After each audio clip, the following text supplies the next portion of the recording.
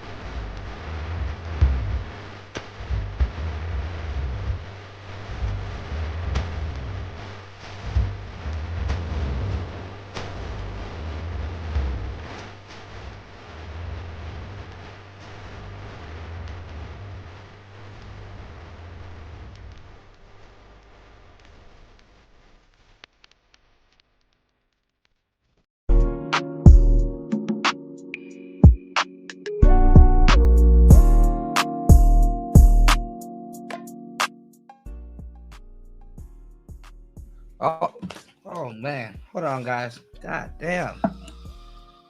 What the fuck just happened? What's going on? Shout outs to everybody here. It's Player Talk Radio. We are back in the building. I am your gracious host, DJ Kuda, right back at the helm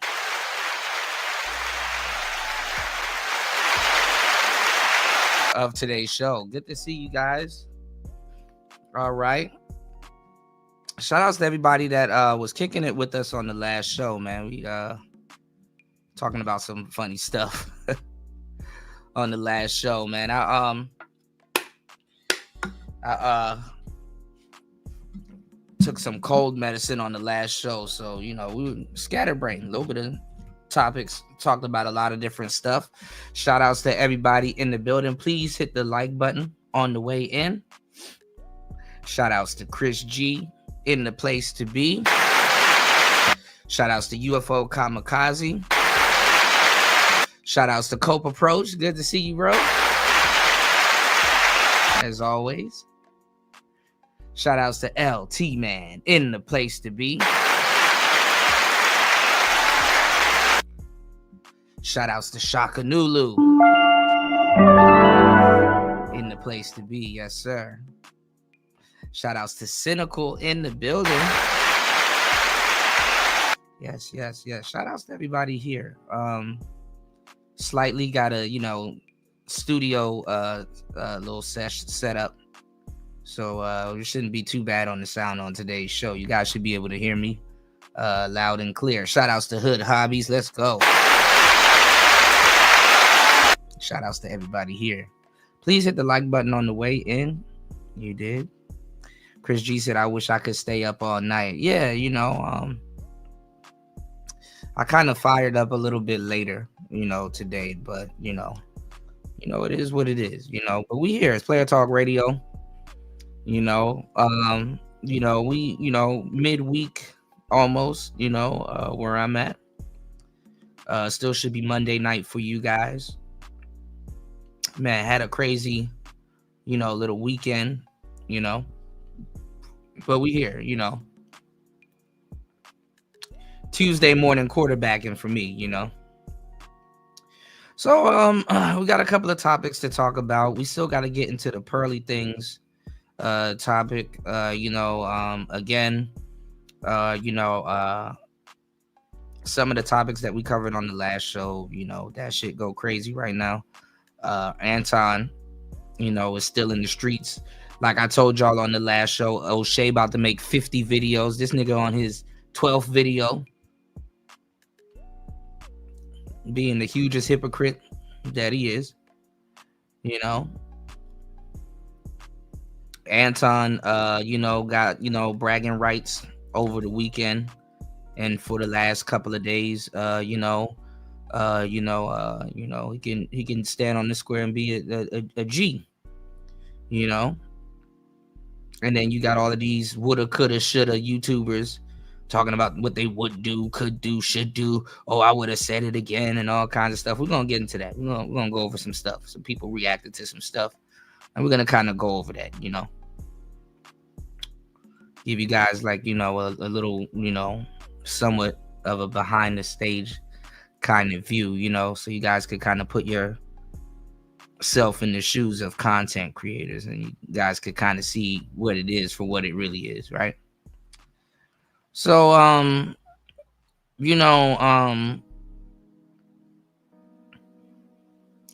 Tariq Nasheed actually came out and, spoke on it. He's going to be behind Corey.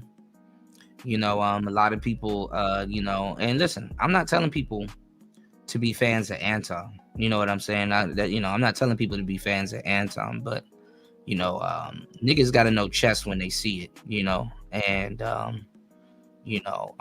and I, like I said, I kind of walked y'all through the history on the last show a little bit, it was, on the cuff, but it wasn't that bad, kind of showed y'all, where Corey Holcomb was coming from, with it, he's a old school cat. And, if you haven't modernized yourself as man, as a quote unquote modern black man, I mean, how long do you want to sit around with a bunch of niggas talking about slavery all damn day? You know, I mean, honestly, it is history that you inherit, but modern man has the right to say, bro, I'm not finna be no fucking victim, bro.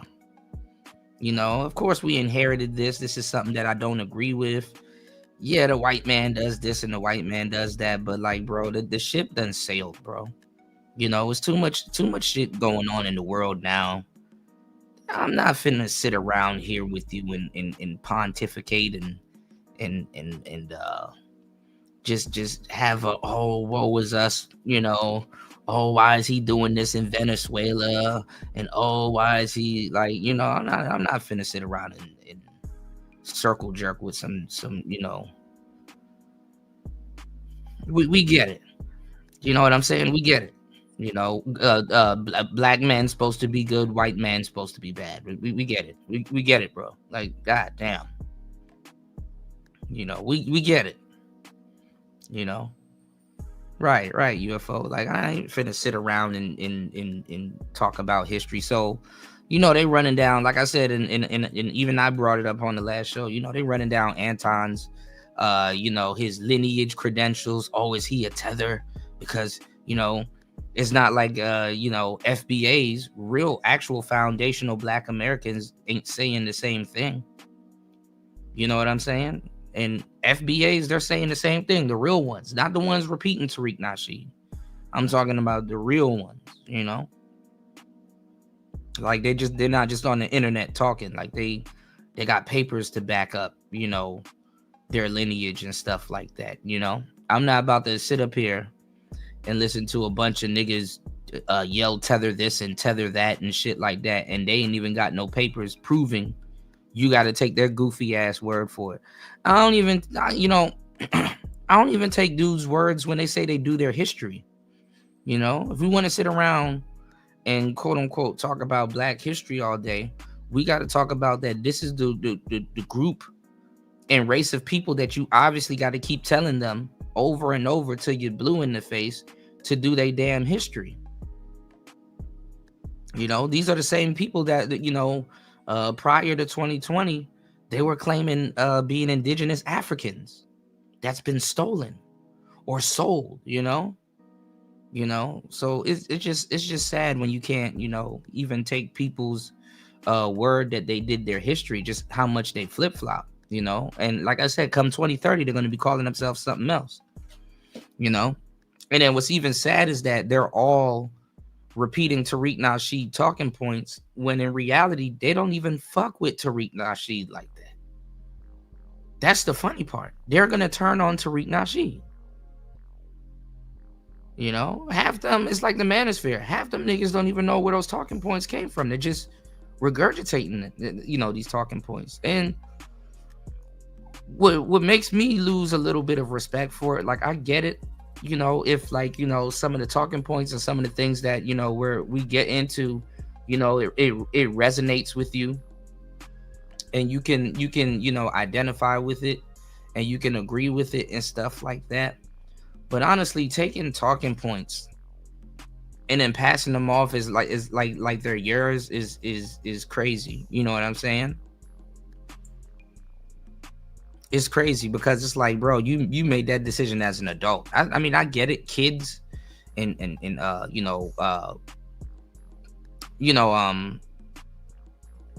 adults in general have what's called a herd mentality. You know what I'm saying? Like, if you see one sheep tip off, from the pack, you might be like, oh, well, why is he tipping off? Let me follow him. Obviously animals had to do that shit to survive and shit like that. But these are adults. These are also content creators. You know what I'm saying? And I get it. Some people, they want the cookie cutter stuff because it is hard to come up with their own talking points. It is hard to be authentic. it is time consuming to sit down and say, hey, let me actually do my history and see where the hell I come from. Am I a tether? I don't want to sit around here and listen to a whole bunch of tether talking, and the motherfuckers that's running around yelling tether this and tether that, they're the actual tethers. So shit is ridiculous.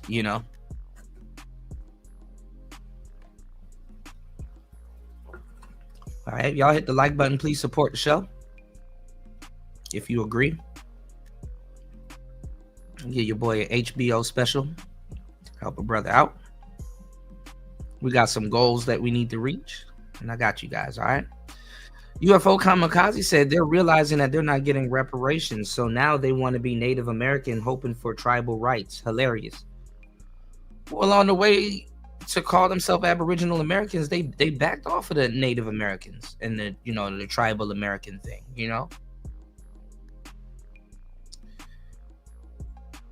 Black indigenous Americans and Africans and stuff like that, they actually were warring with the native, the actual quote unquote people that they refer to as Native Americans. They were warring with them. Estebanico, the Moorish tour guide that led Christopher Columbus here, he ended up passing away somewhere in either Arizona or New Mexico from an African tribe. You know what I'm saying? He ended up passing away. He ended up, getting unsubscribed, You dig? So, that's that on that,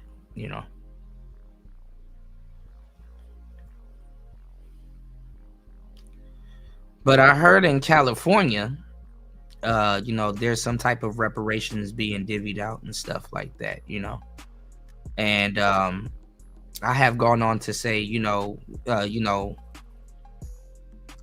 I agree that the brothers, deserve reparations, I agree, hey, go ahead and get it, other people lesser people done got reparations. My thing is, though, is you got to be real careful with the reparations, not spending it and stuff like that. But it's like, the position that Black people have been in this country, to a certain degree, one of the worst things you can receive is reparations, because after they divvy that shit out,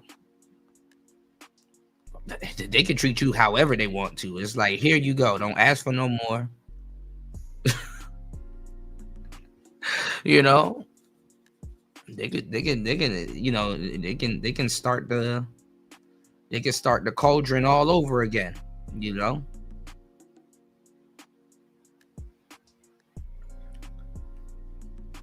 and it's a new group of people, you know what I'm saying? So, good luck on the sympathy side of the game, but we're gonna get into that, Flex kind of, went over, the Corey Holcomb situation, and, he's going to agree with Corey Holcomb, honestly, it's in his best interest to agree with Corey Holcomb,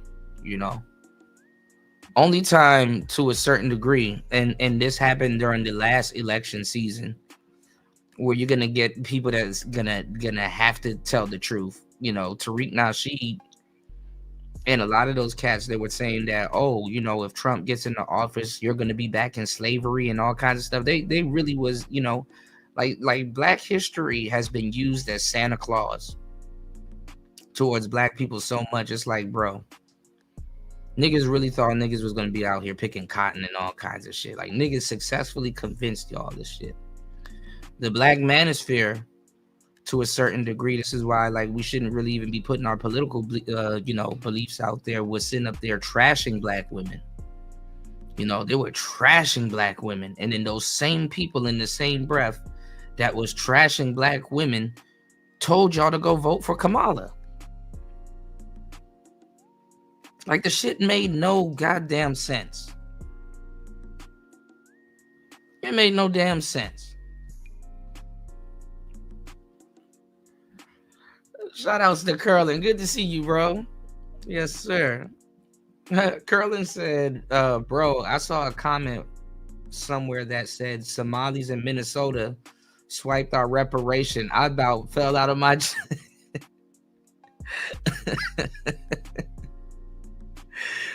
bro, them Somalians in Minnesota look crazy.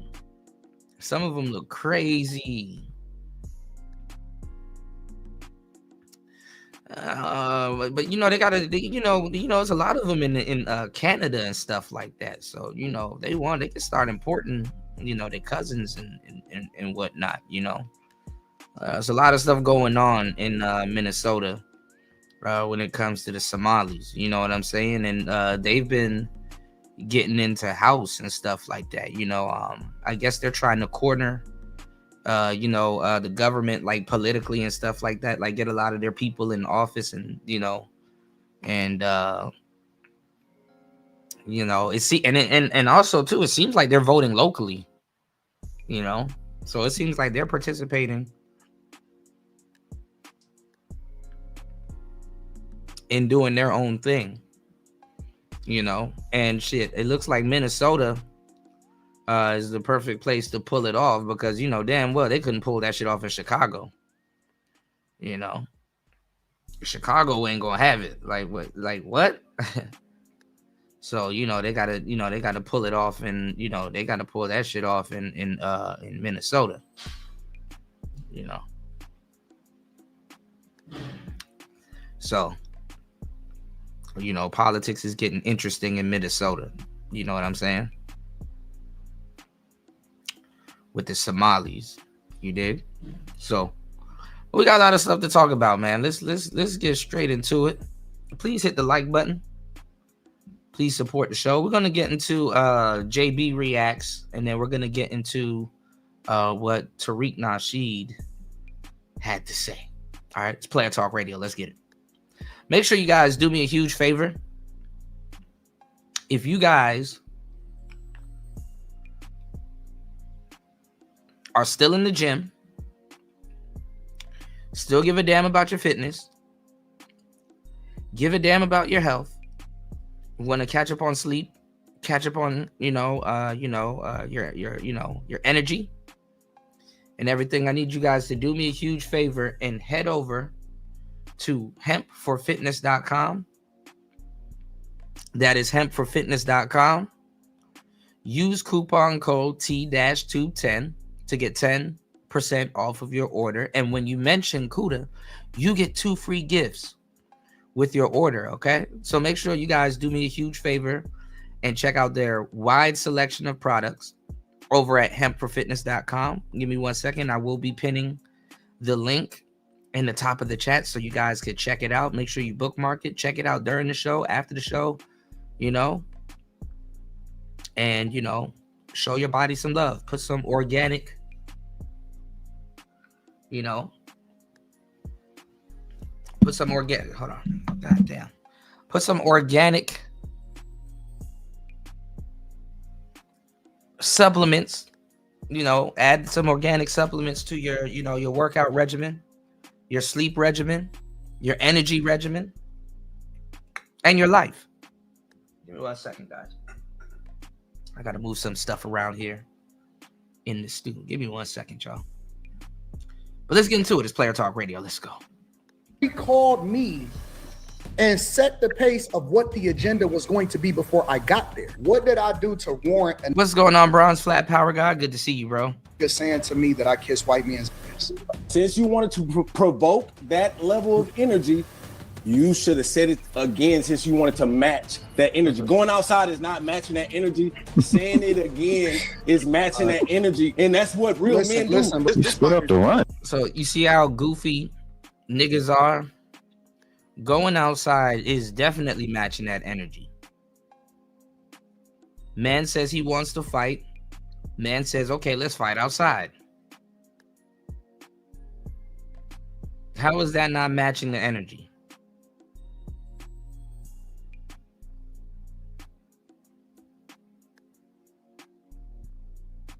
Let's go. Who said I stood up the run? Who said I did. You, the one right next to you, you stood up the run. Bro, let me say You this. escaping.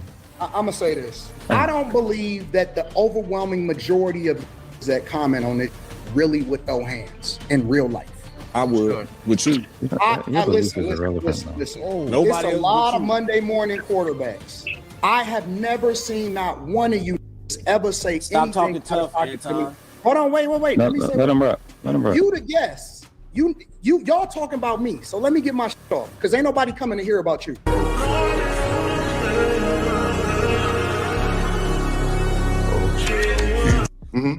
But first of all, let me say salute to the panel, salute to Philosophical. I know we had our differences Anton showed up. in the past, but Yes, I we respect, did. I And respect. I'm gonna say this before we get started. My issue with you, bro, is not success. It's not the fact that you have subscribers. Get your money. My issue is you come off as someone who's trying to talk to black men, but at the same time, or talk to black people or respond to black culture, but at the same time you shit on black culture, but you still try to carry the aesthetic that you know that's going to attract the same demographic that you're really trying to reprimand. If that's how it come off to me. Like I heard, like when we was on the panel, the thing that stood out to me the most, besides this, because you know I reached out to you after that, but you never responded. So No, you I know don't remember you reaching out to me after. I did. I sent you an email and you never responded. And I said, I get thousands of emails every. I bet I'm not putting you on the spot, but you responded to the first one, but you never responded to the second one. Because he was like, yo, we could talk, we could work it out. And I said, yo, but I want to have a conversation first. And I never got a response, but that's neither here nor there. But I'm saying this, when you get on these shows, the main thing that stood out to me that day when I called up on your show, you said Malcolm X, bro.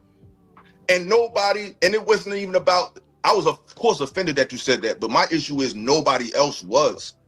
And I think that you saying stuff like that and people not responding and having no smoke, and all they can see is the fact that I cut this man off, but they had no smoke or no issue. Now you have a lot of people that says F Malcolm X. I've seen a lot of people saying, oh, Martin Luther King was a tether and blah blah blah. You have a lot of people that speaking foul on the quote unquote black community. So a lot of these people, they pick and choose who they want to, they pick and choose who they want to go at, or when they want to, play Mr. History Man, so hey.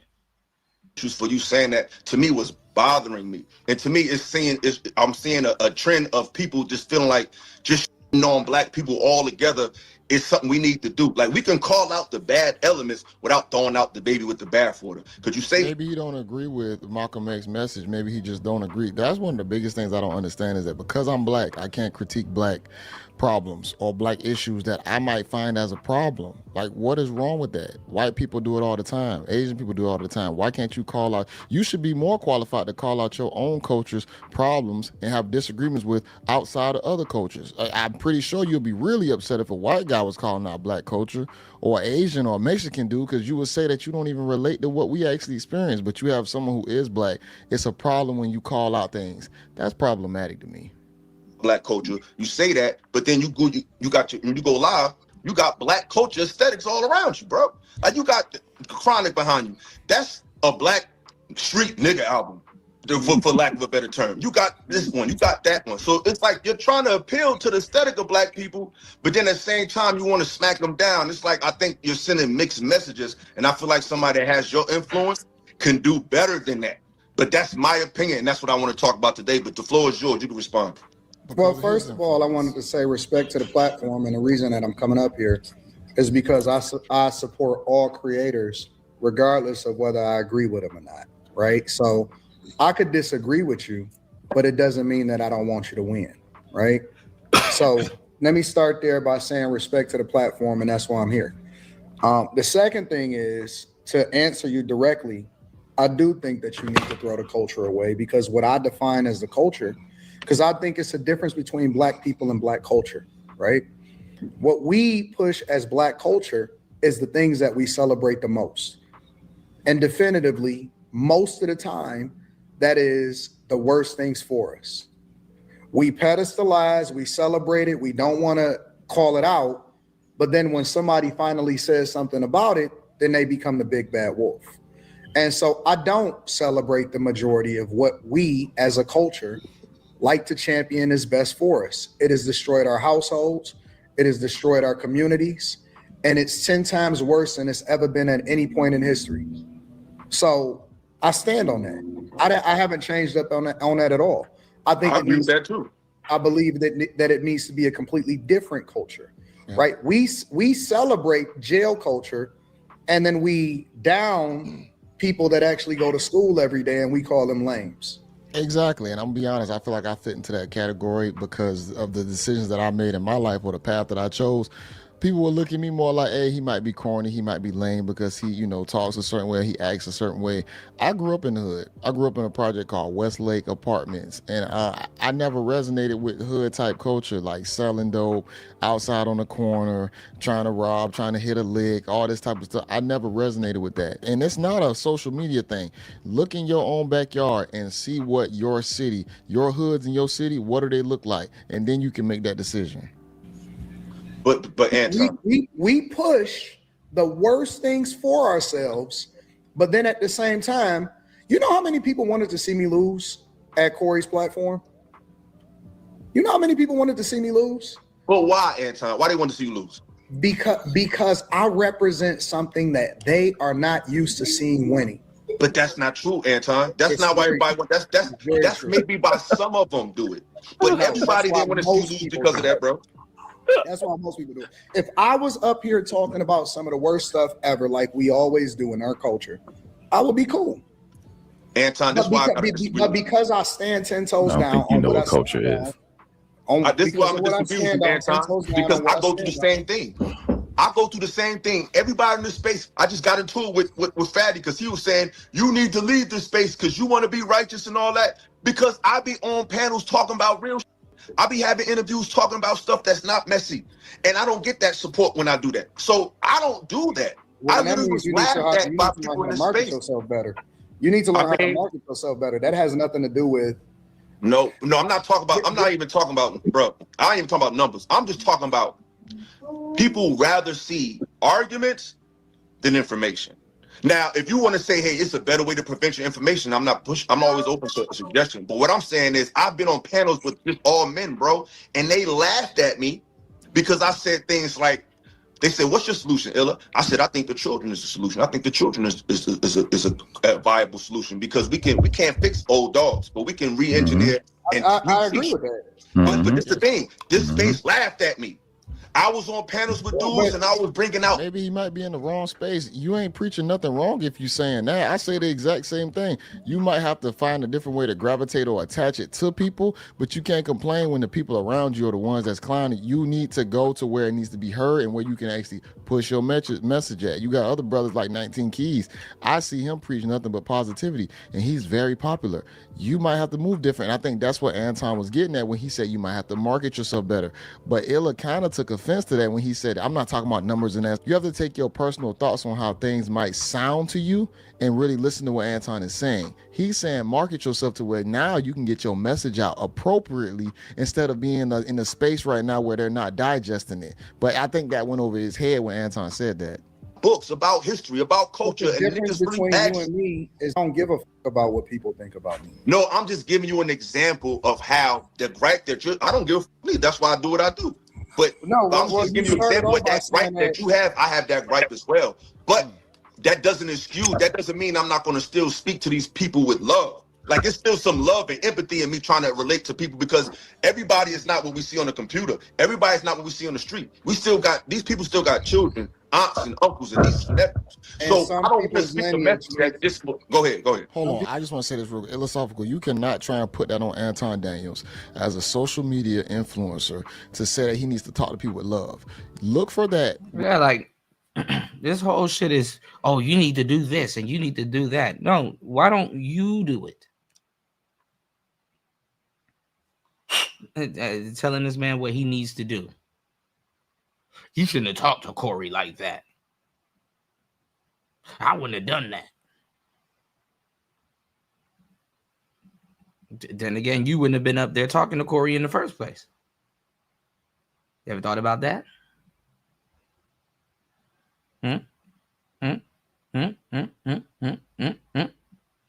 Y'all, please hit the like button. Please support the show. You can support the show at $PTV 888. That's $PTV 888. We are back in the building. It's Player Talk Radio. We are here. All right, let's go. It's Player Talk Radio. Almost an hour into the madness. Let's get it. With your father, your mother, your brother, your sister, look for that type of love, that empathy love from them, because guess what? The world is going to punish you. And maybe Anton Daniels' form of communication to the public might be a little harsh sometimes. It might not always be coddled and make me feel special and so on and so forth. Sometimes you gotta throw that out. You might need his approach in your life because you don't have that in your life. So to try and put that type of a standard on a content creator, somebody who don't know none of these people that listen to him, that is crazy as hell. You gotta figure out in your life on what you need to listen to and what's digestible for yourself. But if you're looking for some type of coddle love, look for that in your personal family and the people around you that might reinforce your bad behavior. People's lineage needs to die off. I don't need to support and rock out with people just because you're black. True. There's some people that are so degenerate and so bad for what it is that we stand for. And let's be clear, we're the only culture that forces all of us to support all of the bullshit, regardless of what everybody does. Race loyalty. All white people don't with white people. Asian people don't with Asian people. They outcast them to certain cities. If you go over to Japan, if you go over to Tokyo, they got whole cities that's dedicated to motherfuckers that can't come outside, based off of the fact that they're not contributing to the culture and they're degenerate. But we're the only culture that we have to support it all just because I'm black. No, I don't. No, I don't think we need to support all the bullshit. But we still have to give freedom. But let me just say this. I think that what you said as far as ruling in love, I don't believe in that. I believe that sometimes you have to completely go in to destroy all of it. And I don't feel as though I have to make it right with people that have lived their whole lives to be destroyers. Some people are not good people for people, and I believe that I can destroy it all. I think when I go into a place, I'm not looking to be friends with these niggas. I don't need to have a conversation with everybody to make it cool. And let me be very clear. When me and Corey, because a lot of people say I came in with an agenda. I thought you did. Corey called me and set the pace of what the agenda was going to be before I got there. Before Anton expounded upon that, I think it's beneficial to be a well-rounded person.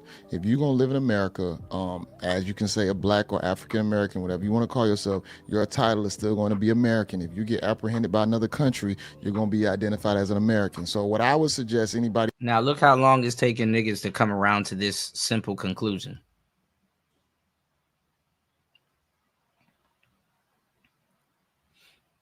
You know, I don't, you know, we're gonna build Wakanda in America.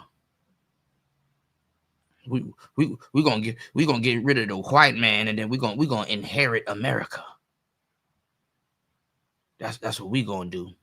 Yeah, okay. Who lives in America to be well-rounded. I knew it was gonna be smoke because he already told me that it was gonna be smoke, and he had smoke for me. I knew he was going to disrespect me before he disrespected me because he had already led on. He didn't say directly, I'm going to disrespect you. He said, I got smoke for you, and it's not going to, you know what I'm saying? It's not going to be one of them cool shows. So what do you think I'm going to do? You think I'm going to go in there like a deer in headlights? Oh, wow. And then also, too, like I said, where the beef started was Corey was late. Corey was late.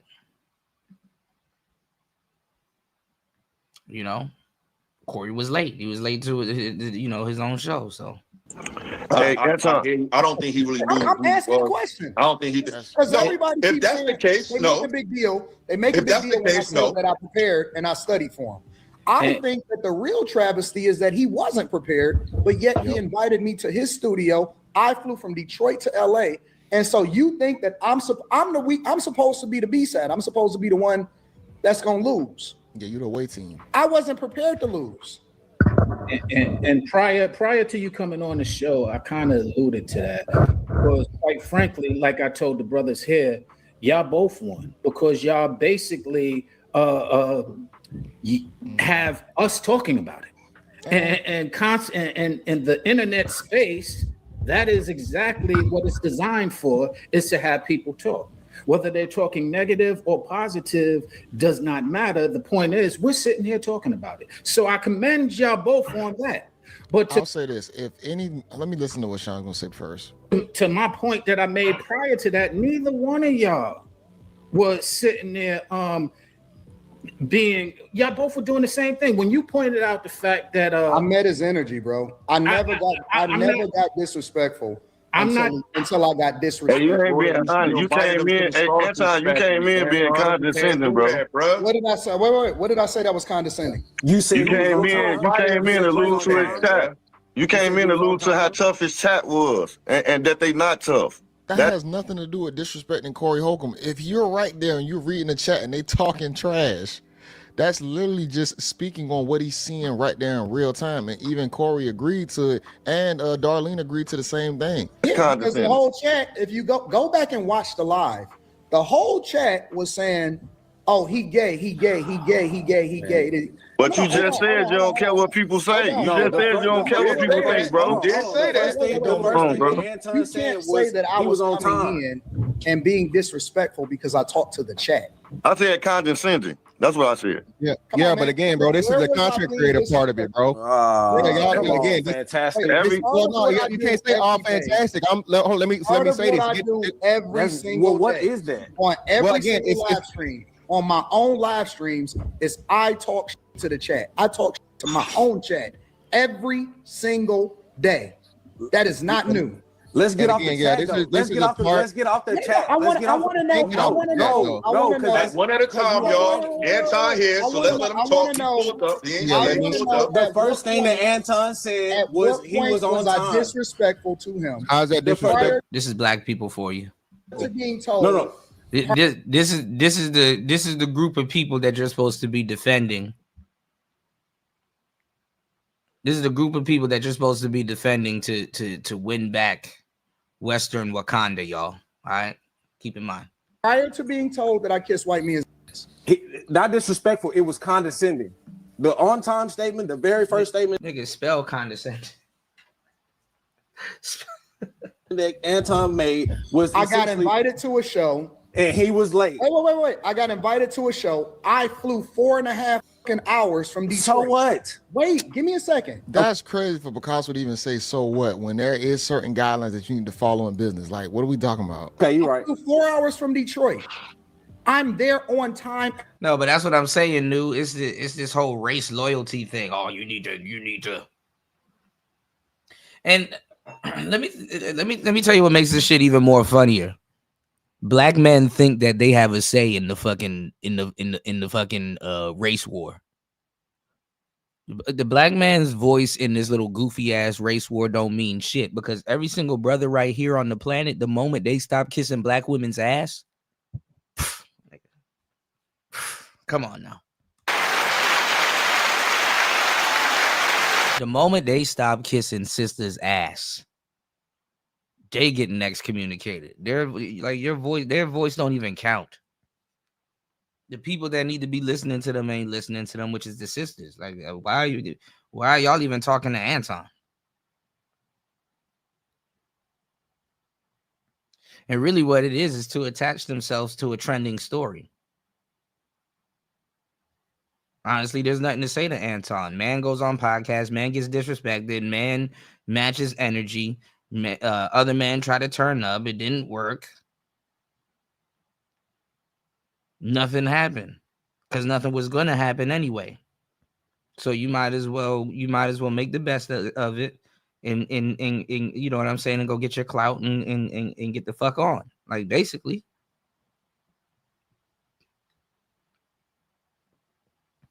How can you be mad at the other man for that? You know what I'm saying? What was he supposed to do? Put Corey through the table?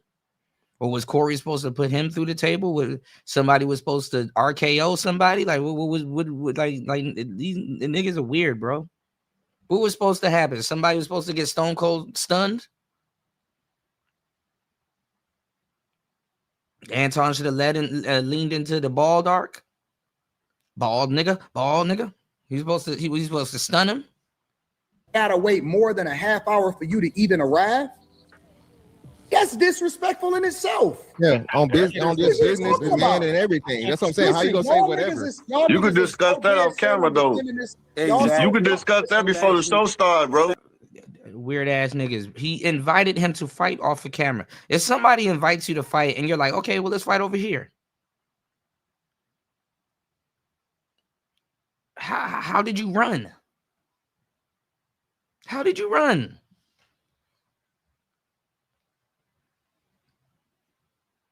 Hey, I want to fight you in Hell in a Cell. Oh no, we can do it over here in the Elimination Chamber. What's up? Nah, man. You could discuss that before the show started. If it's that big of a deal, bro, you could discuss that before the camera get rolling. In fairness, hold on. Hey, when Illa talking, man, y'all gotta shut the hell up. When Illa talking, y'all gotta shut the fuck up, bro. All right, fellas. Why do you think that he was complaining about the conversation that I had with Darlene for a long time before he? Shouts to everybody here. We're an hour into the madness. Please hit the links in the chat. Please support the show. Let's get it. It's player talk. Got there. You know why I was able to do that? Is because he wasn't there. Yeah, he was late. The reason why I was able to have so much conversation and get toured on the whole facility and find out who owned it and learn all about what it is that's going on and see how his production team worked and kick it with Darlene and get every single piece of information is because he wasn't there. That's not my fault. That's the you fault. So what are you trying to expose by doing that? No, I said, what did I do that was disrespectful prior to being told? Before we got to the disrespectful part, we asked about the condescending. The first thing that they said was the chat. But no, hold on, Anton. Well, I tell you, man, niggas learn one word and they spend the rest of the show saying that one word that they just learned. Bro, both of Darlene's old album covers were fire. You know, condescending thing you did, the very first thing you said was condescending, which was I was on time, which was something you could have, Ice-T's album covers, yo. Something you could have discussed afterwards, but you came there with the identity that you were gonna win something. That's unfair. What's going on, War Master? Oh my goodness, I'm trying to get a new one, man. You know, I'm not having the best of luck this month. You know, good to see you, my brother. Welcome back to the show, man. Lord have mercy. All right. Shout outs to War Master in the building. Yes, sir. All right. How are we sounding on the studio side of the game? You know, got a slight little studio set up where I'm at right now. I'm glad the Wi-Fi is not giving me too much trouble, but let me hurry up and work, for you guys and not jinx it. All right, let's get it. Listen. So as grown men, he can't have a little add that to the conversation or whatnot, man. Happy Martin Luther King Day to everybody, y'all. We're gonna chop it up. In the workplace all the time, people start meetings off. If you late, they gonna call you out. They gonna say something about you. Talking about these are two grown adults, two fully functioning, high profile individuals, and you telling me that one can't say that to just spice the conversation up or lead into the conversation. There's nothing wrong with that. Like now, it's gonna boil down to how you as a person is receiving it, and if you might be emotional, possibly. He already explained what he was trying to do. He already on the phone. He wanted this to be an explosive, volatile, and he wanted this to be emotional. Oh wow! He told me, listen. Like, why don't dudes actually let the person that was there, that got invited there, talk and fill in the information before they just start jumping to conclusions, man? I think you were being condensation, Anton. I think you were being condensation. I know he said condescending. Shout outs to War Master. War Master had me laughing the other day when I said, nigga, spell Venezuela. But we done switched up on today's show, War Master. Now it's spell condescending. Listen, this is the honest to God truth. Can you prove that? Listen to what Let him talk. Let him talk, y'all. Let him You don't talk. have to prove it. No, You you're can right, ask you're right, him. Anton. Listen, You're right. wait, listen to what I'm about to say. Yeah. One of the things that he told me when I first got on the call is, I hope you don't record phone calls. I said, I said, what is that? I said, I don't record no phone calls. I said, you ain't never seen me drop no receipts on nobody phone calls. He said, because I want to set the stage of how things is gonna go. First thing he started to do is he started to talk about all of the niggas that he didn't like. I'm not gonna say that out loud because that ain't got nothing. That ain't important. The second thing that he said was what he wanted the show to be like. He knew it was gonna be volatile. He knew it was gonna be problems. He didn't want me to agree with him, and he wanted it to actually be some real fireworks in there. I think that right there closes the door for a lot of people's arguments. Right. Who had the question of, was it staged? Of course it wasn't staged, but the fact that Corey actually asked Anton to make it spicy, to add a little bit more flair and fire to it, what you expect Anton to do? Hold back no punches. Like, if he's going to come in there, if Corey's going to start talking about certain topics that Anton is very prolific in, if he's going to do that, that means Anton is going to. But most, and I said this with the sisters, like, and fuck, the black man's word don't even fucking count. I'm not talking to no goofy niggas about no damn history. That shit gonna turn into a fucking history lesson. To a nigga, his words don't count. Yeah, man, the more we go forward, it's so true, War Master. Like, this man's word don't count. Because once that dude that's trying to hold you to this race loyalty bullshit stops worshiping black women, he's getting kicked out of the same black community he's trying to hold you race loyal to.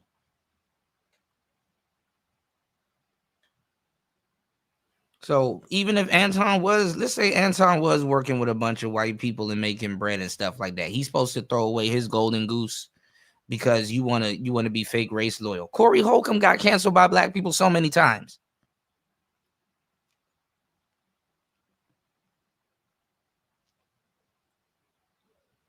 I don't give a damn if you new or old. You have the right to say, yo, F these people, let me do my own thing. That's why MGTOW was its own thing. That's why YSBM was its own thing. That's why IBMOR. The black men that came from the Hotep sector, these people are going down the same rabbit hole we already set the stage for. IBMOR, introspective black men of reform, all them niggas came from the fucking pro-black sector. Even Sonetta was over here a couple of years ago when black women was chewing him out because they didn't think he was worshiping them as much as they thought he should have, was talking about coming over here.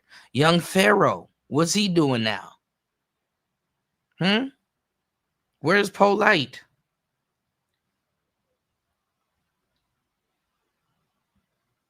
And then at the same time too, like the Umars and the super pro black dudes, those dudes are simps. And even black women then came to the point where it's like, man, I'm not about to have this simp beating up on me. That's really a Pookie and Ray Ray in disguise. I might as well just stick to the Pookies and Ray Rays. Oh yeah, them pro-black dudes, they are some of the most abusive niggas on the planet. Even Anton was saying Yada thanked him for not bringing up his abusive past in their debate. Pro-black simps are some of the most abusive niggas on the planet. They will beat the hell out of their ladies.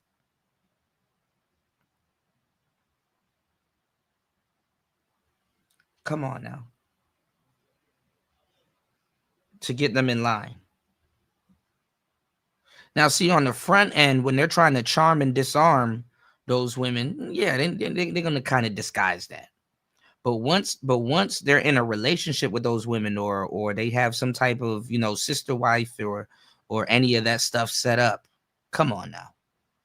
All right, what's going on, Mella? Good to see you, love. Happy New Year's. Shout outs to Mella in the building. Let's go. Bring his A game. That means that when the conversation is going a certain direction, Anton is going to make sure he recenter it and redirect it to make sure he controls the argument. See, that's how, and I mentioned this on a panel I was on, to where. And Corey was bouncing from topic to topic. I mean, I guess it happens, but come on now. What's going on, SD? Shout outs to everybody here. Please hit the like button on the way in. Wipe your feet off at the door. An hour and 11 minutes into the madness. Please support the show. You can support the show at $PTV 888. That's $PTV 888. We are in the building. This Player Talk Radio. Let's get it. It's a debate tactic when you can restructure how the conversation is going to flow, opposed to it's called reframing. Interviewer asking you all these questions, jumping around. Anton went straight to the meat and potatoes and went straight to some of the main talking points. Hold on. Are you saying? Okay. If you set the stage for how you want it to go, it's your show, it's your studio, it's your production team. You say you want me to be there. I got the text messages from Phil of exactly the time that I had to be there. I'm sitting there waiting, all of this stuff. Why are y'all making so many excuses for a grown man not being able to meet the expectation? Exactly. Let me ask this question. Let me ask this question. Let me ask this question. Monster, let me jump in real quick. I'm gonna say this. Good at. Because I don't want to be petty. Because somebody said this one Anton good at, boy, it's crazy. That's because we can get to the meat of the shit. If just a whole bunch of niggas clamoring, you give me a chance to say something stupid. Let me get a chance to say something stupid. If that's the case, out of fairness, I'm not, because I wasn't there. Nobody can say I'm unfair. We already know our history is well documented. If Corey was late and he told you on the phone, you just saying I was on time is minor. In my opinion, in that instance, that's all. We could just move on. That's what happened behind the scenes, and all you said was you was late. I think that's like it's null and void at that point. Wow, Philosophical actually is agreeing with Anton Daniels. They had a really bad debacle about 2 years ago. The clips on Anton Daniels' Millionaire Morning Show, they had a heated back and forth, which I think is because Philosophical wanted to call Anton Daniels out. The thing about it is they having an actually good conversation between how much all of this shit is weird race loyalty. You ain't pro-black enough. I saw you hanging out with white people, and I don't think you pro-black enough. What's going on, Tyrone? Yeah, you see why I'm not listening to these niggas about no damn pro-blackism. Because the moment they stop kissing the black woman's ass, because it's really about it goes back into black female worship. You know, and a lot of the dudes have no say. It has to go through the woman. DS1 was right. These people love circles for sure. All right, what are we gonna do? I'm gonna meet up with you, and we're just gonna sit down and quote unquote talk about black struggles. Like, boy.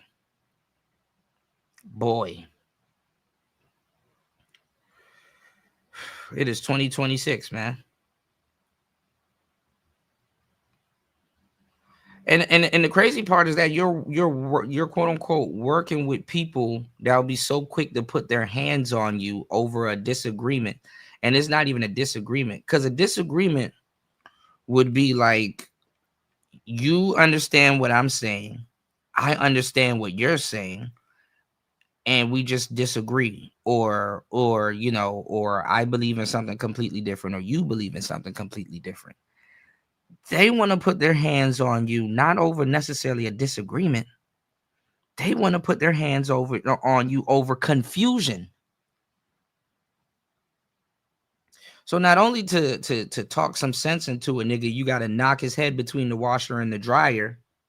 You have to literally kick knowledge into his head. Oh, I didn't know that. I was too busy yelling like my mama used to yell. I thought you wasn't making no sense. I thought you didn't have no type of logic. But see, now that we done fought and both of us done drew blood, now I'm starting to begin to understand what you talking about. My fault. Fuck out of here. What Finesse 2 times say? If I get into a fight with you and you hit me hard enough, I'm gonna shoot you. Fuck the bullshit. He said, if I get into a fight with you and you hit me hard enough, I'm gonna shoot you. I'm gonna send you to hell. Go punch the devil.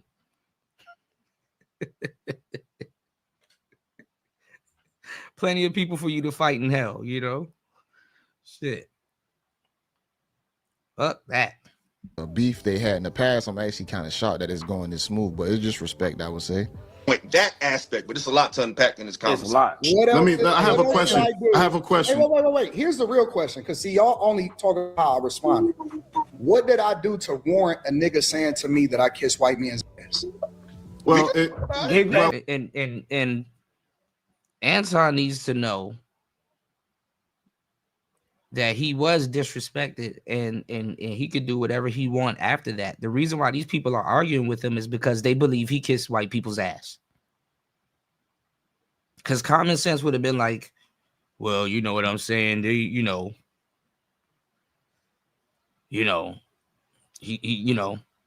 they believe that he kissed white people's ass. Oh shit. Shout outs to Chris G starting off the support. I appreciate you, brother. Dropping a huge $2.50 on the Cash App. I appreciate you. Let's go. It's Player Talk Radio. Let's get it. More. Wendy? Thanks, Chuck. We're standing here in front of the Olympic Liquor Store in Queens where scores of African Americans have been lined up for hours. We spoke to a few of them earlier. Ladies, may we get a word? Hide the money, y'all. There's poor people around. With your broke ass. Yes, sir. Yes, sir. All right. Give me 1 second, guys. Let's get back into it. It's Player Talk Radio. Let's get it. Let's go. You kept avoiding the question. Hold on. Let me make this statement. Boston, go ahead, Boston. I got a statement to make because I gotta run in a little bit. But when I first got on, I specifically said you can't police someone's response to disrespect. I said that. So whatever someone says or does that triggers you in a way that's disrespectful, they don't have a right to determine how you respond to their disrespect. But I agree. But what I wanted to say, though, my question for you, Anton, is this. You spoke about how certain aspects of Black culture is toxic, how it needs to die, and I understand The majority of what it is yes. For sure. And you don't really care about, what people think, so on and so forth. However, I must say, do you think the display that you both had is a good image and positive and 100%. beneficial to the image of Black men based on what's already said about the levels of ignorance or toxicity that people say we display? Wouldn't that be a part of the negative elements of Black culture that you are against? No, absolutely not. Could you explain? Is because how about somebody trying to fight you on their show is a negative element? How about that? How about somebody trying to fight you being a negative element? Another Black man inciting violence on you. How about that be a negative element? Y'all ever thought about that? This is the problem with talking to knuckle dragging niggas.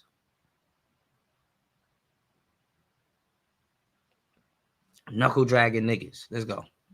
I believe that people need to understand that intellect, and the nerd, because I champion myself as being a nerd, that it's cooler to be the nerd than it is to be the guy that he is.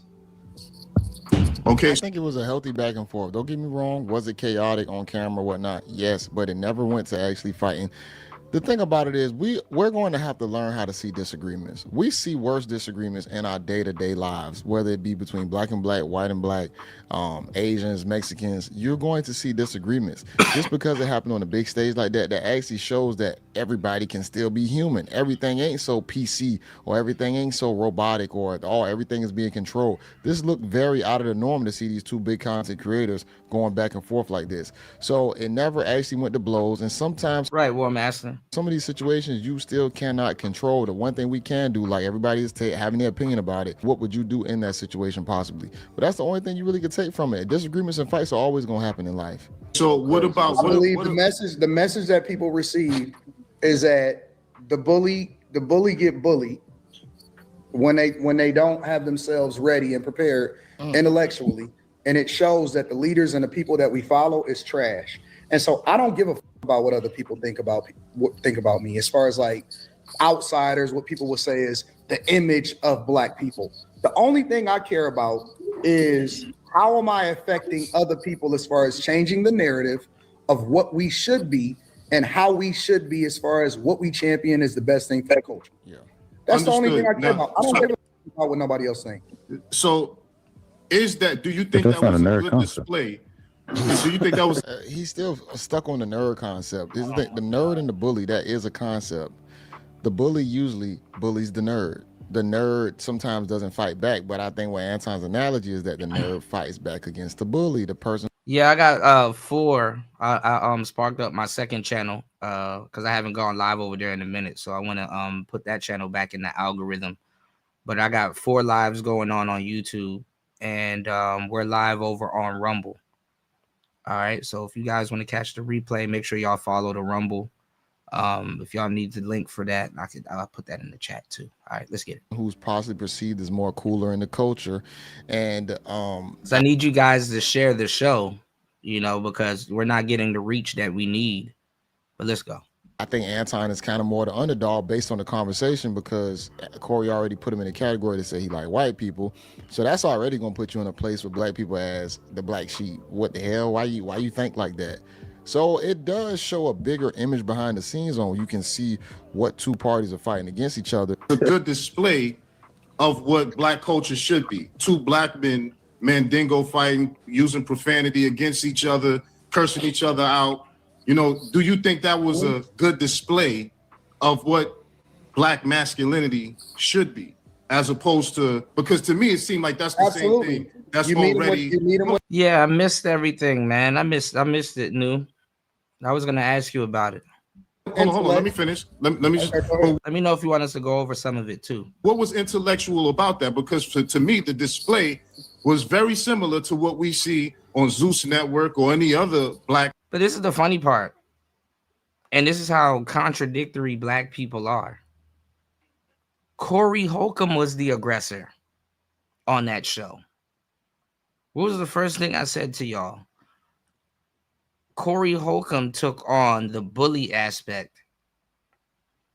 Corey Holcomb was the one that took on the bully aspect. So if you're for the intellectual, successful Black man, I'm going to tell you the truth. Whether you like him or not, by default, you should have been on Anton's side. Corey turned it up. Hey, I'm about to fight you behind this. Hey, don't call me that. And respectfully, nobody wants to be called, gay or anything like that. But definitely nobody wants to say, oh, man, you kissing white people's ass. Like, what do you mean? In what context? Were you talking about my appearance on Fox? Like, be specific.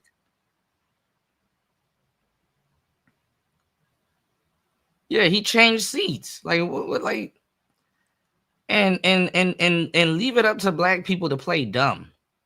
I didn't see Corey change seats. I just want to see a fight because I'm one of you knuckle dragging niggas. Niggas just drag their knuckles all damn day. And talking about some man, I don't think you represent an intellectual Black man the way you, man, get the fuck out of here.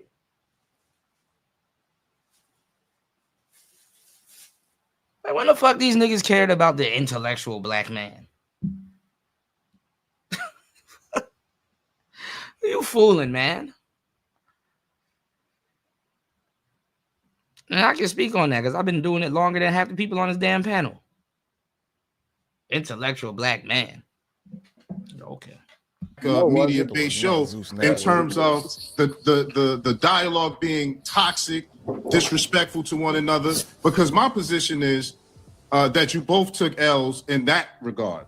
I understand you had an agenda, he had an agenda, but to me, it just wasn't a good look. I understand you don't care, but not caring still doesn't speak to the fact of what needs to change in Black culture as far as the nonsense and the toxicity. And I think that was a further display of that. I think you need to go back and study the tape. But even more importantly, what I took from it is it was intellectual until it wasn't. It was a conversation until one person couldn't substantiate their argument, and then they started to throw insults. But see, what I believe is awesome about the whole situation is that this isn't a black thing. This isn't just a white thing. This isn't anything. This is a man thing. And when somebody call you an insult, I don't think it's a bad thing to stand up for yourself.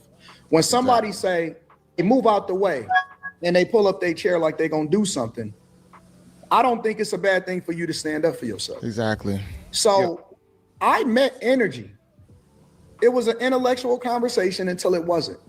I think the problem is that we overemphasize this whole black thing. Mansa did the same thing again. Does that show black masculinity, black excellence? What are you talking about, man? We are humans at the end of the day. Well, we are humans who get in disagreements, conflicts, wars. You cannot, you just because your skin is brown does not remove you from any of your attributes when it comes down to your high self and low self. You're going to be split up and broken down into all these different characteristics and attributes that you now have to apply into your life. So to say that you might be above an argument or a disagreement, in some situations you might turn the cheek, but in a lot of them sometimes you might match energy. It's just really going to depend on you. But we're all humans at the end of the day. We can't just say we're above any and every action. And when somebody got frustrated, they called you out your name. And instead of me saying, well, you know what? I'm going to turn the other cheek. I decided not to. Hold on. I just want to respond. We got to do one at a time, y'all. He was talking to me, though. Yo, we got it, fellas. Okay. We got to do one at a time. He's here. We ain't got a trip. He showed up. To my surprise, because I thought this was way too small for you, but you pulled up. So respect. So let's pause. Let's talk respectfully. We're not trying to have a Corey versus Anton part 2 or Illa versus Anton part 2. We just talking about what we agree with and we don't, but we gotta be in our proper body and go one at a time. So the floor is going to go to Picasso and then Fantastic. All right. I only got like a half hour because I got to get ready. No, you ain't. I got you. Like, all right, go.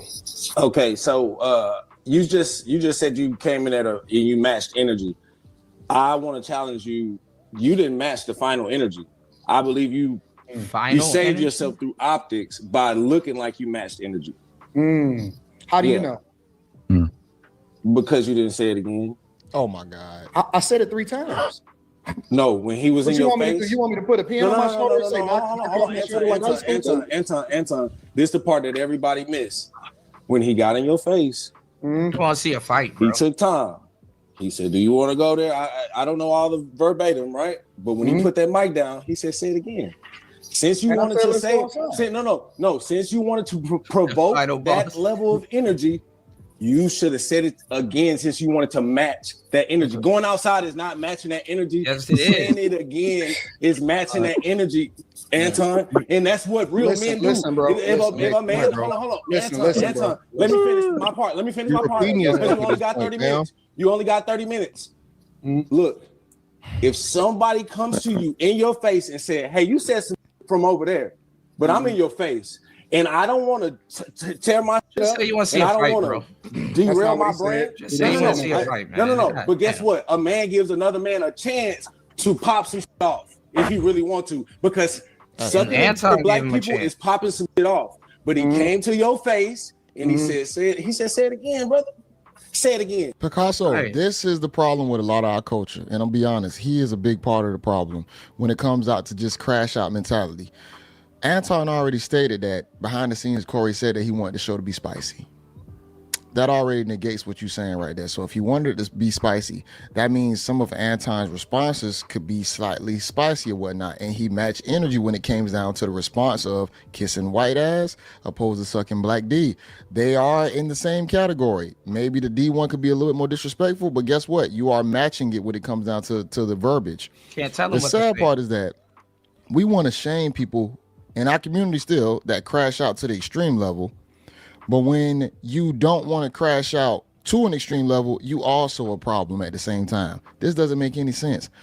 He should be on. And they try to bait you. Then they try to bait you into it and say, "Oh well, but if you didn't crash out, you're not a man. That doesn't make you a man." That's another thing, y'all. black people, black men, and just black people in general, we have this weird obsession of trying to be an adult. And what I mean by that is like when you get past a certain age, you're already a man. You're already a man.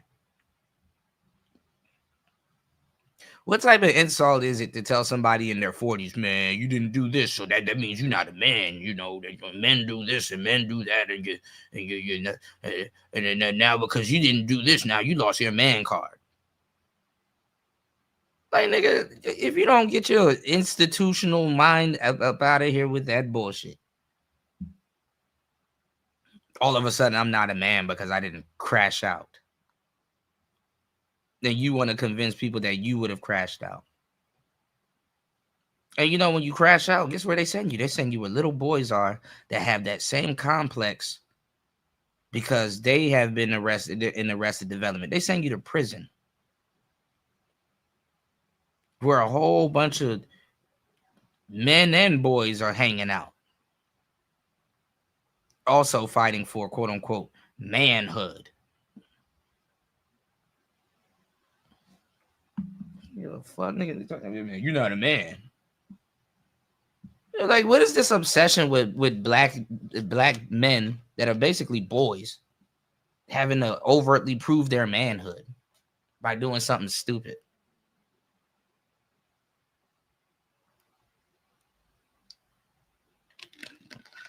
Try to explain chess to niggas, man.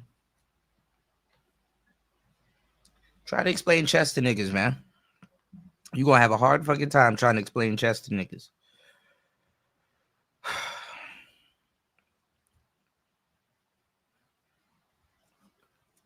I'll give Anton his credit. He said, yo, you know, if Corey really wanted to fight, let's go outside.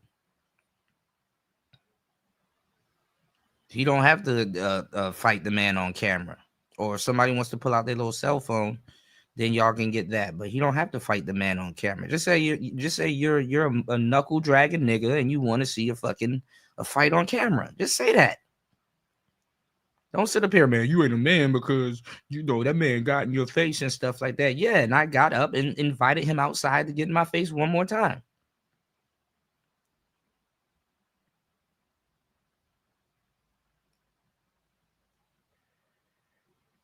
Yeah, I mean, if Anton got his ass whipped, he probably would sue. But we don't know till it get to that point, you know. So on the side, like Massa was, to where as a black man, and that is very much true, War Master. Black culture is not a culture; it's just dysfunction for sure, and worship. You should not want to show yourself like that, or you should want to be more reserved. But no, you want him to crash out and lose and crash and burn everything that he's already built in his life. And these same people, if Anton would crash out, would have been like, see, that's not the man thing to do because you're supposed to. These are all female talking points, man. All women talking points. And it's no surprise because guess what? Black culture and race loyalty revolves around women worship.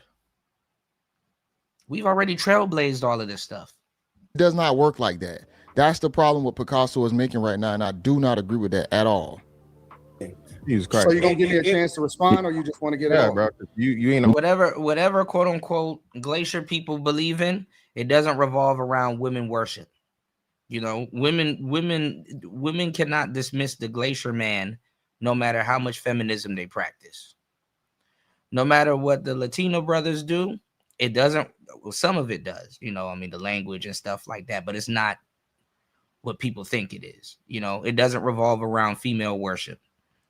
Some of what the Asian man does doesn't revolve around female worship.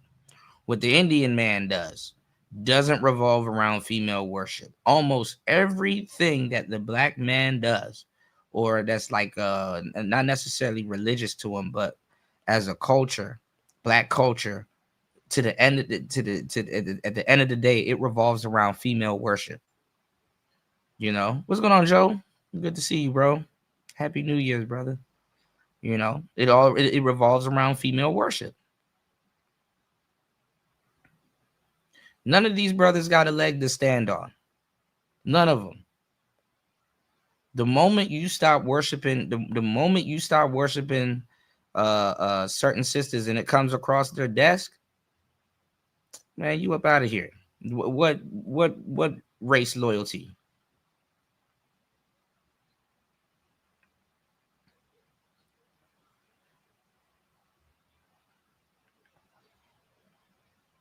And like I said, Corey Holcomb, and I showed it to you guys by going down the history ladder. Corey Holcomb, you know, felt that he, you know, he quote unquote didn't sell out to Hollywood. He didn't sell out to the white man because he didn't, you know, he didn't compromise, you know, his you know, his comedy career for that. You know, I guess he feels he didn't compromise his comedy career for that. But that excluded him from a lot of movies. That left him kind of with the, you know, the Chitlin Circuit black people, you know. So I mean, and but see, at a point in time when he did what he did, he probably think that he was, you know, noble and race loyal. But Corey has said and will say more things that's gonna piss sisters off. And in the same race the same race loyalty that he believes that he's practiced, he'd be squared away also, just as quick. Look at Dr. Umar. What happened to Dr. Umar during the elections?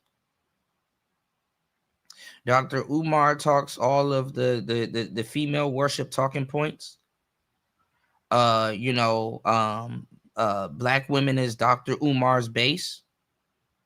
You understand what I'm saying? And the moment that he expressed that he did not agree with Kamala, they canceled Dr. Umar. Because a lot of women looked at it like, okay, Mr. Simp Man, we have you up here simping your ass off. And now, you know, even though they didn't give a damn, it just happened to be a black woman that could potentially run for president or be voted for. They're like, okay, now all the simp troops that we done gathered up, this is the moment of truth. You're supposed to be riding with us. A black woman is about to get into office, so we need you to now lay it on thick. We need you to be the biggest simp you can be. We need you on our side. How dare you? How dare you openly say that Kamala's not qualified? It was to the point that the FBAs, Tariq and them, had to tell you the next time around. I hate to say it, but we gotta choose the you know the snake with the least amount of, you know. We gotta use our brains now. Tariq Nasheed was telling y'all to go vote for Trump this time around. And he and respectfully, Flex had to downplay it. Because even some of these pro-blacks had to wake up and be like, yeah, this is kind of not feasible. You know, Kamala's not even coming out. She's not even saying nothing. She not even making no. Nigga, Donald Trump was scooping fries at McDonald's. Y'all are so quick to forget. This nigga was scooping fries at McDonald's.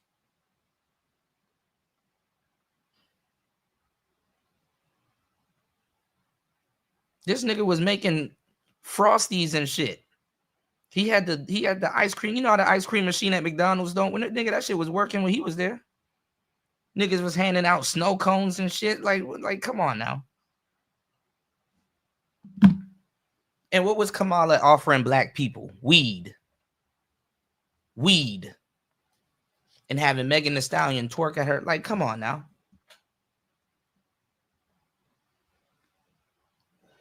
Oh, you Negroes like that. You like weed and twerking, huh? Oh, yeah. weed and twerking. Black spirituals. Yeah, I like Corey. Corey is the fucking man, but definitely he had definitely Anton, you know, he kind of wasn't ready for it. Whereas a lot of black people that's trying to have that, you know what I'm saying? Those, you know, a lot of black people that want you to, you know, be race loyal and stuff like that. They're not ready for no real quote unquote black conversation. And honestly, I'm going to tell you the truth.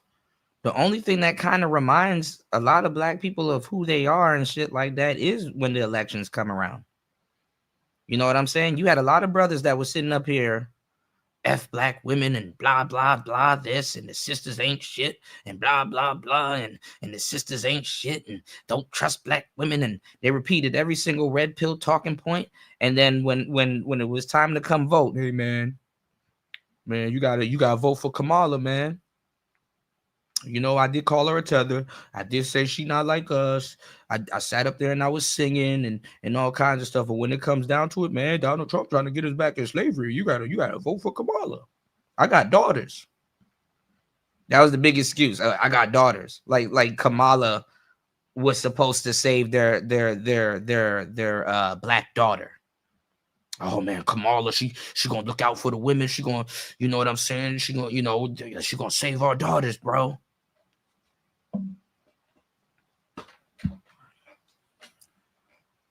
As if Trump is the one promoting OnlyFans and twerking and all kinds of shit.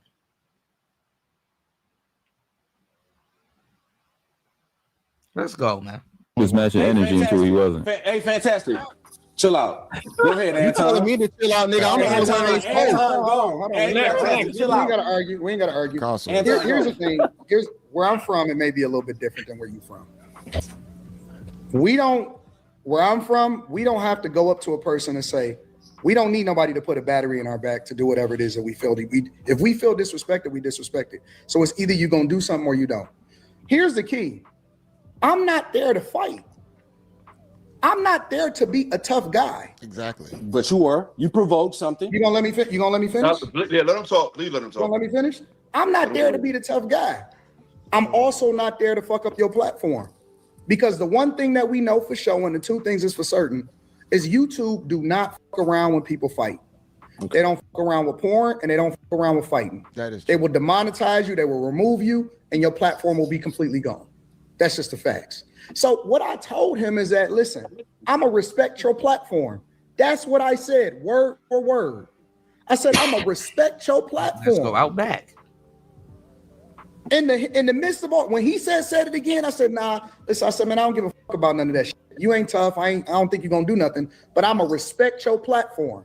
That's no, Anton. Picasso wants you to be a crash out. He wants you to crash and burn both of y'all platforms and not care about the situation. I said out of my mouth verbatim. And he'll be the same one turning around, man. Anton, why you do that? We supposed to be brothers. Why you do that? Why you do that, Anton? Why you do that? Okay. And I said, all right, listen. The minute y'all let Fantastic get in it, he ain't gonna be here that long. Okay. The minute that he put the microphone down, I said, because apparently to me that means it ain't no more talking. All right, well we can go outside with. Oh man, come on. Like what was Corey supposed to do? He was supposed to throw the mic at Anton, yell Valhalla, and just do like a fucking Superman punch. Like would that satisfy you knuckle dragging niggas? Like what are you supposed to Valhalla? Because you know when you about to fight somebody, you gotta say something to throw them off and shit. Like Valhalla, and then you know next minute, you know, Superman punch.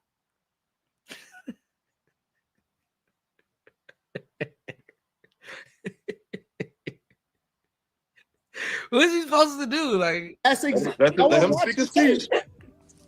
I know what Anton. Here's the thing about it. I understand what Anton would have done if they would have went outside. He would have de-escalated it.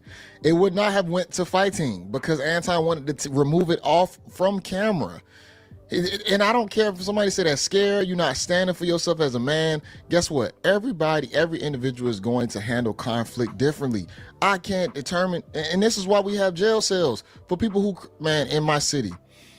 A man, literally, in Savannah, Georgia, they were in a Target parking lot.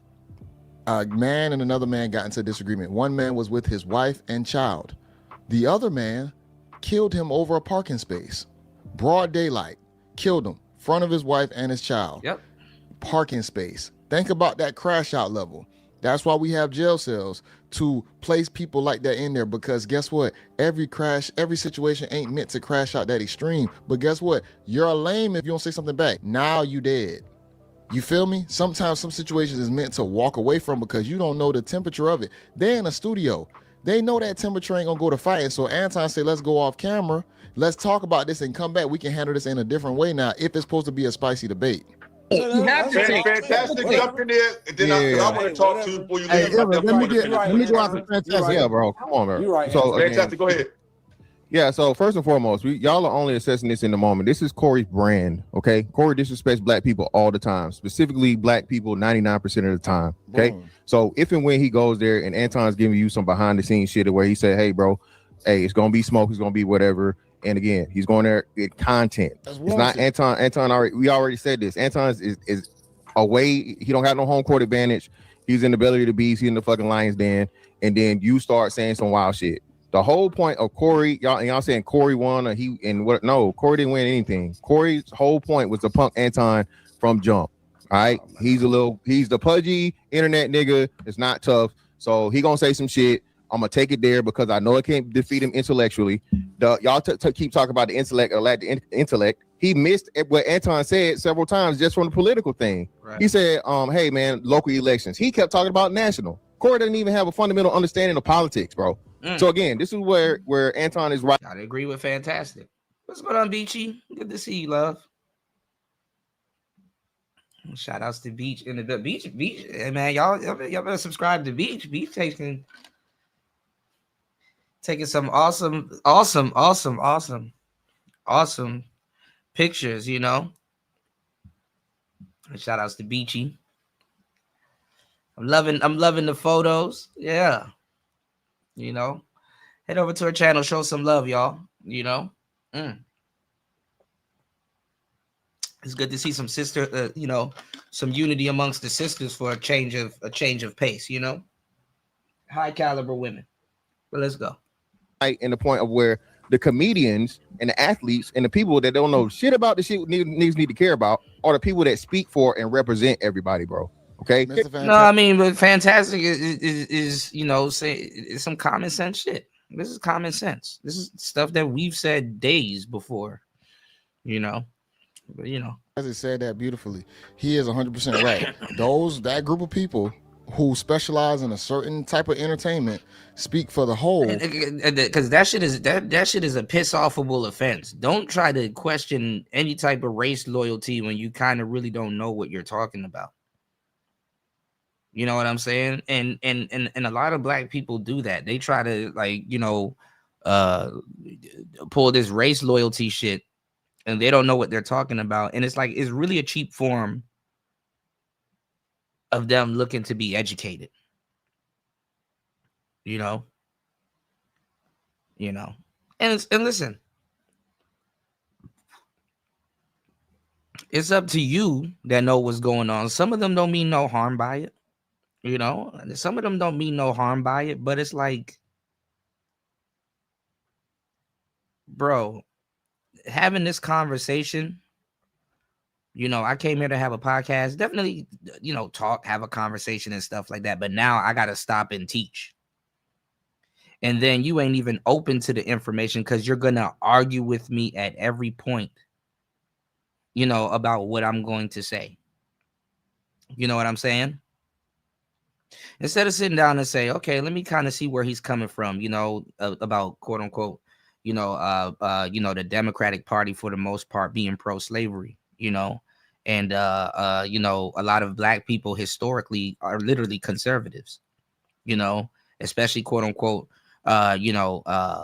black Americans in particular. You know, they lean more conservative, you know, start asking questions like, what do you mean? You know, okay, wow, that's interesting. You know, like sitting up here wanting somebody to say some some wild shit about white people on command is like, it's like that shit is asinine.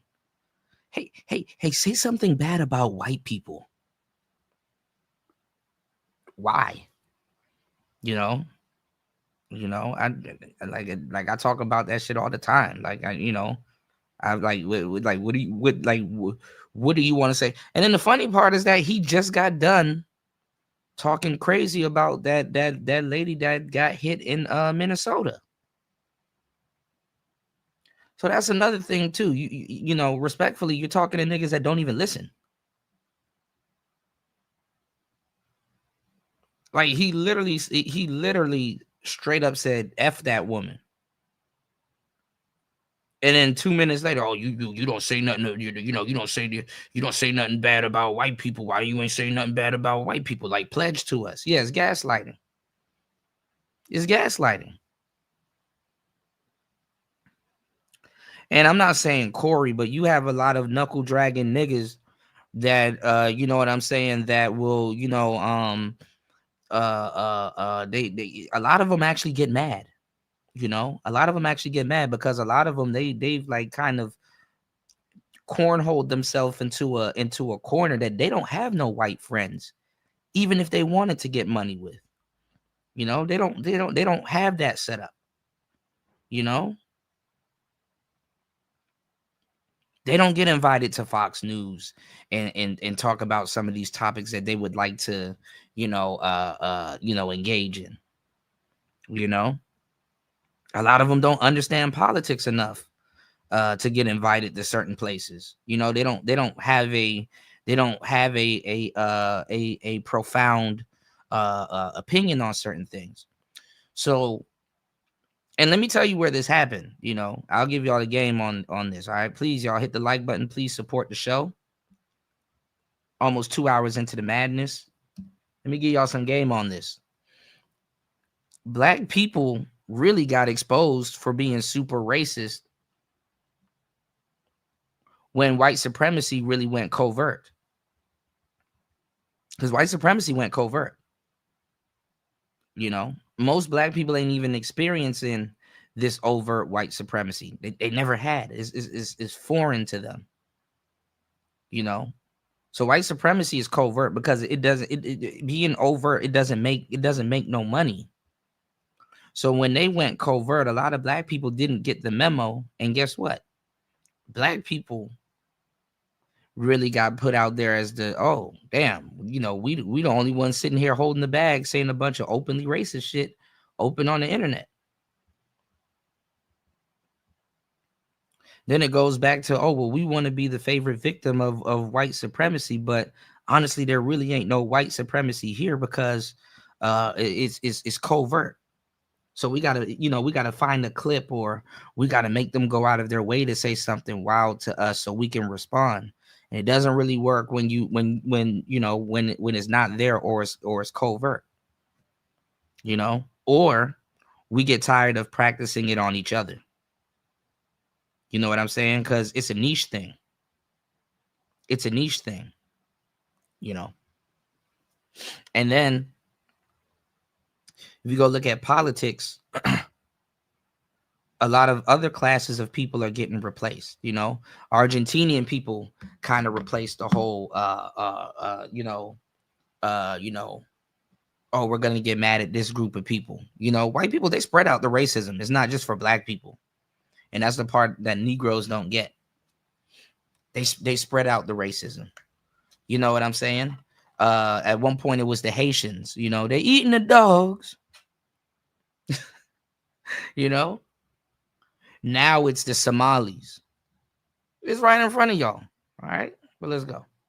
I think more people possibly need to redirect their mindset and think a little bit more broad perspective when it comes down to politics, not just entertainment revolve people, all your favorite entertainers telling you what to do, how to follow people or whatnot. You need to start listening to people who are a little more qualified, that are speaking on real situations that could possibly. But that's the thing. I can see if they understood slavery. They're talking about slavery, and it's literally not just slavery. It's the history behind it. You know, the damage wasn't really done with slavery. The damage was done with them damn sex farms. You know, slavery ain't slavery to the average Negroid is more of a concept of what happened, not actually what happened. Like, they're not really talking about like the intricacies of slavery. Like, they'll just say, oh, well, we've been getting held back since slavery. And it's like, okay, can you, without looking in a book or somebody having to tell you to go look in a damn book, can you tell us, like, pinpoint, can you tell us exactly what happened with it, and you know, what exactly did it do? Like, how does it translate into what's going on today? You know, how does it actually translate to what's going on today? You know, because honestly, we're just losing our footing, you know, when it comes down to it, you know. And honestly, when you actually done your research and stuff like that, bro, respectfully, you're not trying to meet up with somebody and just discuss how much victims you know, you're not really trying to have the victimhood talk in 2020, you know, 2026. Like, it's like, bro, what are we here to talk about? So, like, I'm supposed to come on your platform for just arbitrarily just go out of my way and trash white people, even though I just literally talked about liberal Karens versus ICE. You didn't even care to even acknowledge what the hell I said. And this is the crazy part. The line of questioning that Corey Holcomb was going down, he trying to make it seem like we're supposed to be sticking up for these liberal Karens that, you know, that are going through it in what you call it, in Minnesota. And it's like, bro, have you done enough history to realize that the fact that you're trying to include that in our struggles make it easier for them to ride on the coattails of, because that's what they're doing. They're riding on the coattails of black people. And this is the perfect pivot for, quote unquote, whatever lives matter. Bad enough. Shout outs to Beachy. Bad enough the Lesbitarians and the El Gibbet, they ride off the coattails of quote unquote black people. And when one of us die, we don't get one of them fancy checks sent our way. We don't get one of them fancy checks sent our way. And you know they got fuck you money. You know they got fuck you money. Literally off the El Gibbet, off the El Gibbet side of the game, niggas can get a bag, a reparations bag. But niggas don't know their history enough to go look into that. Yeah, niggas got, boy, it's like about 5 different opportunities niggas can actually really not even exploit, just pay attention to at this stage in the game and get a reparations bag. And you don't have to directly ask the government. It could come to us by proxy. But linking up together to you know, linking up together to make that happen, good luck. You know, good luck. Good the fuck luck. You said it's not racism. Americans don't want refugees in this country who don't respect our American culture. In the last 50 years, it was illegal aliens from Mexico. The Haitian now is Somalians. Yeah.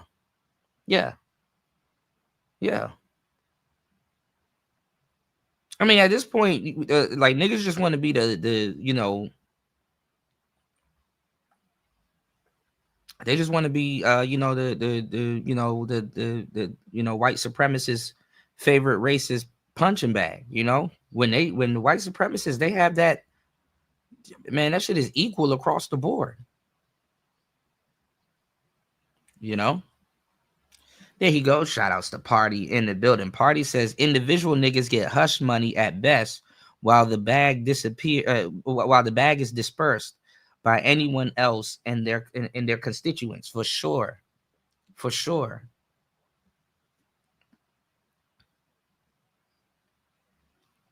Yeah, so us aligning with them Karens getting, you know, out of all people, remember Karens, they were the whistleblowers for black people. They'll call Dan on you in a heartbeat. So this is how behind a lot of Negroids are. You know what I'm saying? That they will align with the nosy Glacier woman that whistleblowed against black people.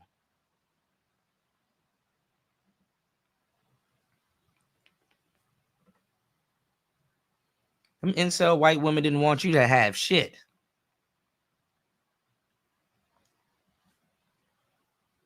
Help the community opposed to just make it more fun. Can I ask y'all a question? Can I ask y'all a question? Let me do this real quick, bro. Because like I said, I ain't saying everybody hasn't got their shit. Now, Anton, the provoking part, right? Cool, fine. Where I'm from, Anton, where most niggas from, niggas don't get in your face like that. Okay, you again, where the man shit, we gonna talk about man shit. You should have never. Anton knew he wasn't gonna do nothing. It's like a damn safari. Okay, yeah, keep your little hands in that damn cage.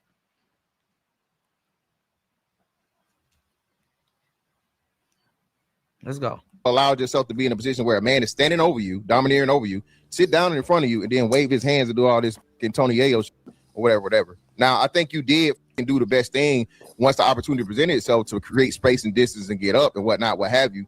But at the end of the day, neither one of y'all wanted to fight, bro. You didn't want to fight. Corey's 58 years old. You're not trying to fight. And again, at the end of the day, it worked out for the best part for you because you're the full-time content creator. Exactly. And Corey does a fucking podcast one time a week. Exactly. In life, in every situation. Oh, here we go. In every, what do you mean here? What are you talking about, bro? Just finish. Just finish. Go ahead. Brother. Because I can sense when people already is a fan of maybe Corey Holcomb, or they're unable to make an objective assessment, right? True. And that's when they start to reply before I even say what I'm gonna say. You got to let me finish, right? In life, in no fight that I've ever had in my entire life, elementary school, middle school, high school, brothers, nephews, uncles, I've never wanted to fight. I don't know many people that want to get into a confrontation just off a GP. Yeah. It doesn't mean that I'm not going to do what I got to do if I got to do it. Sometimes the situation that you placed in, you have to sit there and you gotta. I mean, niggas be trying to bully people, and when your back's against the wall, whoop-de-doo. Figure it out. And most people don't just seek conflict and just try and just beat people up on the street, or I'm just gonna start an argument to fight. You have some people who are on that type of time. Majority of people avoid confrontation. But he was told behind the scenes that it was supposed to be spicy. So even the standing up and all this stuff, it could be part of the show. If you're told that behind the scenes, you have to really look at the context. Anton giving that piece of context changes everything. That's the whole point. Everybody keeps saying, man, you didn't want to scrap. I know, nigga, I came up there for a conversation. Of course I didn't want to scrap. That wasn't the goal. So can I ask the question real quick? Hold on. Nigga about to ask another dumbass question. Well, he got in your face, why didn't you? Clear. Let me respond. Because That's crazy. So this is, like I said, and this is my problem. This is my issue. It wasn't even, listen, it wasn't even about winning or losing. Absolutely not. I agree. It's not about winning or losing. I done lost, I done won. It's not about winning or losing. It's about, listen, if you really about that life, because I never asked to switch chairs. He did. I never went up to him and got in his face. If this is what you about, then let's really find out. You was talking greasy short shit. The thing that niggas ain't having a conversation about is when I stood up, he sat down. Yeah, but he said, get your out of here. You and your, like, I don't even want to keep talking about that part. That's the end. That's the way. Yeah, that's the end. But I'm saying he said in your face. But this is my issue, Anton. This is split up the run. My issue. My point is this. It's a way to do. Who said I stood up the run? Who said I did. You, the one right next to you, you stood up the run. Bro, he didn't run. He dismissed himself. I'm gonna say this. He's an escape artist. Right back down. Yeah. I don't believe that the overwhelming majority of you niggas that comment on this shit really would throw hands in real life.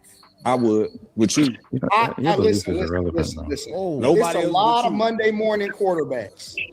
Oh, Jesus. I don't believe that. I have never in my life, What's that when belief I was based on? sad, I had millions of people that agree with me and disagree with me. I have never seen not one of you niggas ever say Stop anything talking tough, out of pocket to me. Anton. Hold on, wait. Let me say. Let him rock. Let him rock. You the guest. Y'all talking about me. So let me get my shit off, because ain't nobody coming to hear about you. Oh, I have never ran into any one of you niggas in real life. Oh shit. And ever heard none of y'all niggas say that y'all had a problem and that y'all wanted to throw hands. So let's be clear. Stop that That might tough mean guy. you can't run. That might mean Everybody you can't stop run. that That don't mean tough guy anything. shit, bro. Stop the tough guy. Well, You would never Anton, even be able to get close to me. So that's not even a conversation. Don't tell me what you would have You're did. funny, man. Don't tell me what you would have did. You would never do no shit in real life. You're We funny. not going with that.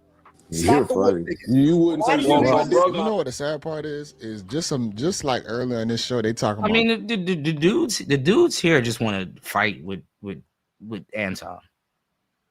That's really want to do. They want to get into a conflict and go fight with Anton. You have another idiot that wanted to fight Anton, talking about some. If you see him and you know his whereabouts, let me know so I can run up on him. If you see him and you know his whereabouts, if you know where he gonna be at, where he gonna be at. If he because he wouldn't sit there and let me talk about his wife. But if you know where he gonna be at, I fight him. Weird ass dudes. So y'all supposed to be somewhere around Detroit and spot Anton like a wild Pokemon. So some goofball nigga can drive his almost broken down car to come out there and probably get sent back home in a box. Cause y'all want to see an old nigga fight. You know, like niggas, y'all niggas act like this is fucking Adesanya versus like BJ Penn or some shit. Nigga, this is an old nigga fight. Talking about some fight. Nigga, you are 40. Go sit down. Go play with your kids. Do something, find something safe to do. Nobody about to sit up there putting your family through that bullshit. This bitch got to rub ice on your damn back and rub Bengay on your foot. Because you and on your knuckles and shit, because you missed a punch. Who want to sit up there and do that?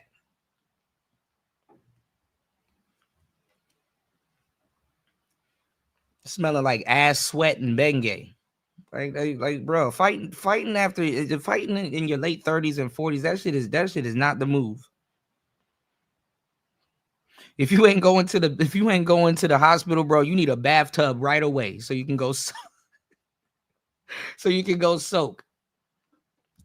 Cause you're gonna feel that shit in the morning. Yeah. Play Xbox or ride the one wheel. Shit. Even when I fall off the damn one wheel, that shit is just. I'm like, oh, this is just bad. Now I gotta nurse this wound.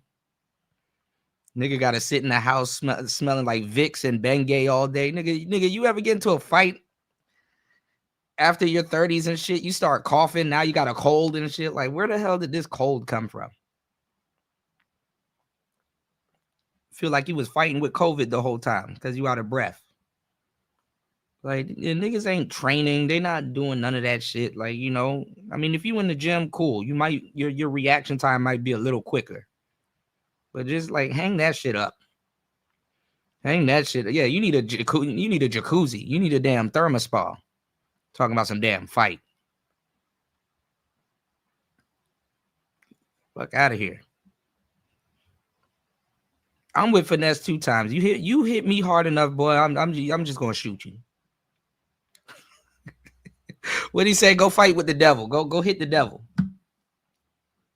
Send your ass to the upper room. Let's go. Black love, black unity, black people supposed to be caring about each other, but y'all willing to beat up a guy who's a content creator online. That is crazy that they willing to say, oh, yeah, I'm gonna fight you. I'll beat you down. Right, like y'all willing to beat up the educated the educated lame, right? Y'all willing to beat up the educated lame that literally says he doesn't want to fight. But y'all like, oh, well, you trying to be a tough guy if you pop your shit. Even though he sounds like a goofy, let Anton pop his shit. He wasn't tucking his tail in front of Corey. Let him pop his shit. What? Oh, we're gonna look up the girl that he went up there with too. Her name is Mika. Little caramel thing. All right, let's go. It's player talk. Forgot about that. Now, this is what you call not controlling your emotions, because how can you say this man at the end of the day, the things that nigga better go read the word, like go to church and shit. Fuck that. He talk about or preach still ain't damaging to a large majority of people. I mean, all right, shout outs to everybody here. The jokes ain't free. Hit the like button, y'all. Please hit the like button, y'all. Please support the show. You can support the show at $PTV 888, or you can hit the PayPal. Link is in the chat. And if you want to fight and be out here in these streets wilding, take your ass over to hempforfitness.com. That's the only fucking, the link pinned to the top. That's your only fucking chance of recovery. Because once that adrenaline subsides, you're gonna be in pain. All right, let's go. If he's teaching finances, how to learn the politics, how to avoid bad behavior, have some discipline in your life, is he really teaching people things that are that bad to where these two guys are saying that I will beat your ass type shit? This is the same reason why you see our own black leaders getting killed by the same people that they look like. Well, I wanted to go ahead, Ella, you got it. You got it, Ella. No, come on, bro. Come on. What I'm gonna say is this. What I'm gonna say is this. We're going to have Picasso, I got you, but that's a waste of time. It's only a couple niggas on here that I believe with those niggas. If we gonna have a conversation and y'all want to talk about what's fruitful for the community, why are we? Because I don't even believe that people want to hear that. Right. Yeah. We are talking 95% of the time on what I would do if I wanted to. Y'all had an opportunity to ask me any question that y'all want to. And y'all worried about fighting.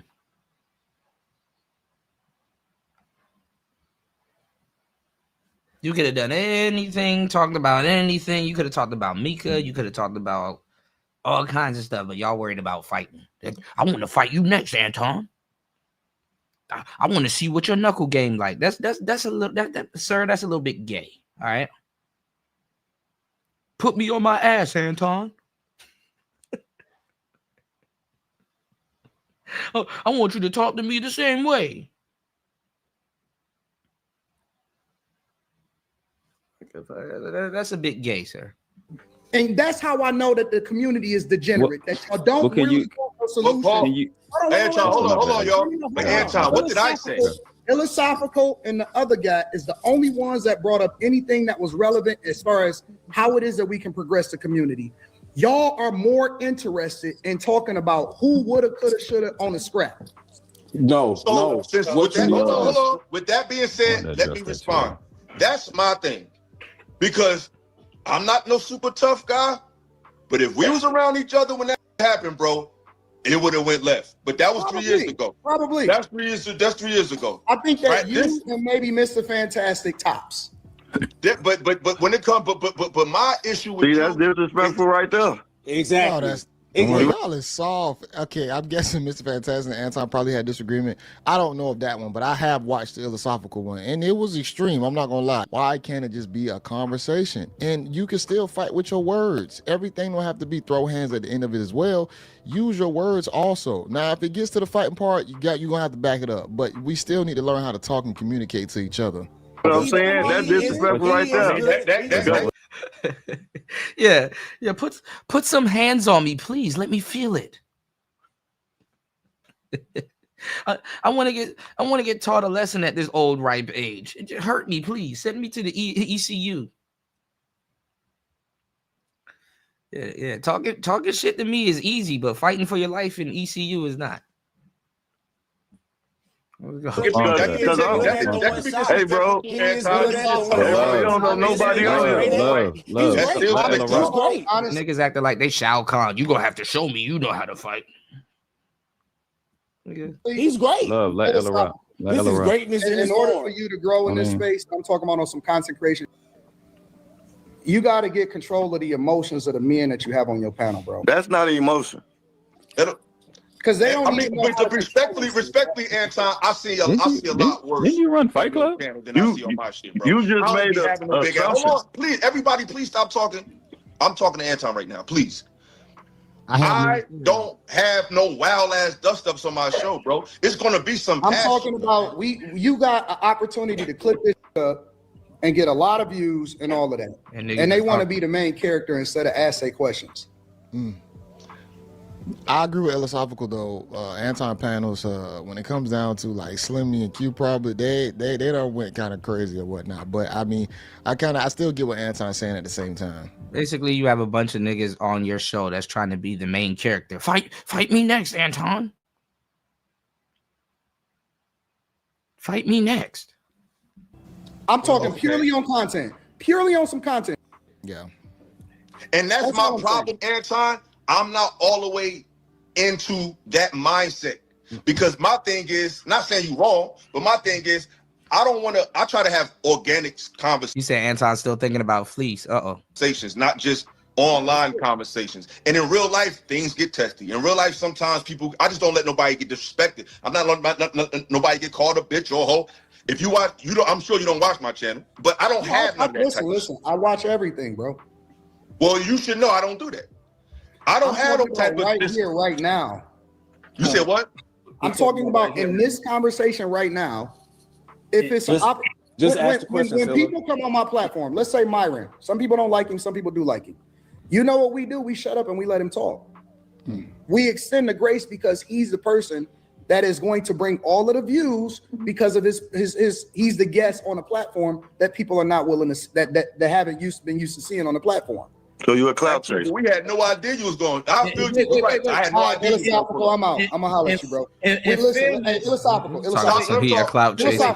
Hit me up. Email me philosophical. Let him talk, Sean. Let him talk. Philosophical. Email me. We'll do a one-on-one live stream together, and I'll answer any question that you got that you want to answer. That way you can get the clips. That way you can get all of the anything that you want to get off. And we can have a conversation individually. I respect that, and that's a bet. Don't. You gotta unblock me though. What are you talking about? I ain't blocked you. I'll leave it right there. Picasso, man, that dude is a character. You can have dislike for maybe views and opinions on someone, but to just say you want to fight them over like small, minute things is scary. And I'm gonna be honest, in the black community, you definitely have to face those situations a lot of the times. It always has to go to this extreme point. Why does it always have to go to fighting? But Mansa just a minute ago was speaking about how we were so disenfranchised. Love. Philosophical was saying that we have to come with love and this and that. These two guys at the bottom was literally talking about fighting Anton because of disagreements they had with the fight he had with a whole nother person. Like, imagine somebody want to fight you over how you handled a situation with somebody else. It's like, bro, stay in the audience, bro. Like, if you're gonna be a spectator, be a spectator. Cool, but like fuck out of here, man. This is crazy.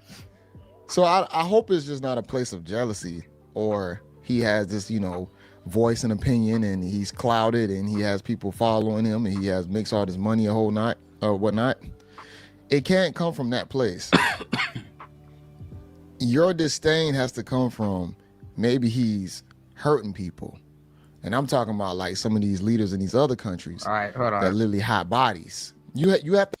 All right, hold on. All right. Give me 1 second. Let's get into Anton because Corey's boy, I keep forgetting his name. He went down there because he said his name was mentioned and was like, oh, well, I'm trying to fight Anton also and F Anton and blah, blah, blah. So give me 1 second. Niggas are trying to fight on both sides. All right. Yeah, let's get into a mic fight. We need a nigga mics. Let's go.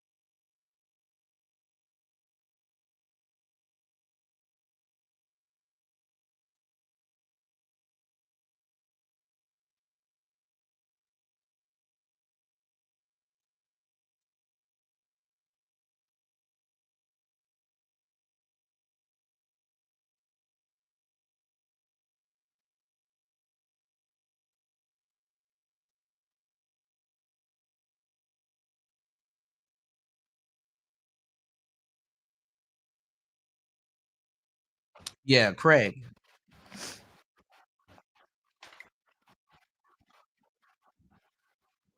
Oh, hold on.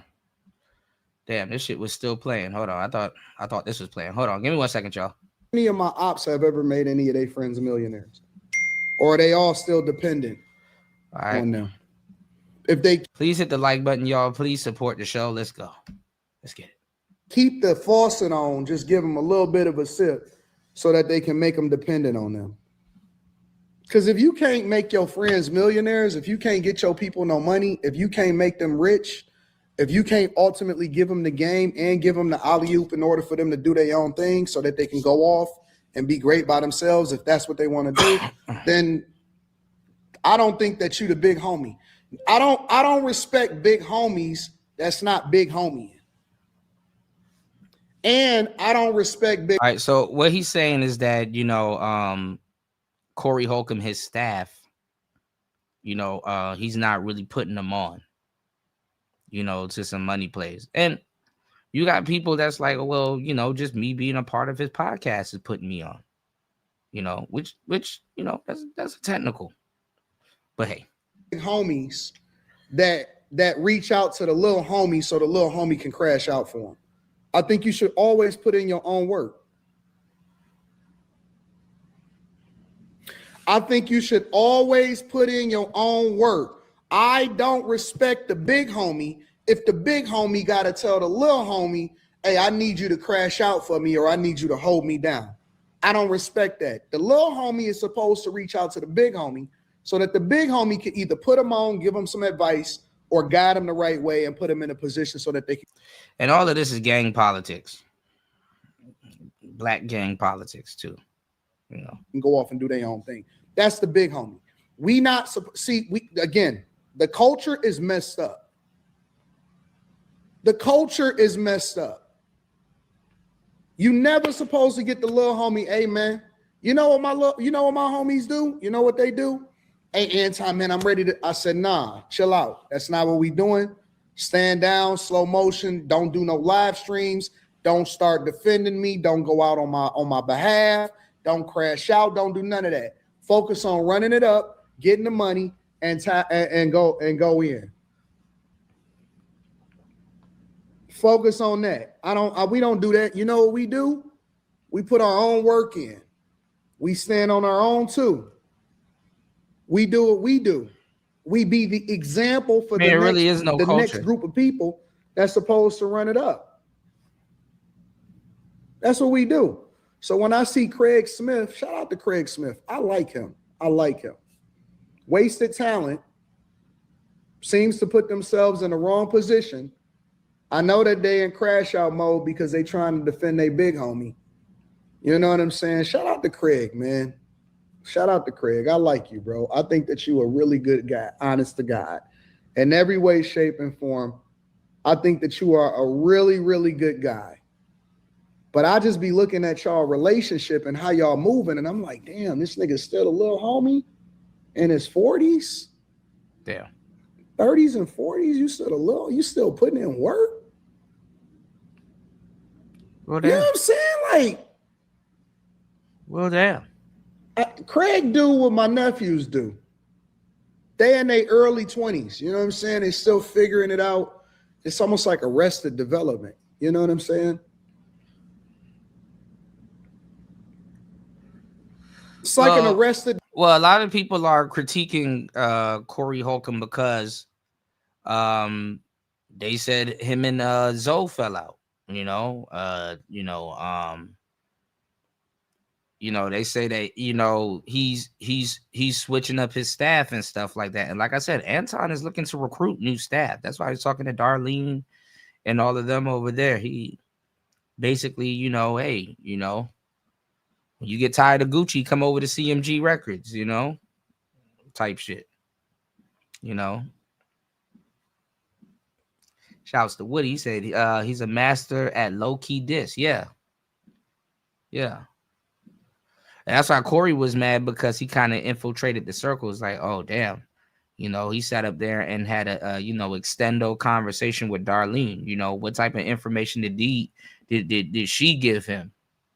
You know, what does he know that I don't know? You know, and this is why you kind of do have to keep stuff to yourself, even as a content creator, because you never know. You could be educating the enemy. You know what I'm saying? You could be educating the enemy. Whew, man, I'm giving y'all so much game, man. Y'all please hit the like button. Please support the show. Almost 2 hours and a half into the madness. Are y'all not entertained? Are y'all soaking up this mental chewing gum? You know, let it sit on your brain fabric for a little bit. You know, be careful. You could be educating the enemy. You know, you could be educating the enemy. All right. So, you know, and then, you know, what can Corey do? I mean, he was late. You know, so that's interesting that Anton said, damn, he got a chance to sit there and talk to the staff and kind of see how everything works and, you know, who to talk to and who runs this and who runs that. And it's like, damn, you know. And like it was said on the last show, you know, sometimes when you're late for certain things, that's a sign of disrespect. You know, that's a sign of disrespect, you know,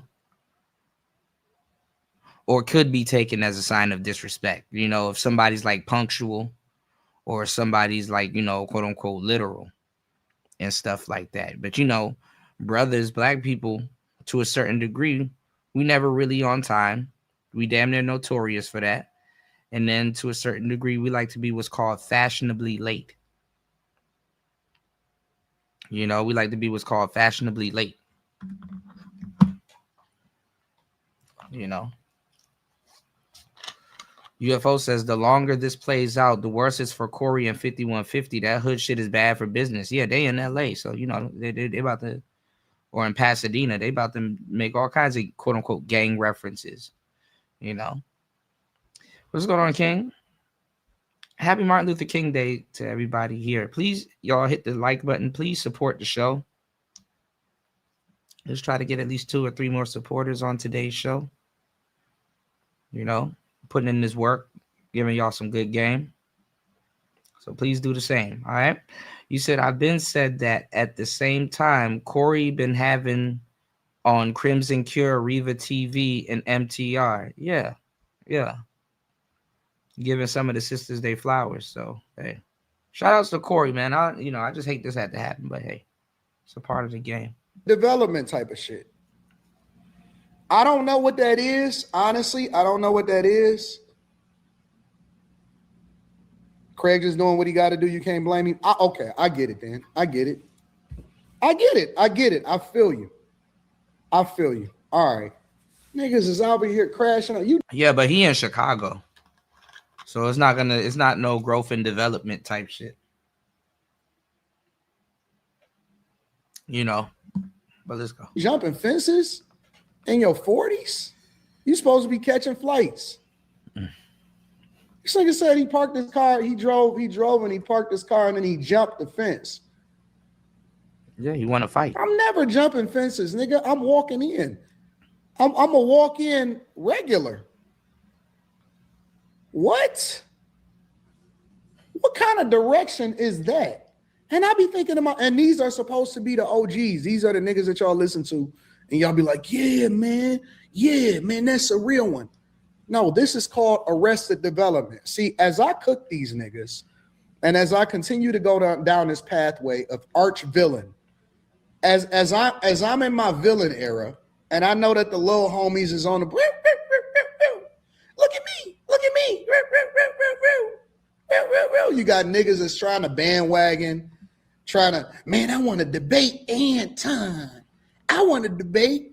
You want to alley-oop? Why y'all not hollering at y'all big homie to get the alley-oop? I see all of these content creators, they trying to catch a wave. I see the clout chasing. I see all of that shit.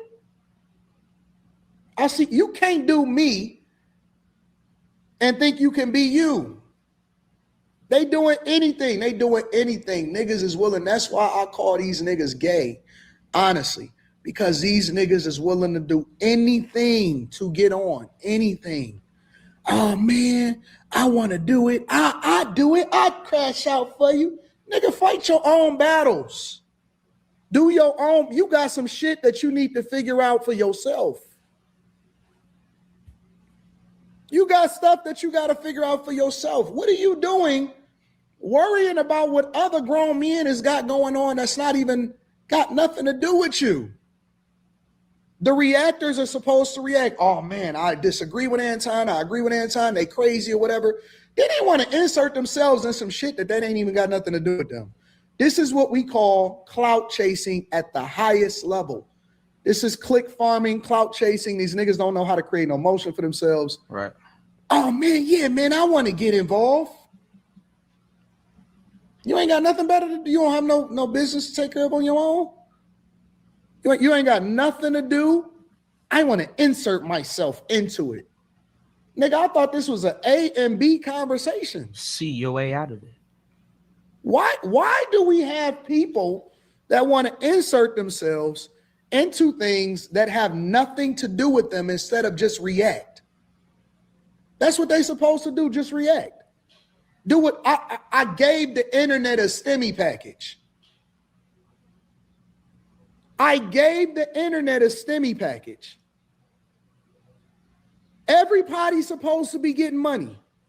Bro, if you're not doing at least 100,000 views minimum off of this content with all of the different shit that I done gave y'all over the last 3 days, then what the fuck we doing? Everybody's supposed to be eating, B. Everybody's supposed to be eating. Now niggas want to take it to the third. It's like, all right, fam, I feel you. I feel you. I feel you. I feel you. God bless you. God bless you. God bless you. This is a Christmas gift, an after Christmas gift for everybody, and they don't even know how to capitalize the right way. But like I said, God bless y'all. I hope everybody is doing well. Merry Christmas, Happy Kwanzaa, all of that.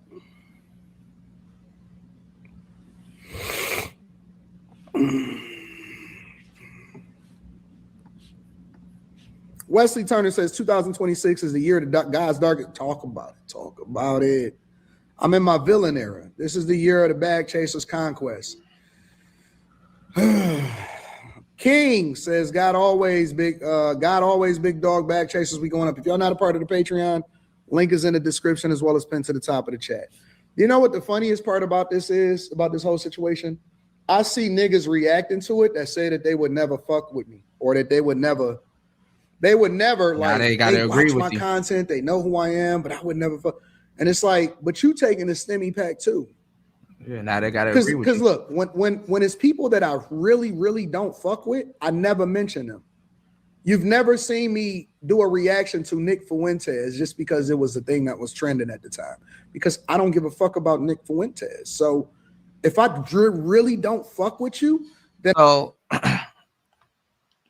a lot of them knuckle dragging niggas will hear this and still say he doesn't talk crazy about white men. Well, here you go. Are y'all satisfied?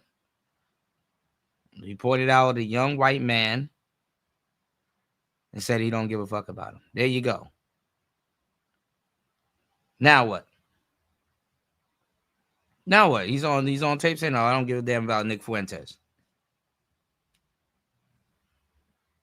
Oh, but he still like Pearl. See? Can't win. I don't even react. I don't even mention. I don't even have a conversation about. I don't put your name in the thumbnail and the title because I know that gives you more visibility. These niggas is liars. They're liars. They fuck with me. Let me tell you about the black community.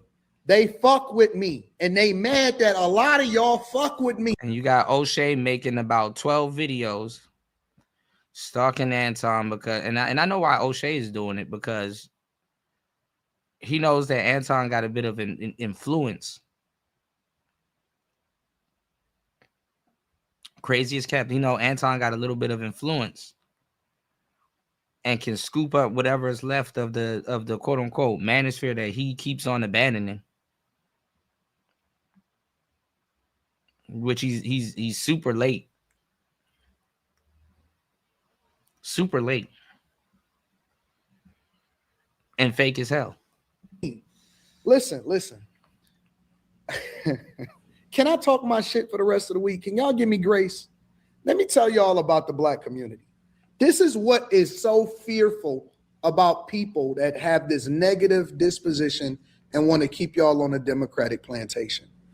The majority of people, black people don't know that the majority of the people that actually subscribe to me are black people.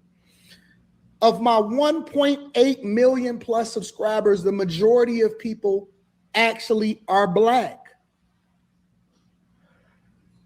But here's the thing that they don't want you to know. Because I actually have the majority of black people fucking with me, why do you think that all of them hit a ceiling? Black people been waiting on somebody that actually came through that could substantiate their argument as a reflection. Right. Corey took the Pookie route. So, you know. Reflection of the thing that they advocate for, that stand on business and is not promoting this bullshit. So they fuck with me. And because they mess with me, these niggas is like Power Rangers, right? They're with all of our powers combined, we can try to take him down. You can't fuck with the people's champ. You can't mess with the people's champ. Why do you think I do 100? That's the thing. The space is so goofy.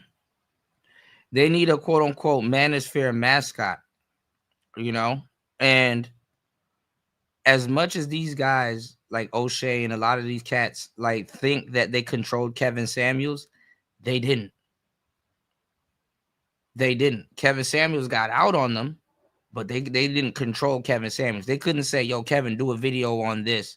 And Kevin will be like, oh, you know, off the strength or off the loyalty, I'm going to do a video on this because O'Shea told me to. No, they couldn't do that with Kevin Samuels. Kevin did his own thing and got out on them. You know, he was cool, you know, with them. He maybe on the back end, he like promote a book or two or whatever. But aside from that, he was doing his own thing. If Anton becomes the mascot or a fill-in, you know, for like a Kevin Samuel-esque quote unquote manosphere mascot, man, they definitely can't do nothing with him. And they don't like that. And you know, the people here, their memory and attention span go but so far. Their memory and their attention span go but so far.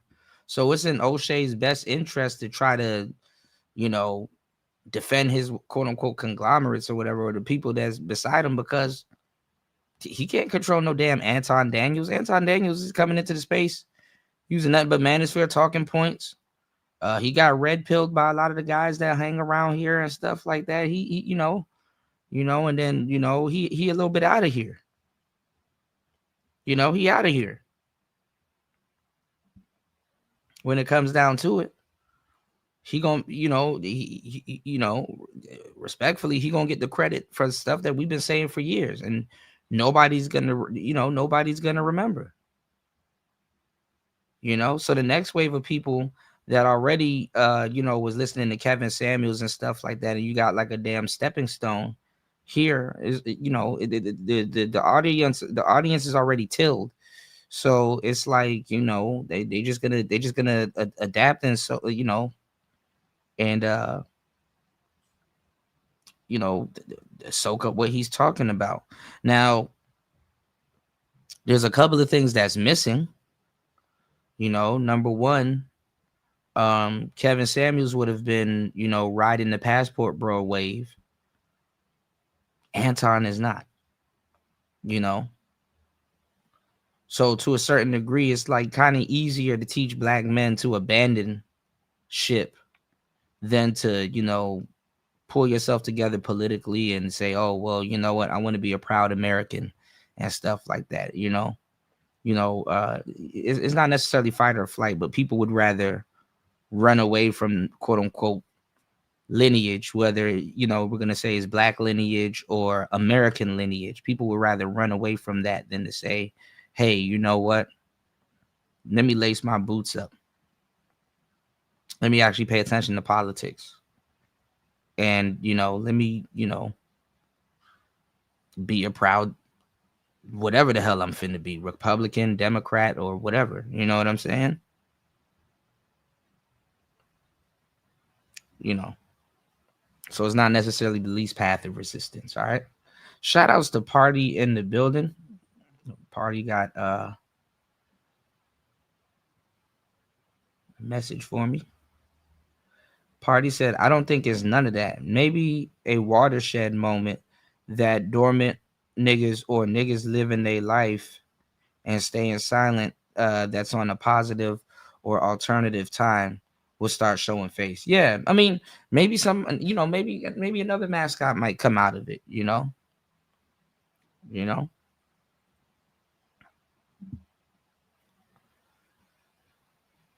But honestly, you know, and honestly, they really want a Pookie at the forefront of the space, you know, because like I said, these dudes are fake. They don't really give a damn about the educated lame type brother, you know. Notice how Kevin Samuels had the educated lame aesthetic, but he curse you out and tell you off. So that's what niggas like, you know. O'Shea's a total goof. He's a man without a home. He still get his goofy. He's still gonna get his goofy time numbers at this point. Anton is more manosphere than O'Shea. Oof.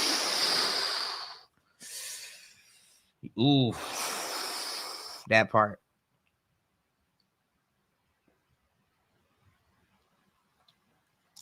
Yeah, these are predictions. We're gonna see how it play out, bro. But you in the ballpark with this one. You in the ballpark with this one. You know, shout outs to Ebo Sosa in the building. Yes, sir. Shout outs to Ebo Sosa. Make sure you guys subscribe to Ebo Sosa's channel, man. Shout outs to my real truckers in the building. Let's go. All right. Ebo Sosa said raw truth. And you know, Ebo Sosa been around for the crux of everything. You did? Old school alumni. That's crazy that Anton is more manosphere than O'Shea and Obsidian at this point in time. You know? And like I said, the manosphere been looking for a damn mascot. So let's go. 1 million plus views a month. And O'Shea is not gonna like the type of influence that Anton can have, you know. And yeah, O'Shea is tired of people passing him up, honestly, for a space he abandoned. Majority of black people are on my side. If you look at all of the reaction videos, you go on Twitter and all of that, TikTok.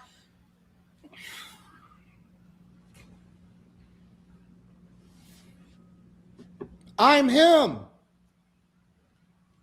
And the white community love me too. I am him. I am an anomaly. I am the North Star. I am the anomaly. I'm the anomaly. I am him. I am him in every way, shape, and form. I'm the thing. And so what's fearful for these black people, black culture that has been so toxic, is that I'm breaking stereotypes. I'm breaking bullies. And they don't want that to happen because I am the person that they actually would like their son to be like. And so they're fighting the demons within themselves. When you see these people feeling some type of way, it's a reflection of the demons that they exercising within themselves. They hate the fact that they are the way that they are, and then they don't want to change because then they're gonna feel like, oh man, I sold out because they said too many things that would be contradictory to what their behavior would have to be. I mean, but they've been trying to get Pookies in the space for a long time. Like Brandon Jamal, you know, he's a pretty cool brother. but he would technically be on the Pookie side because of that Single Mom song. They fumbled Brandon Jamal, and Brandon Jamal kind of fumbled it also, but I think he made a better choice, right? Brandon Jamal, right? Then who they try to get after Brandon Jamal to further solidify my point. They tried to get Aaron the plumber. They try to get Aaron the plumber. See, they're trying to get a guy to say that, hey, we brought you into this, so hey, you need to collab with us, so we can get on, so y'all can listen to you know, to us. Okay. MTR. Look at how MTR is a nice guy. He's a decent dude. Why don't they make MTR the face? You know, I mean, even when Kevin Samuels was alive, he threw MTR up there. He threw Lead Attorney up there. Dennis Sperling, you know, some notable faces. And they're still big names in the space, but the space hasn't taken to them and say, hey, man, you know, y'all are a representation of the manosphere. Then the space grifted over to Passport Bros. The Black Manosphere wasn't pro Passport Bro. Anybody that's in the know. But guess what? The face of that is fucked up. They playing with Austin Holloman. Yeah, this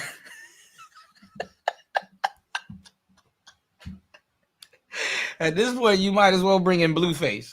Just bring in Blueface and Krishan Rock. Like, fuck it. Blueface, baby. You might as well just bring in Blueface at this point. We'll take Blueface. You know, we'll take the Blueface at this point, bro. All right, you said Pookie can be at the forefront. There's gonna be a line drawn, I think, finally. King said O'Shea got in his feelings when Tommy got credit for creating the Black Manosphere. Right. UFO said Pookies are unoriginal and predictable as fuck. Exactly how Anton was able to study Corey's behavior and almost predict his reactions. Yeah, like we sit up here and we deal with these people all fucking day. You know, there's not too many personalities and in conversations and types of brothers we don't deal with on a day-to-day basis. It's not like we're gonna hear a opinion that we're not familiar with, and usually people are just repeating our talking points anyway. So at this point, we're just doing the donuts, you know. All right, y'all, please hit the like button, hit the Cash App, please support the show. Almost 3 hours into the madness. HBO special, help a brother out, giving y'all some great content. You know, giving y'all some good game, good game on this Martin Luther King Day, you know. All right. Please look out for the cookout. All right. It's Player Talk Radio. We are in the building. Evo Sosa said, yeah, Anton is really feeling himself. I hope he doesn't rub across anyone who can expose the many holes in his game, for sure. You know, I mean, I get it. He can pop his shit, but it's, you know, like we said before, it's not, you know, how it is when you get around knuckle dragging niggas and shit. And now everybody's gonna want to fight. You know, they're gonna have to take up Corey Holcomb's residual fade. You know, brothers that's on Anton's side want to fight, and brothers that's on Corey's side wants to fight. And it's like, bro, why don't you just let Corey and Anton fight? Why are these goofies jumping into the mix? You know, and just goes to show you how knuckle dragging niggas operate. I don't know why people want black people to talk about a community that they grew up in. You know, oh man, you know, you in your 40s and 50s. I don't think you know much about the black community. It's like, bro, shut up, bro. Shut up. All right, you know. And then niggas questioning your blackness in your 40s and 50s, like you don't know what the hell's going on, you know?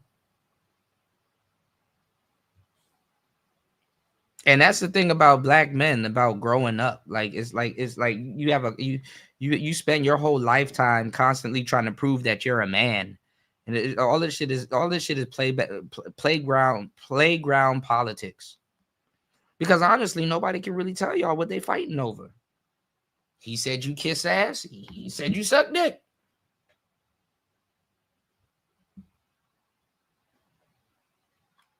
Playground politics.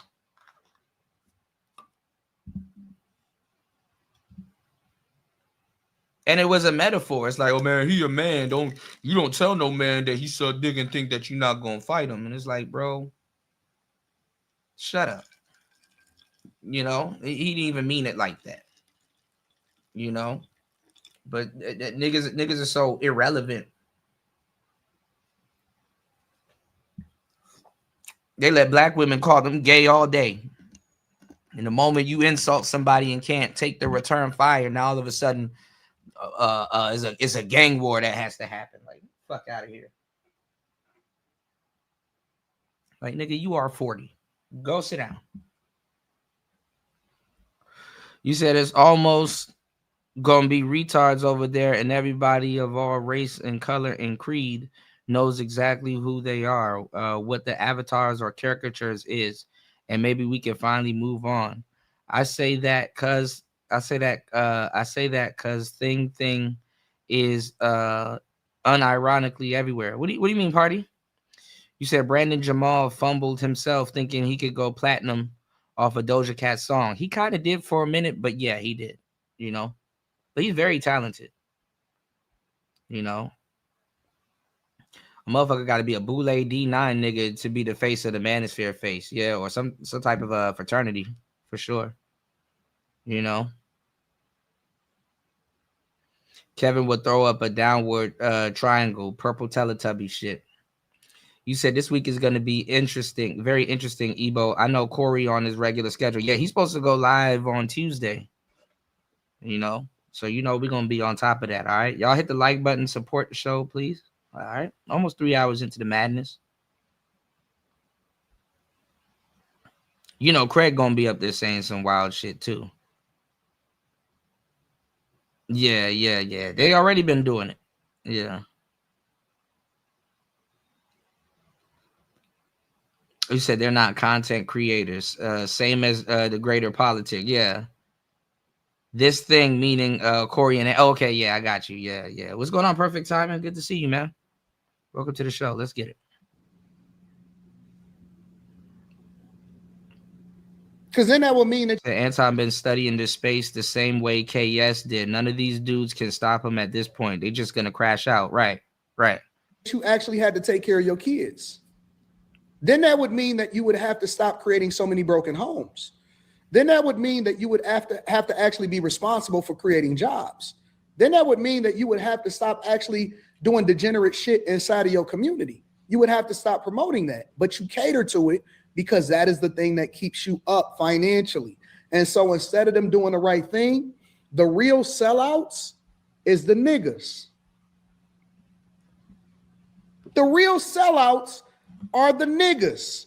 It's the people that do the degenerate shit. And so because I'm holding up a mirror to the community and saying, fuck you, unapologetically, and that we need to do better, we need to take care of our kids, we need to be better for our community, we need to stay in the cities that are majority black and then build it up instead of running away from it and saying, but I'm from there, because we not doing that and we running, and then you let somebody else come into your community, push you out of your property, sell your grandmama home when she died, and then act like the system is against you. We got majority black cities that we were born and raised in, and we run from it instead of running into it and pouring into it. And we give all of our money to these fucking universities. You don't even know where your money going. The majority of your life force, your money, your resources, everything that you've ever stood for goes into the hands and the pockets of somebody else. And you say that you're for your people. None of these people are for their people. None of these people actually put no money in other people's pockets to the extent that it will actually be meaningful change. You said that's what it would take, a rich Midwest nigga. Well, this is the thing. Because one thing I was gonna point out is that you know, we talk shit about our millionaires. I'm about to put y'all onto some game, all right? Y'all please hit the Cash App. Please hit the PayPal support show. I'm gonna throw this out there, right? If you haven't noticed, right? A lot of people hate that Anton is actually rich. You know what I'm saying? Because honestly, aside from whatever he's saying, it gives him a leg to stand on somewhat. You know, because when black people make up their mind that they're not going to care about some shit they should care about, they just won't, you know? Let me tell you how it works in the black community. Black people would love to, like, when you're en route to being rich, black people love to sabotage you on the way up. The first thing they want to do is sabotage you on the way up. You will get the most fucked up, you know, behavior and responses from black people on the way up. That's their dream, to sabotage you on the way up. In the white community, they make sure you already get rich and established before you know they come at you. Because black people are used to niggas not having money to go to war. You understand what I'm saying? They don't want you to get rich. And then when you start to get a little bit of bread, that's prime time when they start to get you. You know what I'm saying? Or want to sabotage what you got going on. You know, the crab in the barrel mentality, you know, the crab makes sure you're almost about to get about that barrel, and then they get you. You know what I'm saying?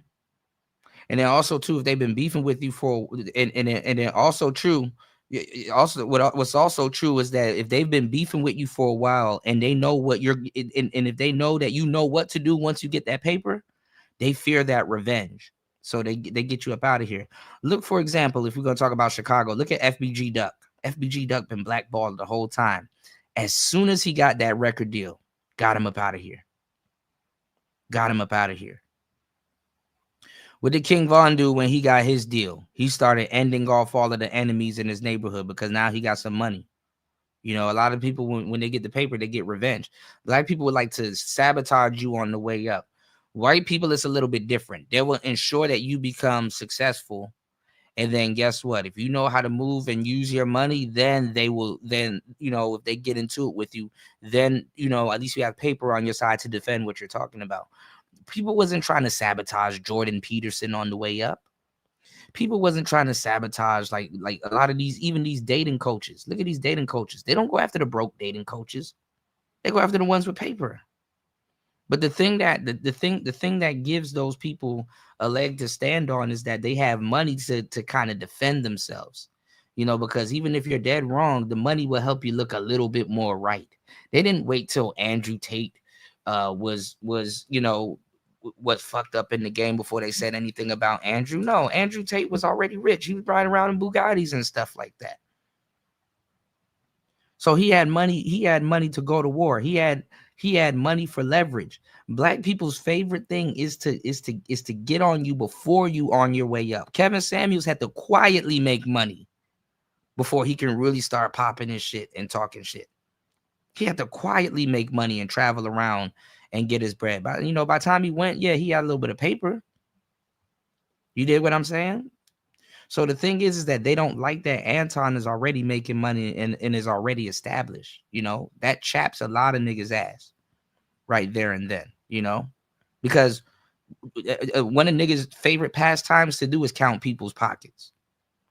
So black people will try to get you on your come up story. They're not, you know, once you make some bread, you know, like the majority of niggas that you talk to really don't have a leg to stand on. Honestly, you know what I'm saying?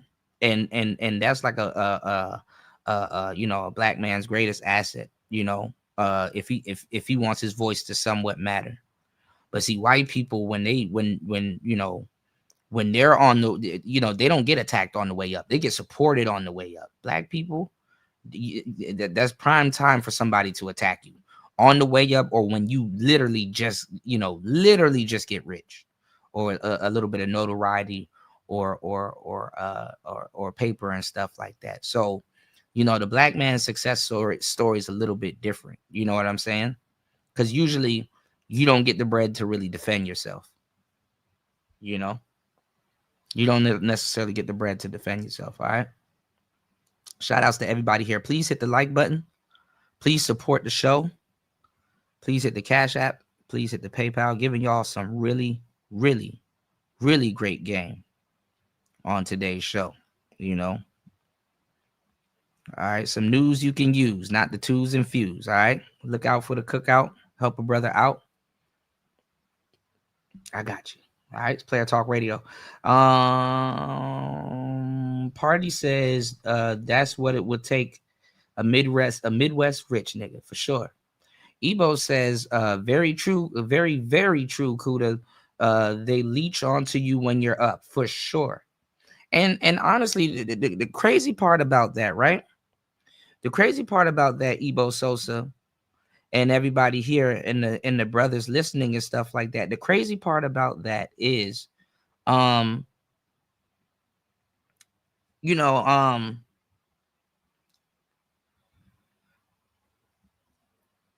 if you're becoming successful, black man and black woman, if you're becoming successful in a weird, fucked up way, that's kind of how you're going in the right direction when it comes down to your people. Like, how they say, you never hear Jordan Peterson and all of those, like Robert Kiyosaki. You never hear them dudes say, if you ain't got haters, you ain't popping. You've never heard them say it, but that is a very true statement in the black community. If you ain't got haters, you ain't popping. So what does that mean? It's like, damn, even though it is fucked up, but a true indicator of success is running towards the hate. Running towards the hate. You know what I'm saying? And that's crazy that you have to prepare money as a black man to run towards the hate. To run towards the hate. And I'm not sure. I'm not going to say it never happens, but when those people become successful in a lot of these other communities, they friends don't turn on them like that. You don't have white people openly talking about getting backdoored. You know what I'm saying? You don't hear Elon Musk saying, hey, man, to have this type of money I had, a couple of Dracos had to be in my face.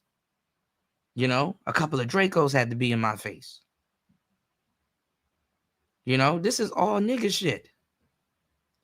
So how can you get mad at a brother trying not to, try not to fall to nigga shit? You got to fade everybody in the family just so people can be like, oh man, yeah, he that nigga, he's successful, and then that shit don't mean nothing.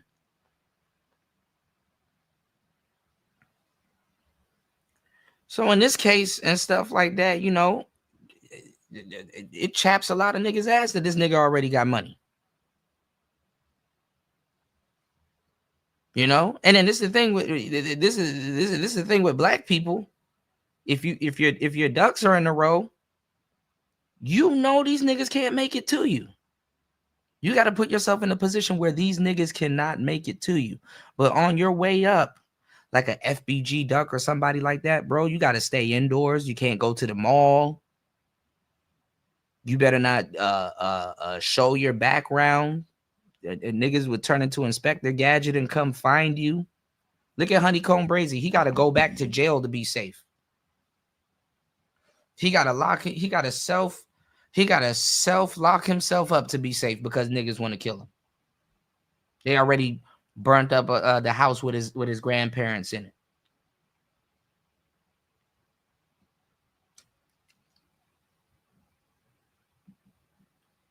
He said Anton popped up on the panel. Fantastic was on a few days ago.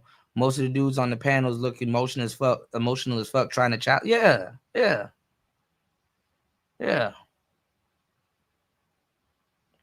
Perfect Timing said that's the Hollywood shuffle for sure. Party said it's odd. You can't trust niggas on either side of the coin for sure. For sure. You moving like a white man. Right. God forbid you want to be alive to enjoy whatever you're going to enjoy. Niggas don't even get to live long enough to enjoy their millions. Because guess what? You go buy you a Rolls Royce. Now you got to worry about niggas taking that shit away from you. You know? You gotta buy you go buy you a Rolls Royce. Now you gotta worry about niggas taking your Rolls Royce from you. You can't even enjoy your damn Wraith or your Phantom, much less where to park it. You know, you go buy a Lamborghini, guess what? You better make sure it's bulletproof, which defeats the whole purpose of buying a fucking Lamborghini. You turn into Gucci Man. You put out a schizophrenic book and try to help niggas and stuff like that. Now you're getting robbed for a wedding ring because you won't let some other rapper that's gonna crash out get out of a deal. Nigga shit. Oh my goodness. Shout outs. Shout outs to War Master as always. Thank you for the support. War Master says, hold on. Damn, 849 days without Xbox is a new record. Yeah, if you guys can definitely please hit the like button and support the show. We trying to end this streak.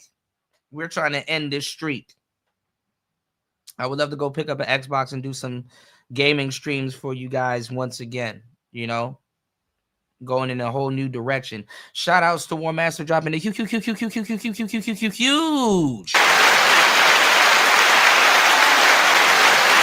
$20 on the Cash App. Thank you so much, bro. Hold on, Wendy. Here we go. Thanks, Chuck. We're standing here in front of the Olympic Liquor Store in Queens where scores of African Americans have been lined up for hours. We spoke to a few of them earlier. Ladies, maybe get a word? Hide the money, y'all. There's poor people around. With your broke ass. That shit is crazy. You know, so good luck. I mean, you go buy a Rolls Royce, some nigga gonna comment, well, you don't got the new Bentley.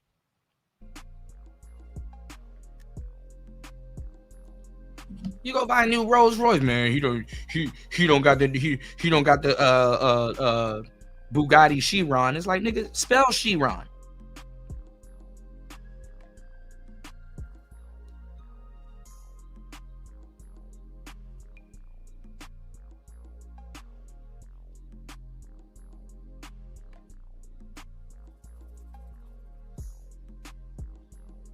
Niggas up here negotiating who gonna fight who. Like, nigga, if you don't go play with your grandkids, then get smooth the fuck out of my face.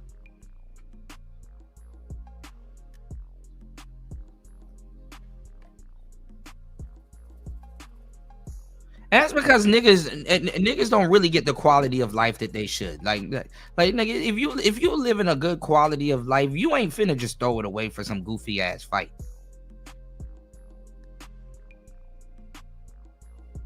So that's how you know niggas be in they well within their later years and don't got shit to live for. They haven't accumulated shit to live for. They're still that 16-year-old dude. They just paying bills and shit.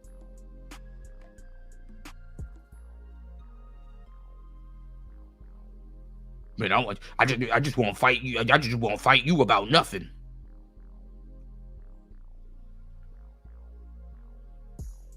I'm supposed to fight over some goofy race loyalty because some weird nigga that don't know what the hell he talking about still feels that he can build Wakanda in fucking in the USA.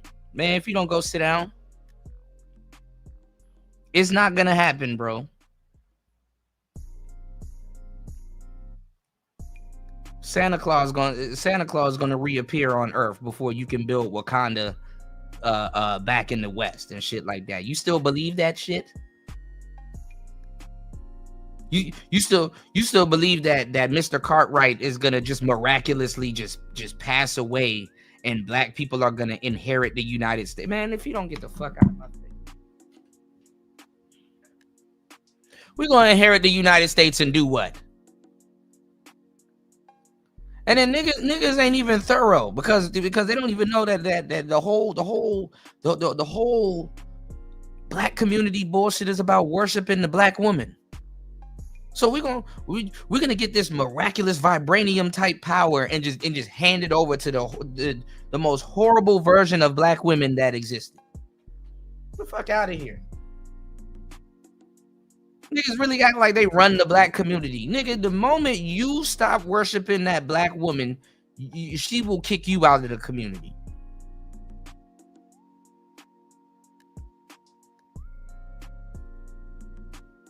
Like you literally just listen to these niggas and be like, wait for it, wait for it, wait for it, wait for it.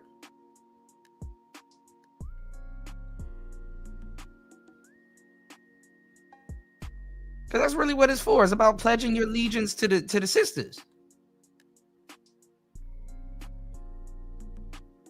Talking about some rebuild the kingdom. Nigga, no. No.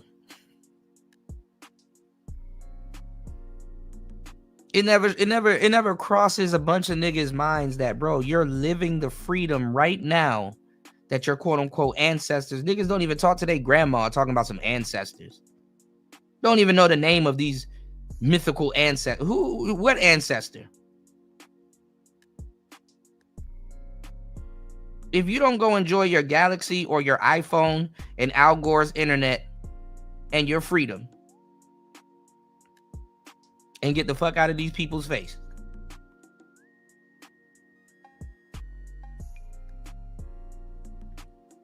I'm not telling you to forget your history, but stop it, please. Niggas don't even take this bullshit as serious as they claim to. You still got to tell niggas to go read a damn book. Gucci Mane done dropped the book. Niggas won't even read that because they might be schizophrenic too. Reading that book would have stopped him from getting robbed.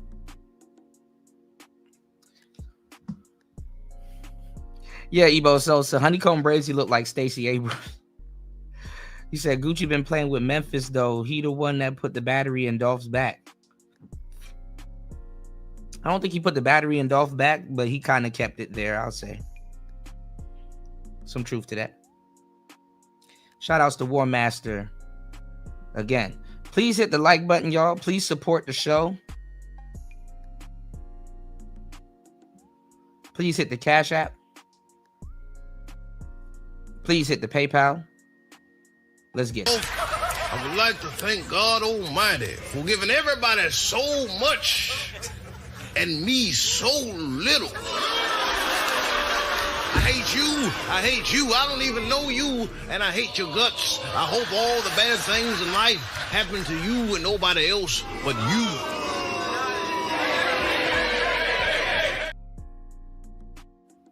Welcome to the Player Haters Ball. Let me stop. All right, let's catch up. All right. Hold on real quick. I'm so behind on the comments, y'all.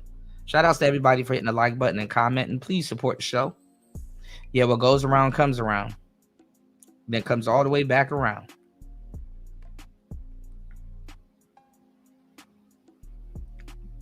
For sure. You said every dude has a moment to shine. Niggas don't know how to let another man have his moment. For sure. Without trying to take it.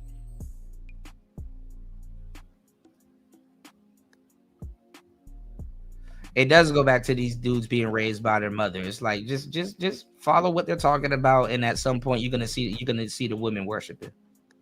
Because the only people that can really the only people that can really exclude you from participating in quote unquote in this race loyalty and black politics is black women. You don't have no fucking say. That white man that you're more that white man that niche wise that you're more closely related to, he put black women in charge of y'all. You want to move up in corporate America? And bet you there's a sister that is used as a guard dog there. It got to go through her. Hey, Keisha, do you like Kevin in sales? I might let him start doing the bookkeeping or filing some of the papers.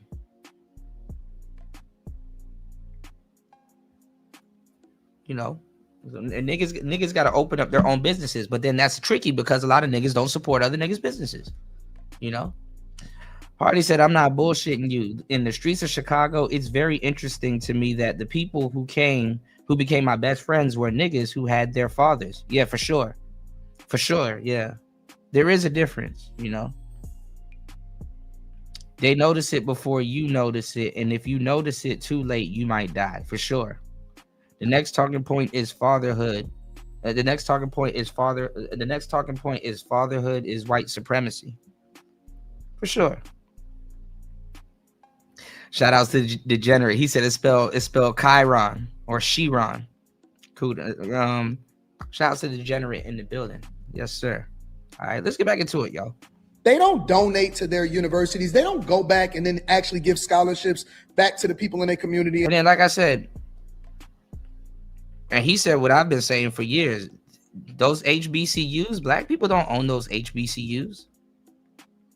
Those are built for the mulatto kids and the quadroons and the octoroons. You know? But, you know, with niggas, you got to tell them to do their research. Also, too, you listening to people trying to tell you about race loyalty, and they don't even bank with black banks. They don't even know black people have banks.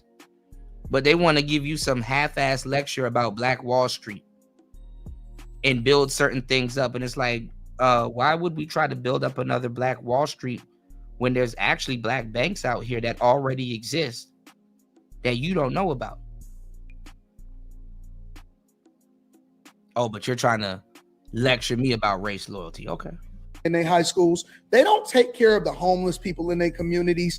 They don't put no money in no pockets of nobody that's not actually on camera and behind the scenes that allow for them to be able to really benefit and grow and go into the next thing. They don't take in young people and mentor them and actually show them how they can then become millionaires so they can be more successful than they was. They gatekeepers. Niggas is gatekeepers. Black culture has been gatekeeping for a long time.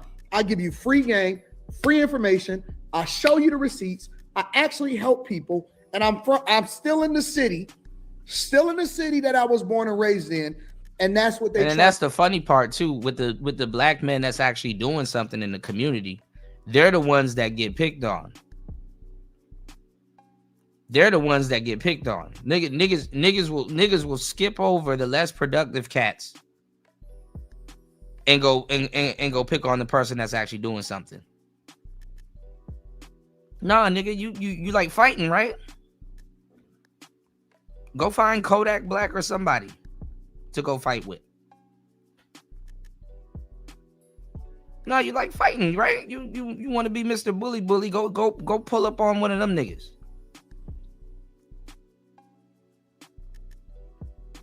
Lecture them. Tell them that they're making the community look bad. They rather pull up on the dude that's like donating to schools and all kinds of stuff, you know? I mean, even though a lot of people don't like him, you can say something about like Charleston White. Charleston White out here antagonizing niggas and having niggas want to fight him, but on the back end, he actually donates and look out for students and schools and stuff like that on the back end. But dudes want to have some weird conversation about history and all this other stuff.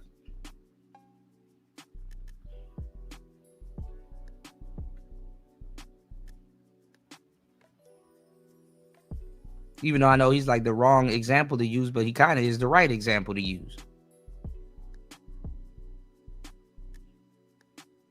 They're always going to have some weak ass opinion about somebody that's actually doing something. They have yet to help their own brothers and sisters, but they want to talk about somebody that's already doing it.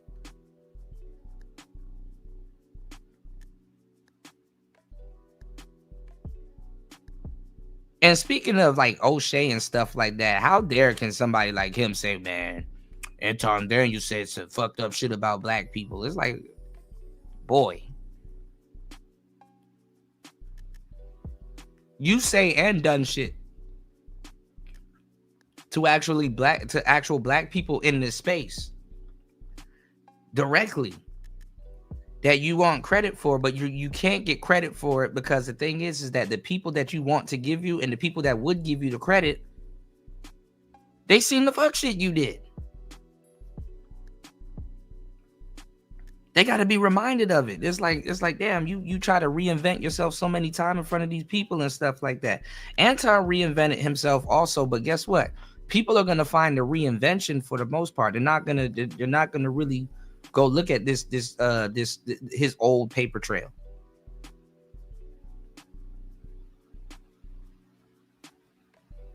So this is why O'Shea is stalking him and saying some of the stuff that he's saying to them. And then Anton actually, went to Kevin Samuels' funeral. Anton already, he got his own legs in the space.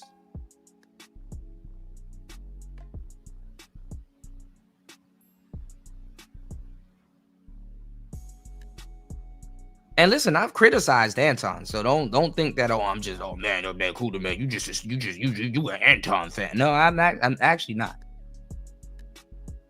But I do fucks with brothers that actually,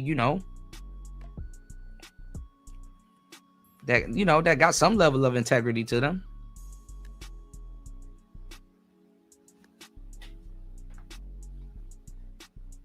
So why is the space constantly trying to lecture people about all of these principles and stuff like that, and then in the same breath indulge in nigga shit?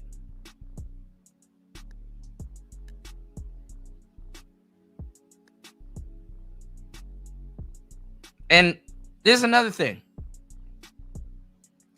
It's not every day you run into a black millionaire.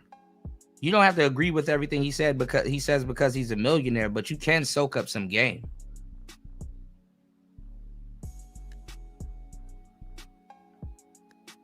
You still need a nigga to explain to you that fighting a millionaire is useless, is pointless. What title belt are you gonna get for fighting Anton? And you really think you cleaning up the community and stuff like that? Go skip over all of the fucked up niggas and go fight the millionaire. Cool. That's your conclusion.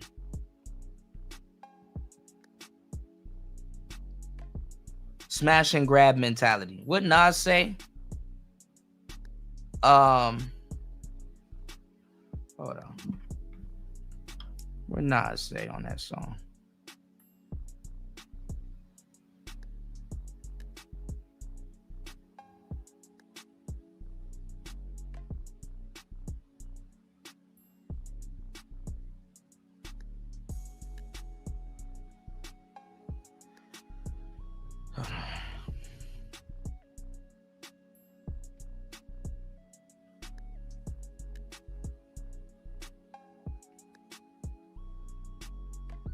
Smash and grab, yeah.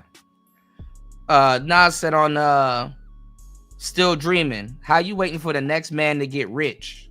Your plan is to stick out your hand real quick. So if he feed your family and serve you shit, then he need that head you get. He deserve your bitch. Some real talk.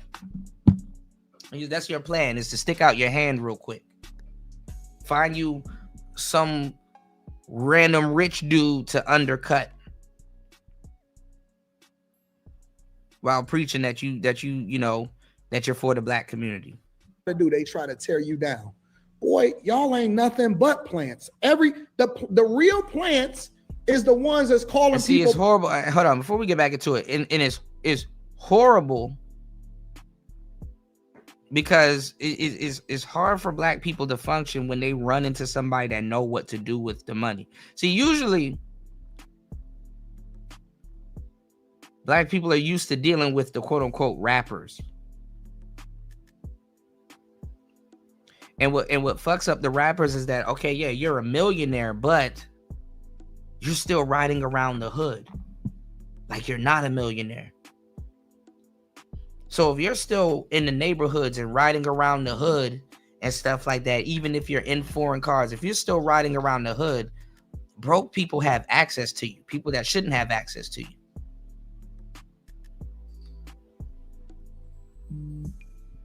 So it gives somebody an opportunity to stick out their hand real quick, because you make the fatal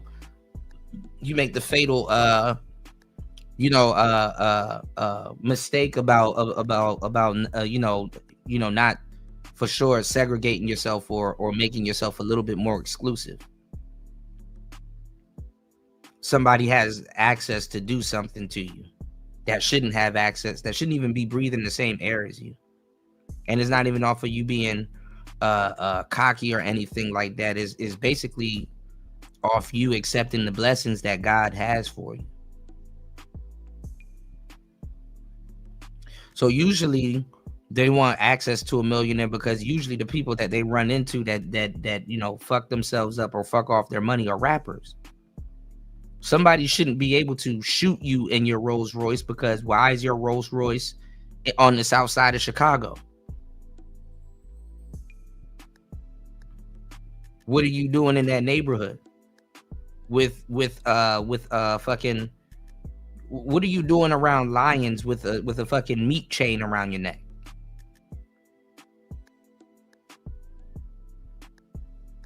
Wherever Gucci was at or whatever, he probably shouldn't even be there, even though it can go down anywhere. But hey, let's go. Plants. The real plants are the ones that are calling people plants. It's a deflection. It's a deflection. I'm too smart for them. I'm too intellectual. I could communicate too effective, but I could relate. And I know what's really happening in the streets because I was born and raised in it. And so it makes me a threat. I am the most dangerous black person outside of maybe a Candace Owens on the internet. There is nobody with a platform and a microphone that is as matter of fact and forthcoming with the things that they're saying and is a truth teller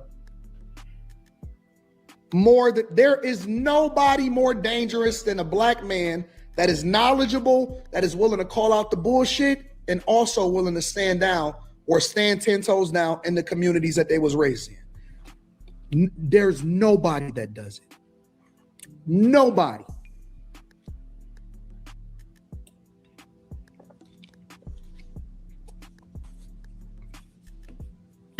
Nobody.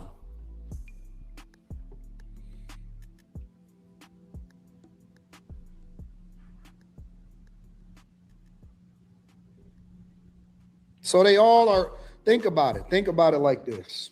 I got to get to it, but I got to be led at the same time. So I'm going to go with what I'm going to go with.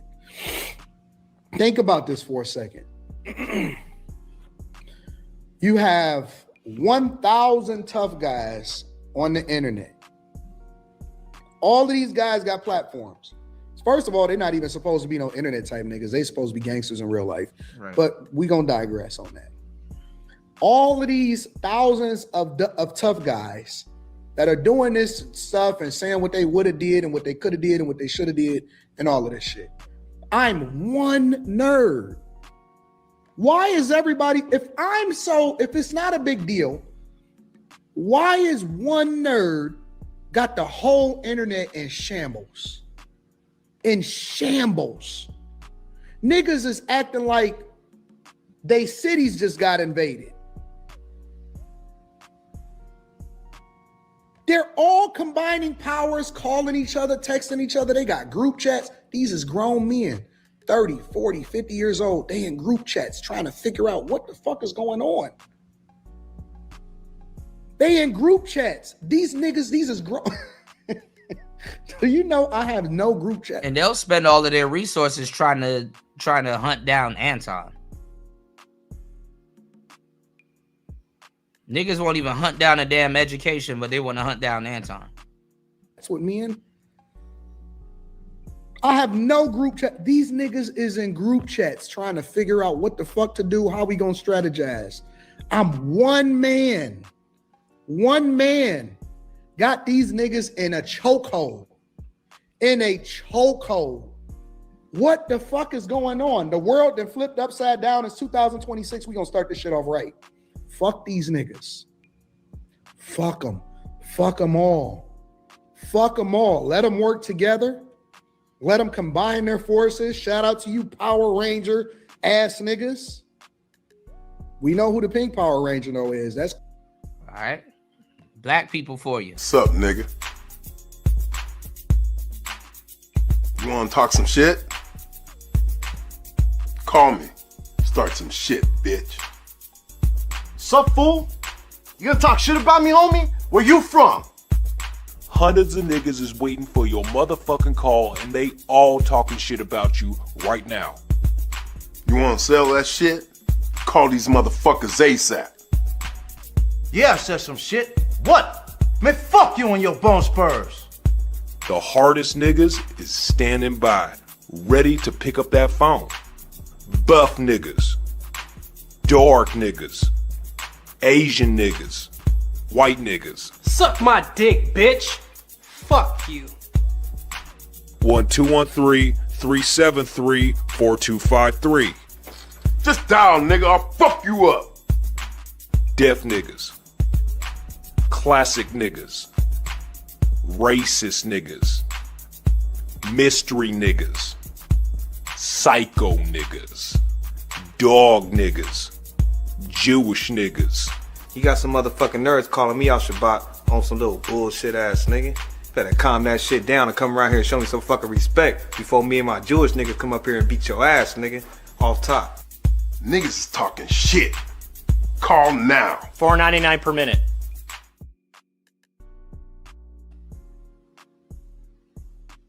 Pick up the phone, bitch. Let's talk some shit.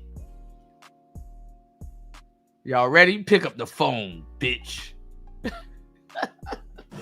What are you fucking saying to me right now, Wax? I say what I say. I bring on my fucking my podcast, give you the finest fucking hashish you smoke, and you fucking disrespect me. Like I'm some type of old fucking decrepit geezer. Cause he got white beard, bro. He think I'm a fucking geezer. He thinks I'm a fucking geezer. He wants to fucking disrespect me on my show. You're fucking jokester, Wax. You're fucking whack. You're a bum to me, Wax. Say something else about my friend Tupac. How dare you? I swear to God, I dare you. And he gets the first fucking nigga when you're fucking dead to me, right? Get the fuck off me! He's fucking dead to me! He's fucking dead! You're fucking dead, man, Whack! Get him off my fucking show, you fucking bum! He's a fucking bum to me! People, I'm sorry you had to see that. He treated me like a fucking old decrepit geezer. Everybody has a fucking plan to get pushed in the fucking mouth. You're fucking dead, man, Whack. You talk about my friend Tupac, rest his soul. He talked about my friend. He talked about... He called me an old geezer. Corey. And we already know what he gonna do. He gonna take his little crooked hand. Backdooria? I don't fuck with the Backdooria. Man, fuck these niggas, man. Cause that's why yo bitch, they only cost $200. Same old tired jokes.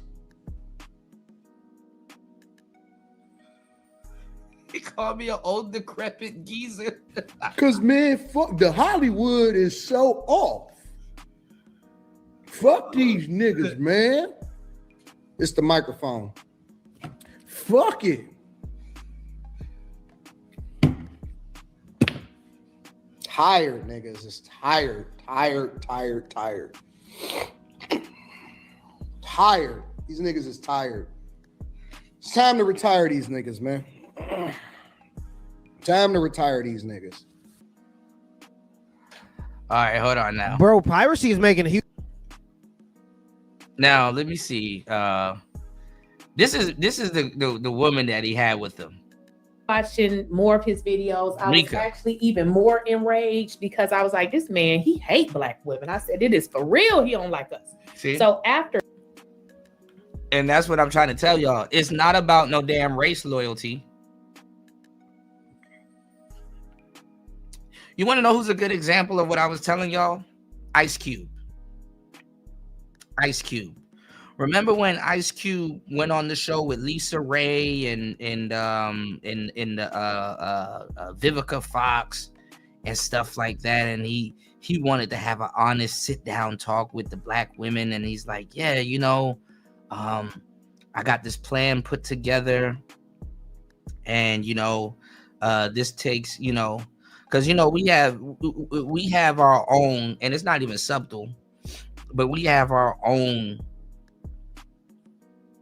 feminist, you know, debacle bullshit that we have to worry about, meaning that we could get together with other black people, right?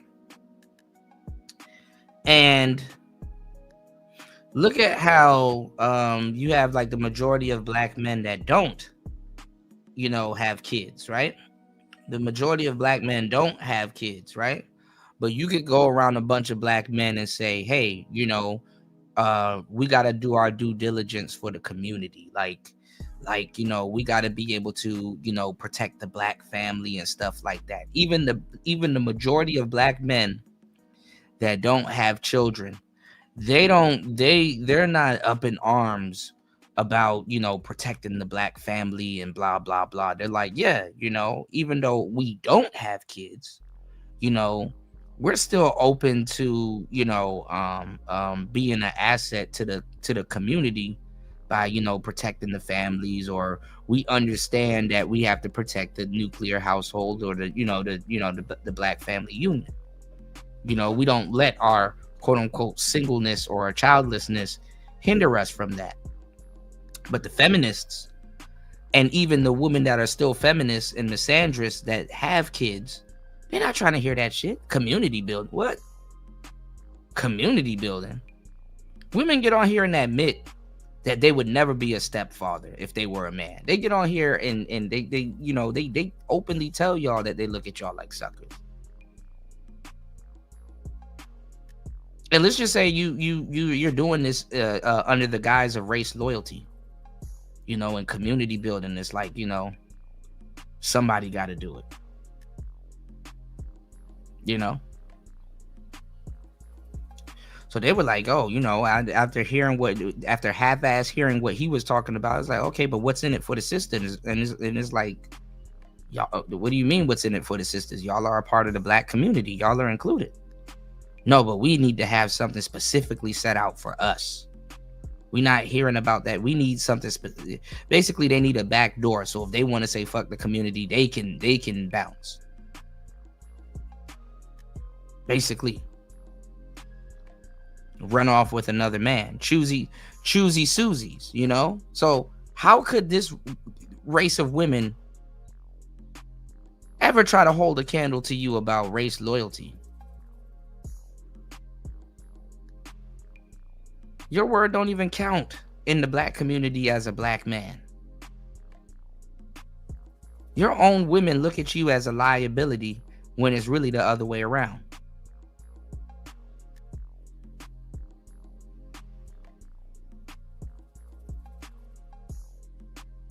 Simple history will tell you that.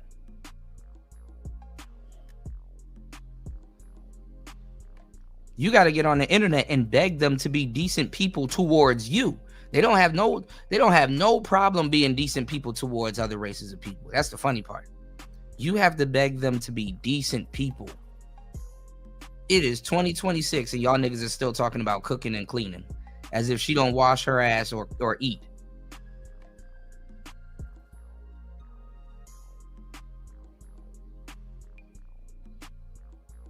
I don't even want your food.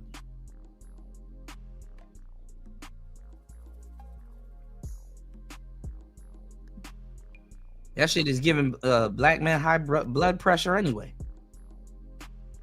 Respectfully.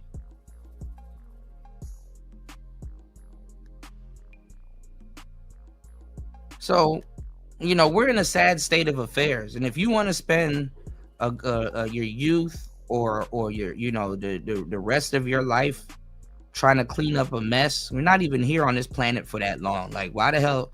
You know, you're free, bro. You're actually free to go. Now, it's a little bit different for my sisters. You know, shout outs to the real women, shout outs to sisters, but you know, for some reason they have an obligation. They have an obligation to say, "Oh, well, I'm attached to this, so it is what it is." It's like, nah, actually enjoy your freedom. They have an obligation, but they try to run that. They rub it off on you, like, "Oh, well, why, you know, they have, I don't know, they have the same type of guilt that the white man has." I hate to say it. I've broken this down a million times. They have the same type of guilt that white men have. Black men, if it's one thing you can say, I can say this: no matter what you're born into, you know, race-wise and stuff like that, you know, to a certain degree, you actually do want to preach peace, but you don't have that same type of guilt. You know, the guilt that if the black man does feel any type of guilt, the guilt is really that like a contribution. You know what I'm saying? Like, I feel that I should do more, you know, or be a little bit more compassionate. You don't have this guilt hanging over your head that's going to dupe you into loyalty, fake race loyalty. But for some reason, the sisters, they have the guilt.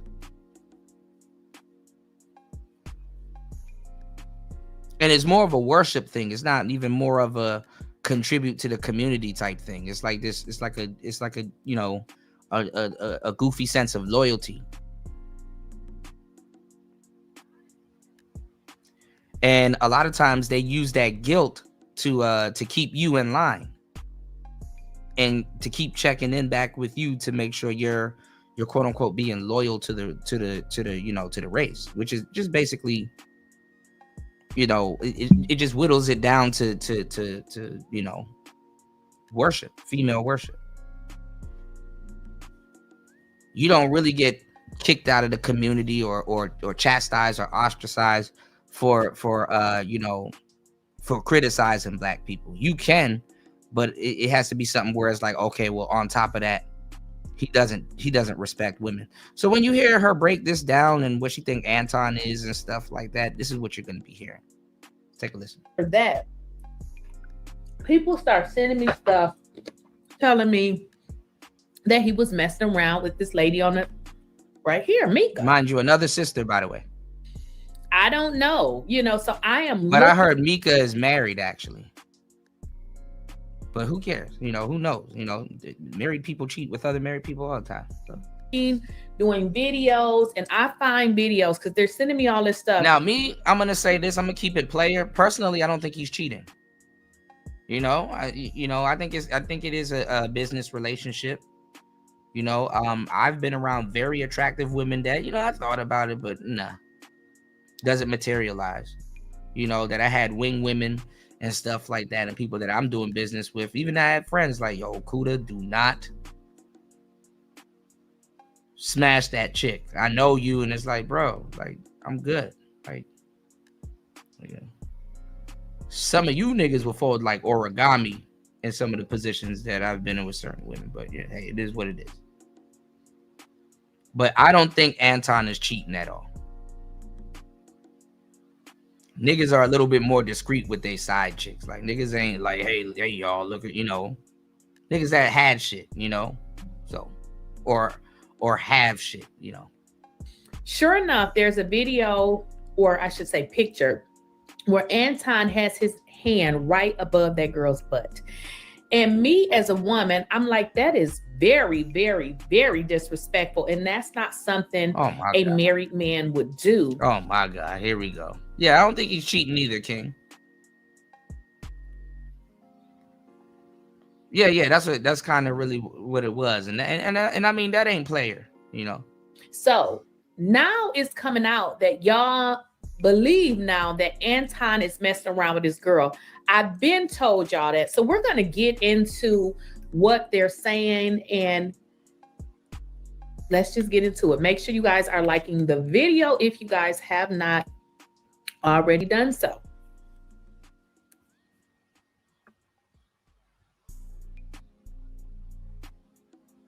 She don't miss nothing, got the scoop on lock. Spilling all the tea while it's still too hot. Lady Keisha, queen of the plot. Oh my God. Anton even got the women hating too. This is what happens when you have like a dual, like when you have like a damn dual audience.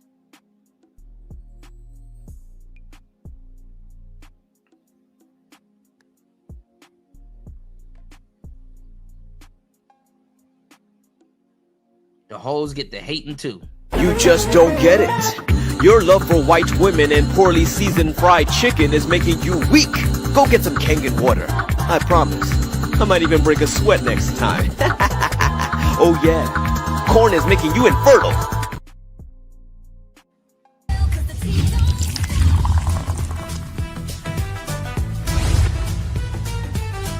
Please, I don't have any time for any gossip now. Eh? Yes. Got the scoop on lock. Spilling all the tea while it's still too hot. Niggas will play all of this shit and still be wrong. I want some dick now, nigga, then I'm leaving. I want some dick now, nigga, then I'm... First of all, he don't even know what to do with all that. She need an unapologetically African alpha male to handle that. He can't handle that. He don't even know what to do with that.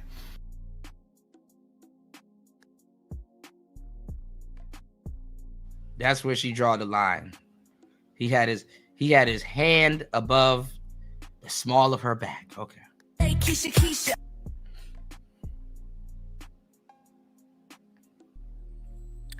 First and foremost, we know that Anton Daniels and Corey Holcomb had this little blow up situation.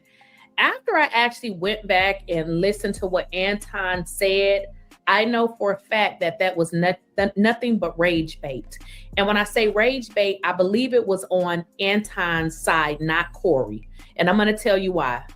I have not saw a video where Corey has actually responded anymore to this situation. Now, I could have missed it, but I have saw multiple videos in which Anton is pretty much rage baiting. If y'all don't know what rage bait is, I didn't know what it is either. What content creators tend to do. Old niggas on the internet. God damn it, man. Old niggas have arrived. You know, sometimes there's nothing going on and it's nothing, excuse me, I feel like it's something on my face. I think it's my hair. There's nothing going on. So they create stuff. So one of the things they do is they manufacture fake beefs and act like they have a problem with other content creators, because what it does is it brings people to their channel because people are nosy and want to find out what's going on. So I think that Corey may have went into this situation thinking that it was going to be a debate of them two having different opinions. But I think Corey went there strictly for rage bait. And I'm going to show you guys why I said that. Anton was prepared for battle while Corey wasn't really prepared to battle. He was thinking he was just doing an interview and it really got ugly. Okay. Now some may say, oh, Corey said you kiss ass. Telling somebody you kiss this person ass, that's something that we say if that's what we believe, but nobody says you suck at such and such D. We don't really say that. You see what I'm saying? So now look how disingenuous this sister right here is.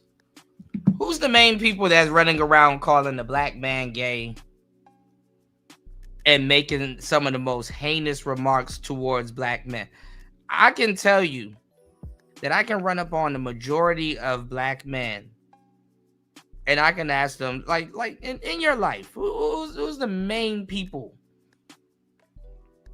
race-wise and gender-wise, that has called you gay or hurl homophobic slurs at you? And they'd be like, yeah, sisters.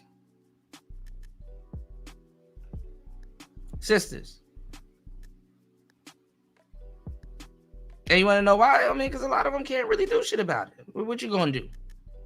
Sister calling you gay. Who's the first person to run to the gay card? Okay, I thought so. That is, it's kind of going a little bit too far. Now They turn a blind eye too, like they don't do it. All of a sudden, they're saints in this situation. You call them gay. Since I talked about rage bait, when you guys see certain creators, like certain people are always into it with people, they're always talking about other people. Some people build their entire channels on rage bait. You know, that is just how some of them do. You know, somebody had to tell me. Yeah, like T channels. T channels. I can't believe I beat a woman. If you weren't such a self-hating, hair hat wearing bedwench, I would have made you wife number 14 by now. Wake up, sis star. Menstruation's a choice. Yeah, you know, T channels. Where you're spilling the tea. I believe it was last year, to not respond because I didn't even know what rage bait was. Some people who are just not interesting, they're just not fun. They've been on here for 20 years and they can't get people to watch their channel, I guess, to not have very many subs. So they create stuff so that people can look because y'all think it's something going on.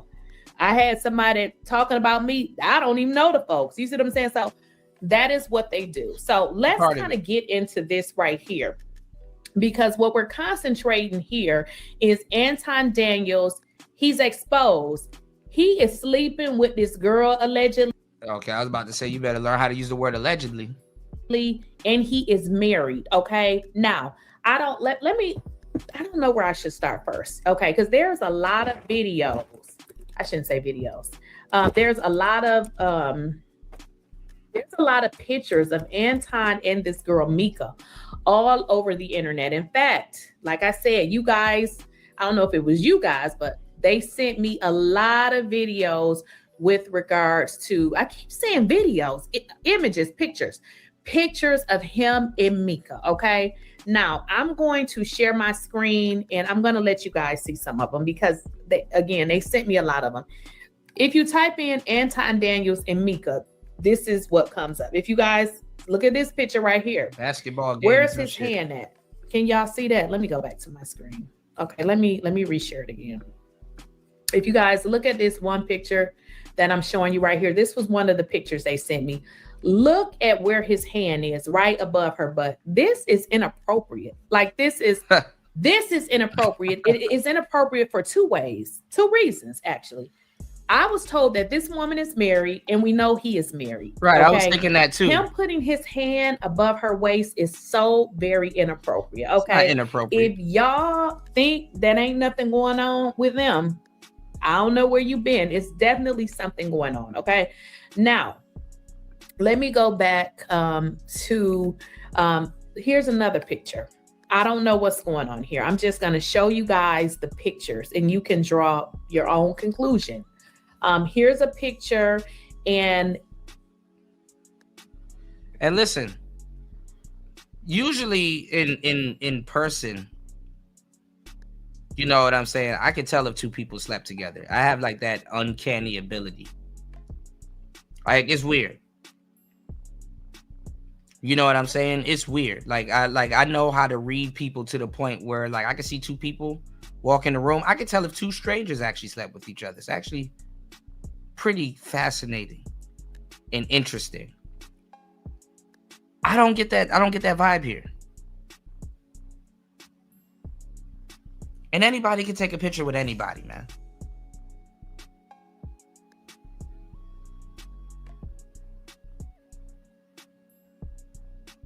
I've put my arms around women's waists and stuff like that, smaller their back and all that other stuff. Just strangers that I've met and took pictures with them. Because I'm just a ladies' man. I'm a gentleman. That's what happens. You get shit. To a certain degree, you bring your sexy ass close to me. Nigga.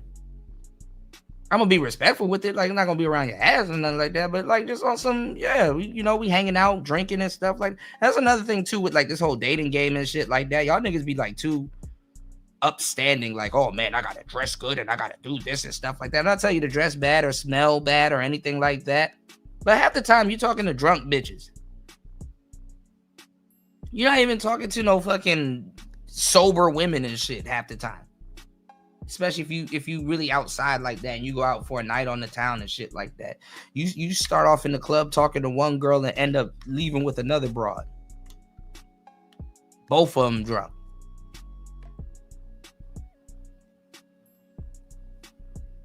Niggas be having this facade like you talking to sober bitches and shit like that. Nigga, have these bitches just be drunk. They can't smell your cologne like that. She's drunk. I've seen some of y'all baby mamas, man. Y'all be talking to bitches that be smoking blunts and shit. Like, come over here, 21 Savage. Y'all be dating bitches with tattoos on their face. Y'all be dating straight up pirates. Trying to be like, man, I gotta be 6 foot this, and my credit score gotta be this, and my man, this bitch is drunk.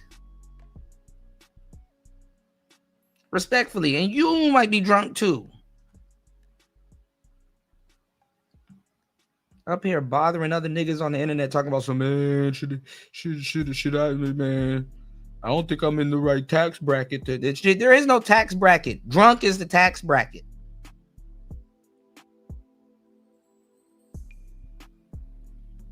Niggas worried about a drunk biatch that ain't even worried about half the shit you worried about.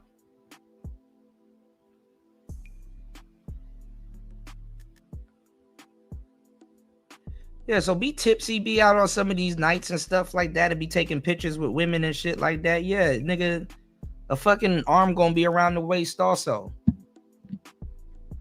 A little waist showing and shit like that. Man, nigga, what?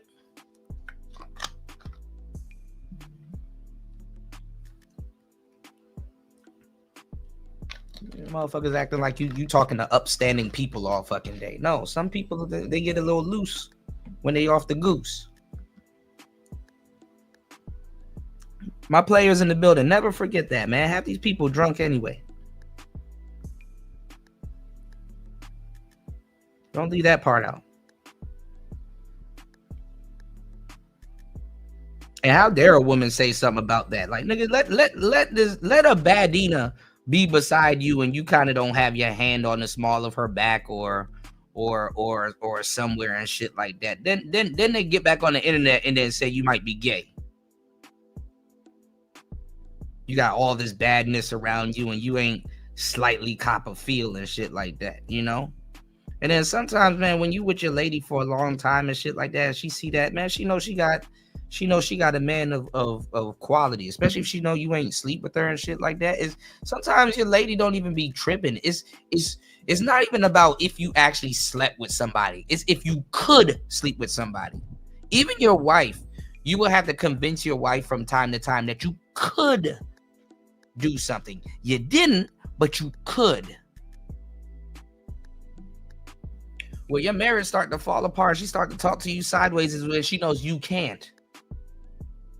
Imagine your wife go through your phone and she see you in a whole bunch of other women's DMs and they rejecting you and shit like that. It's like, look at this nigga. First of all, he's attempting to probably cheat, but he getting rejected. No, your lady likes when you could do something but you don't. That tightens them up sometimes. It's like, yeah, let me go ahead and cook for this nigga before he leaves me. It's exhilarating. It's exciting when your woman know you can pull something young, tight, and right. What the fuck is you talking about? Niggas don't even know how to keep a broad. It ain't about your catch hand. You already caught her. It's your keep hand.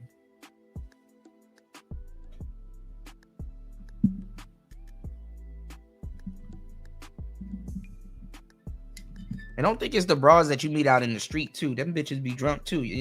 Some of y'all wives be drunk. Girl, if you don't take your drunk ass upstairs, run me a hot bath. I'm 50. I'm 50. Like, the fuck? Get the Bengay ready. I'm getting off this live stream. Go get the Bengay ready. Shit. Nigga, go cook some muffins, nigga. You know the type that I like, nigga. Nigga, that's my excuse. I'm 50. Like, what are you talking about? That's the thing right there. It's when you sell your boat and your wife know you can't pull something young, tight, and right. If she know you can pull something young, tight, and right, man, that keep her ass in line. The moment it's out there that you can't pull something young, tight, and right, and you a little upset about it, man, shit. Good luck. Whoop-de-doo.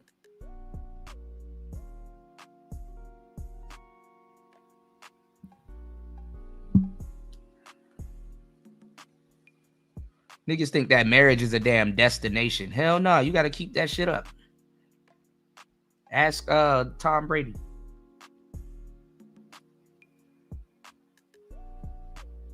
Yeah, where else do you put your hand? Like, what the fuck?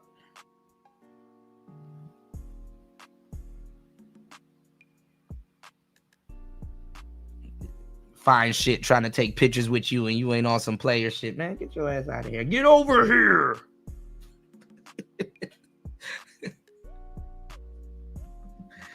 Nigga, what? Fine shit trying to take a picture with me? What?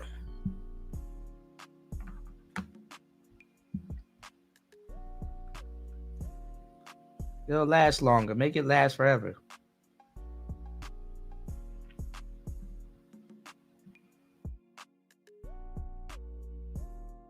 These are the same people that'll turn around and get on the internet and say, "Oh man, why he don't got his arm around fine shit, man? He must be gay. He must be gay." That's just the first thing they run to. He must be fine shit. He must be gay.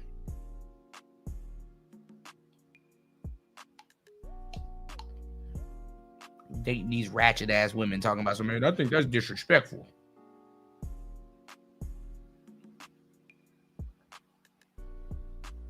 Disrespect don't work like that, man.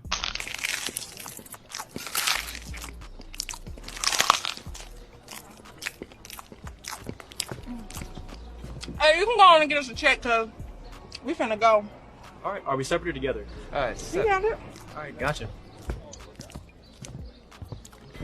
I forgot I had some errands I had to run. Oh, good. I mean, cool. I'll take you home right after this. This gonna take us 30 minutes max, and then we can go ahead to the movie. Can we get an order of lemon pepper wet to go? Extra crispy? You know how I like it. All right, 6 or 8. 20, nigga. All right, baby. Well, hold on. Hey, don't touch me, light-skinned bitch. You're light-skinned too. You a different type of light skin though. I know, right?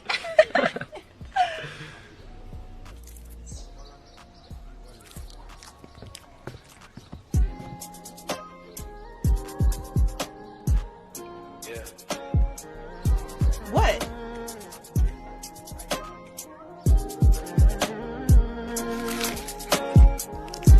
You fed up with these niggas who just trying to get. Don't let the most disrespectful woman tell you that you're disrespectful. Fuck it. At this point, that's her love language. Let's go. Okay. This was a video. I keep saying video. This was a picture posted somewhere. And Mika said, "Oh, y'all not ready for Mika and Anton Daniels. Thank you for bringing me out to Detroit and having me on the Don't Do Coke in the Bathroom podcast." So this was during the same time where you guys see that picture of him that on the thumbnail is him interviewing her. That is his actual thumbnail. Now, what actually occurred too is he took her out. Now, let me just kind of explain to y'all. I'm not a jealous girlfriend, so if I'm in a relationship, I'm not jealous. But let me just make sure you understand. You ain't taking nobody out to no damn games, bro. It's just not happening. Like, why is your wife not there? Like, am I wrong? Like, maybe she don't watch basketball. You ever thought about that? That's not happening. I mean, and it is not to say that, you have to be a jealous person to say that, you don't want your significant other to go to a game with somebody. I was just saying you don't trust your significant other. Some people trust each other. When you're with somebody for that long, I hate to say it like this, but y'all damn near become brothers and sisters. Like she knows you and you know her. And also too, like even as a player, right? If you decide to get into like a relationship with somebody, right? And you decide to like really take them seriously,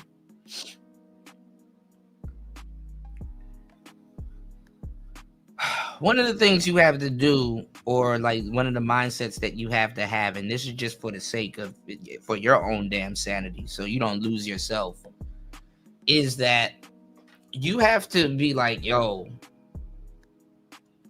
because it's not gonna feel good. I'm not gonna dupe you into, you know, and honestly, you don't know how it's gonna feel until it happens, or how it happens. But one of the things you got to ask yourself is like, yo, yeah, I'm really fond of this girl. I really like this girl, or you know whatnot, or I like, you know, the situation, what we got going on and stuff like that. But if she was to cheat on me right now, like what would I do? Realistically, how long would it take me to get over it? Like, how would that make me feel?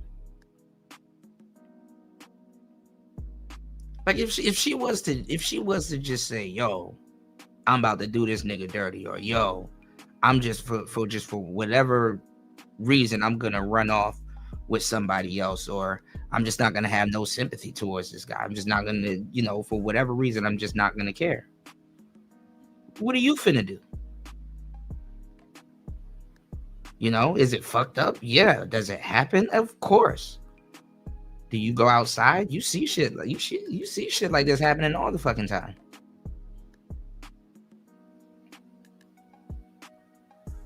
We acting like choosy Susies don't exist.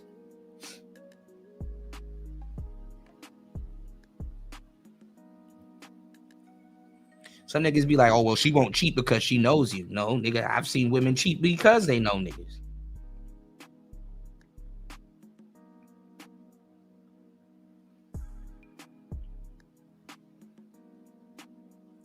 So just how, you know, Anton had to learn not to crash out, you got to learn not to crash out because of the actions of a woman that you know you might have feelings for, you know, a woman that you might feel that you're tied to.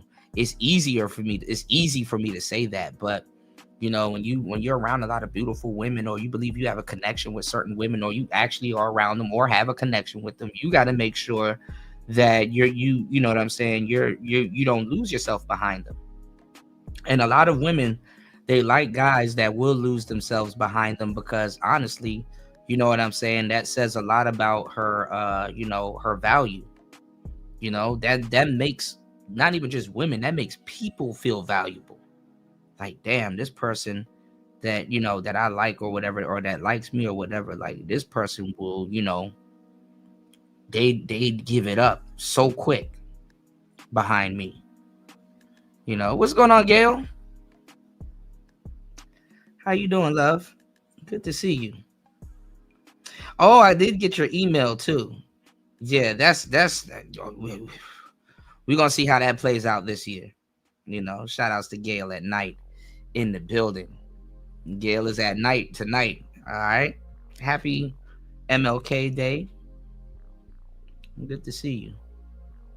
Yes, please hit the Cash App. Please support the show, y'all. 4 hours and 10 minutes into the madness. Let's go. Else, I know you ain't. It just ain't happening. So this is him with her, okay? And here's the deal.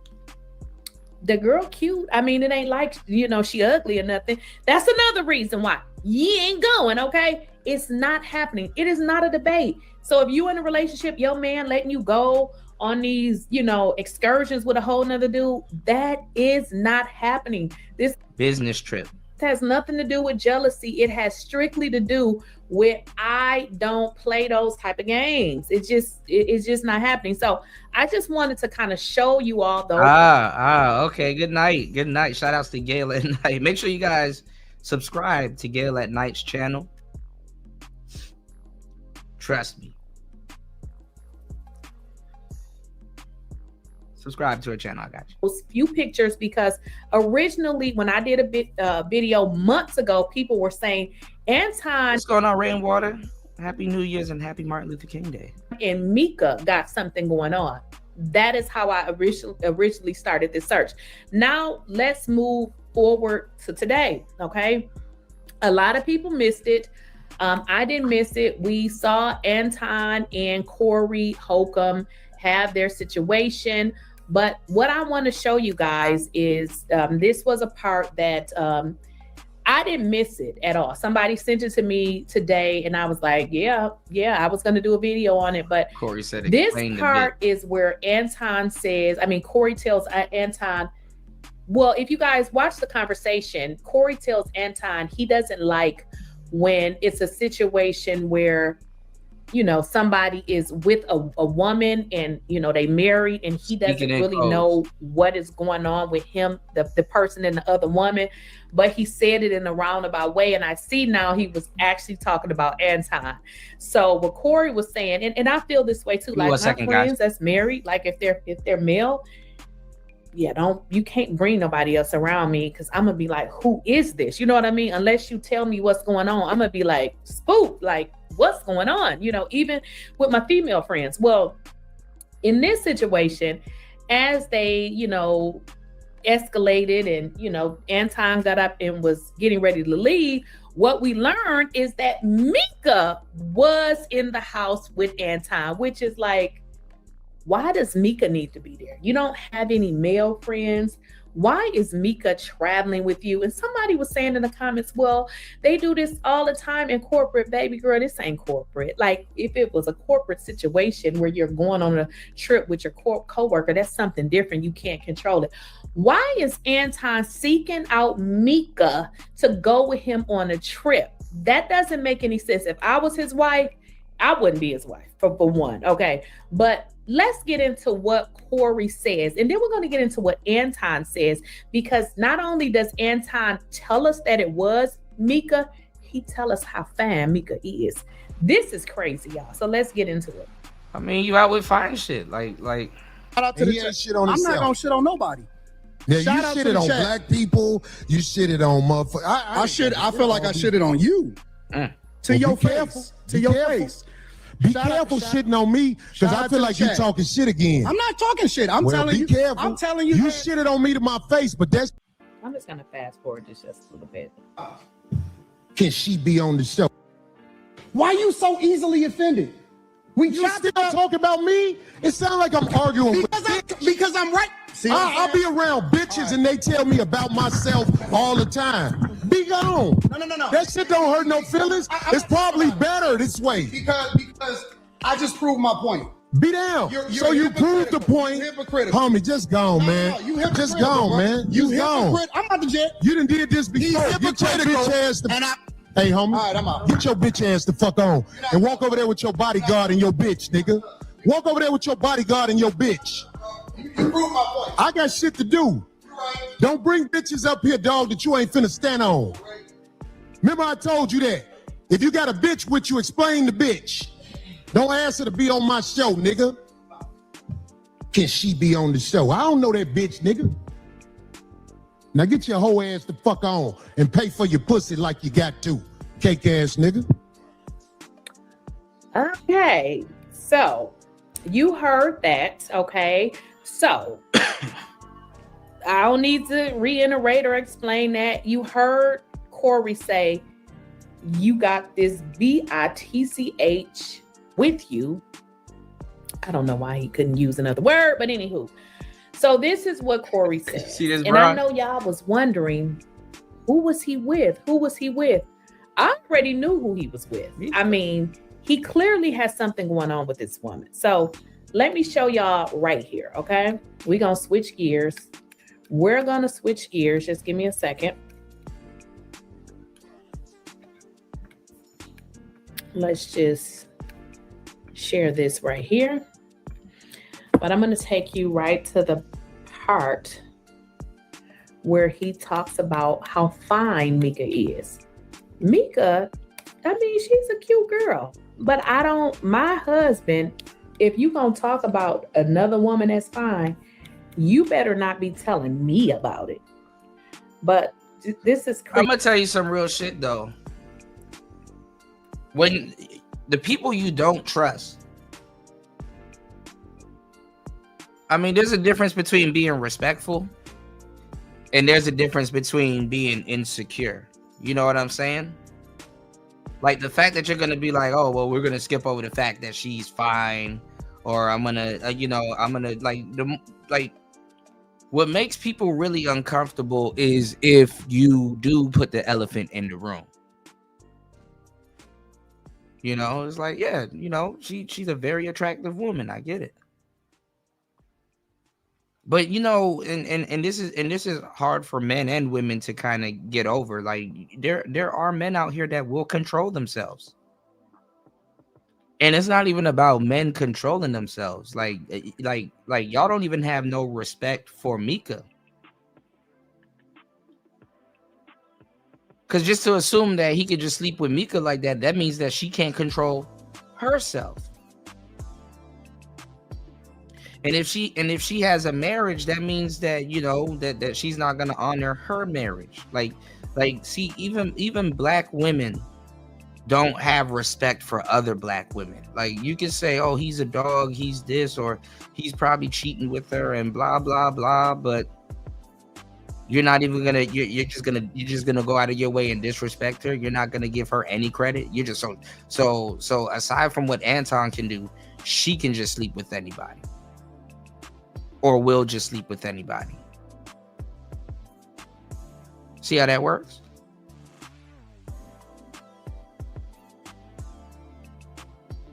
So you even saying that, oh, as a black woman, she can't keep it professional or cordial.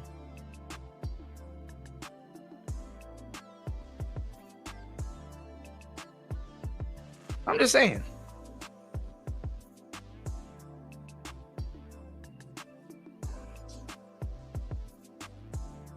You're saying that she's gonna let it go that far. She don't got no self-control. Cool. Sisterhood, though. Okay. If you looking, oh, she cute or whatever. It's called jealousy.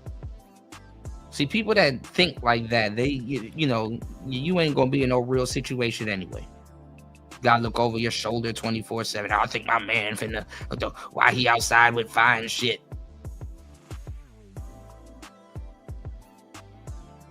he's going to get into, this is Antoine's response, by the way. So he's getting into. And Mika is like the perfect looking person to kind of use for certain shit, because how she looks, she'll get you in some rooms. That's why sometimes you can have a professional relationship with fine shit.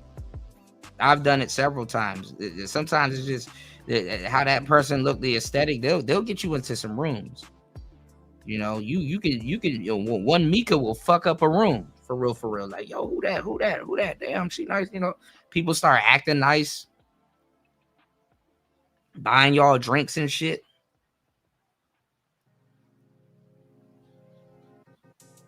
Party, you know, is the truth. Nigga, walk around with one Mika and see if a whole bunch of people don't stop in their tracks. I'm just saying, people respond different when you got fine shit in it, you know. You know, I just take notice to it. You know, Mika will get you in a bunch of rooms for no fucking reason. Well, there is a reason. That's true. That is true. You know.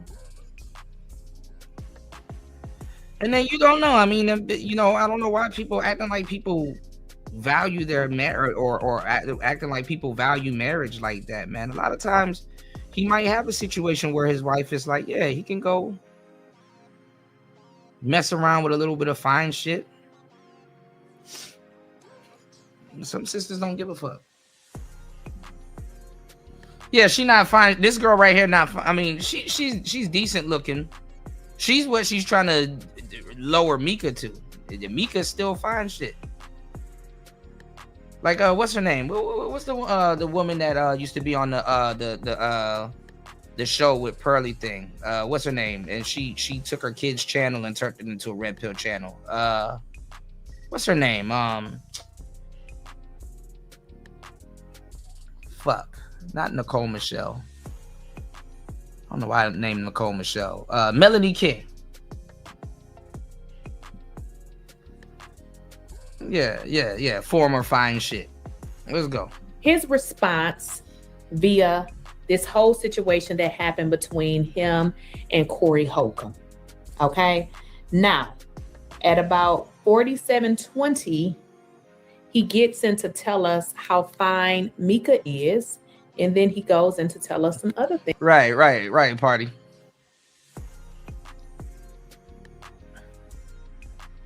And see, they can't pull the young girl card on Mika, so. Things about Mika. Oh, and he tells us that Mika obviously was the one that was there. Why was Mika there? Why is Mika always traveling with you? Because he's trying to get her podcast off the ground.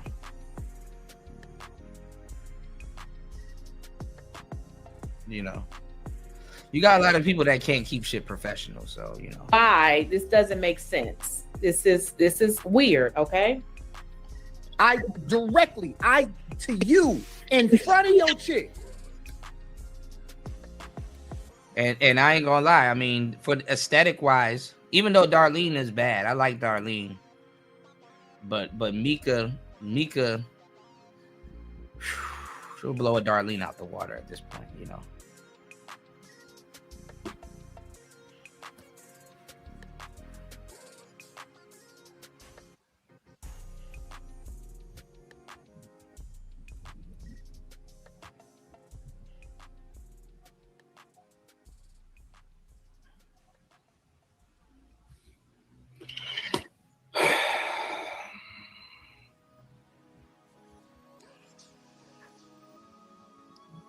In front of your girl, in front of your friends, in front of the people that was doing the live stream, the workers, in front of your homeboys, in front of everybody, in front of you.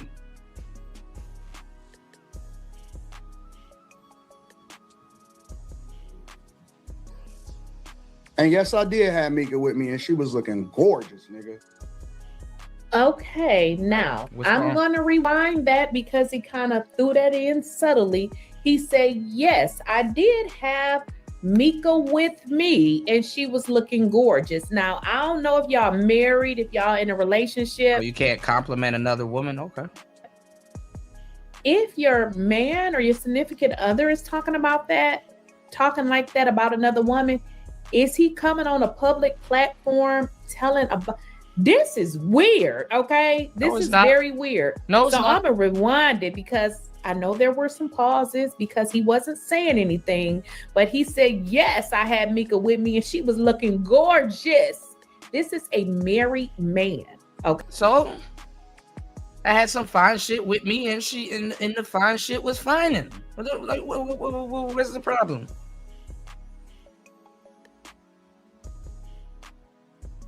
Like, how egotistic are you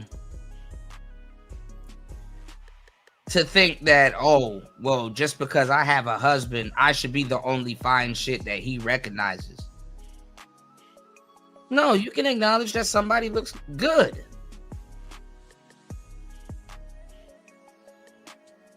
Doesn't mean you want to sleep with them or no, you're acknowledging. See, it's the people when I don't give a damn if somebody acknowledges some shit. It's when people try to hide it. That's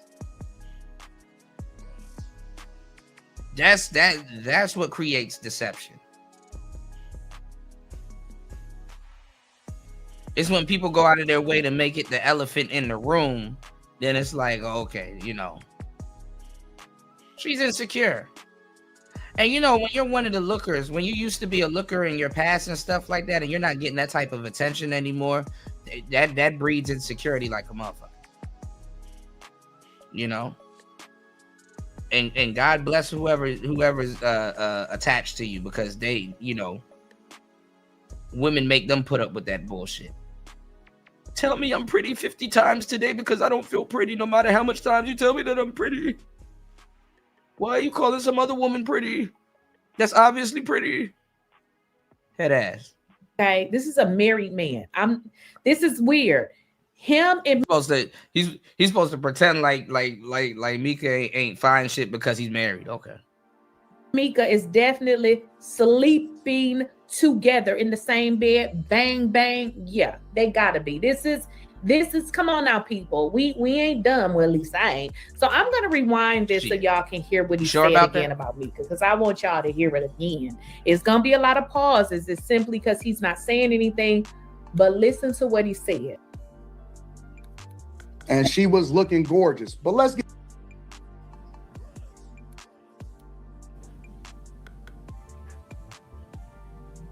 in front of your girl, in front of your friends, in front of the people that was doing the live stream, the workers, in front of your homeboys, in front of everybody, in front of you.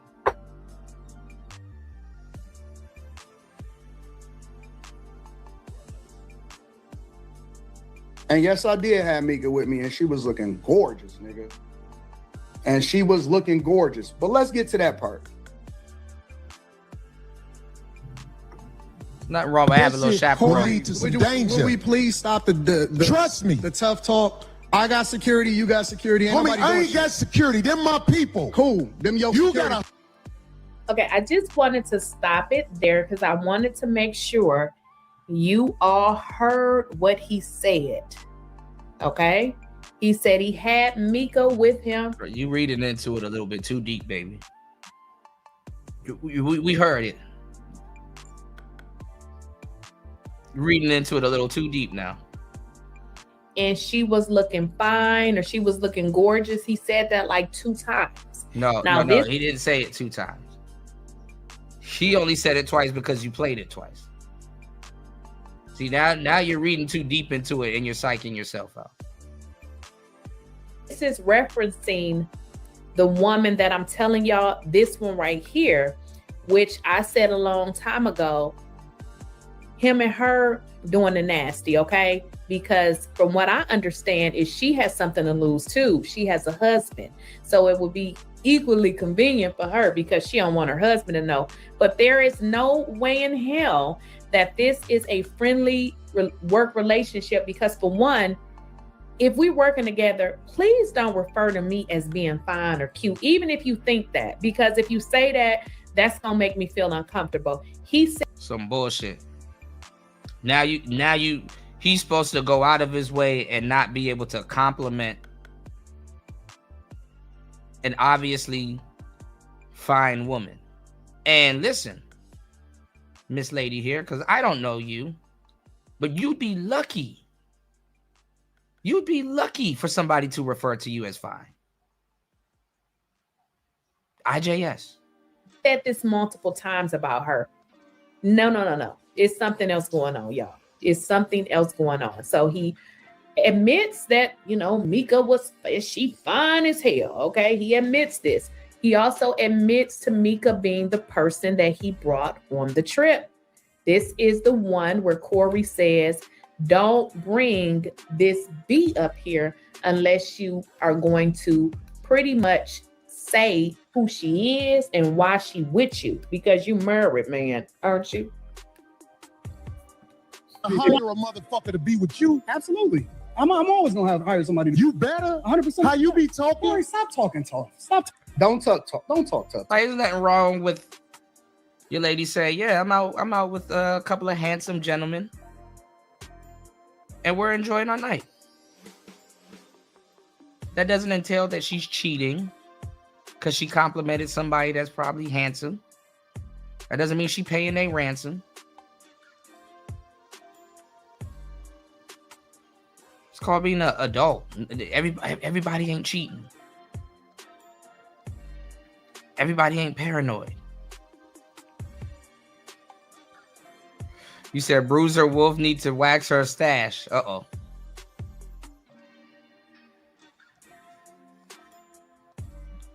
Gotta be careful when you waxing that mustache, ladies, because that shit'll come back thicker than it left. But thicker than it was.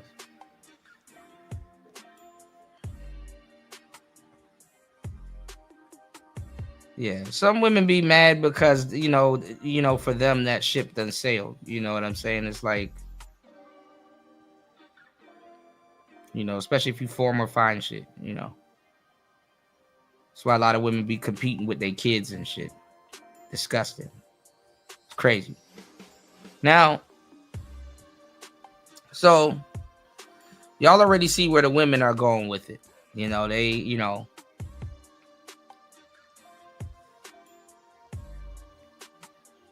they're just gonna, you know,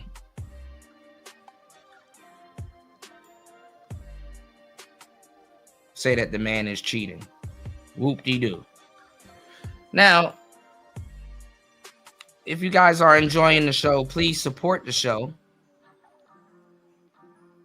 Almost 5 hours into the madness. And we definitely need your support. Let's get into Tariq Nasheed, because a lot of people wanted to see what he had to say. I haven't listened to it. And we can go over it together. Get this body count down and see what Tariq Nasheed had to say about his buddy and his friend, Corey Holcomb. Shout outs to, I think it's Fawcett Media. He went over it. So adding another, you know, and I think this is the guy that be going in on Tariq. Just adding another bias to it. But let's go. Tom wasn't gonna do nothing. Let's be clear. All of that, let's go outside. You know what Anton was gonna do? Because he had his... Yeah. Anton wasn't gonna do nothing.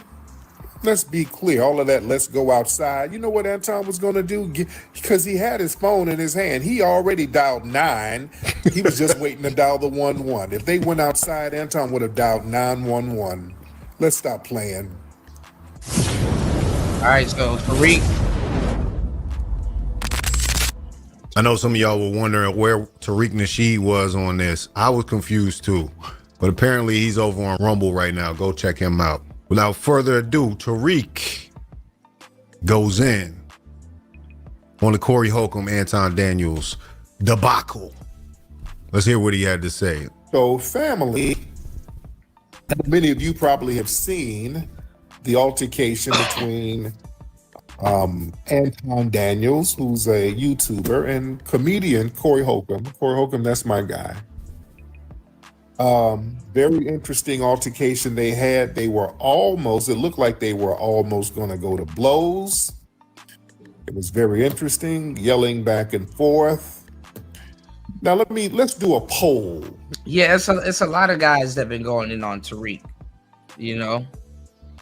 I keep forgetting the guy's name. I think it's like Joven Bernardez or something like that.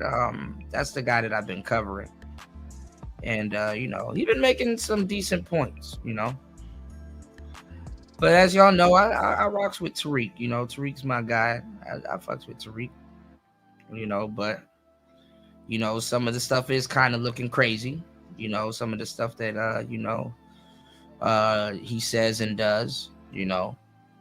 But I understand why he says and does a lot of the stuff that he says and does. My thing is why, well, I know why, but it's just, my thing is because I've been following Tariq for the longest time. It's just funny as hell when, you know, you got so many people repeating his talking points word for word, and like, they don't even watch him. You know, they don't even watch him like that, you know. Well, they do to steal his talking points, but it's like, I know why he's saying what he's saying.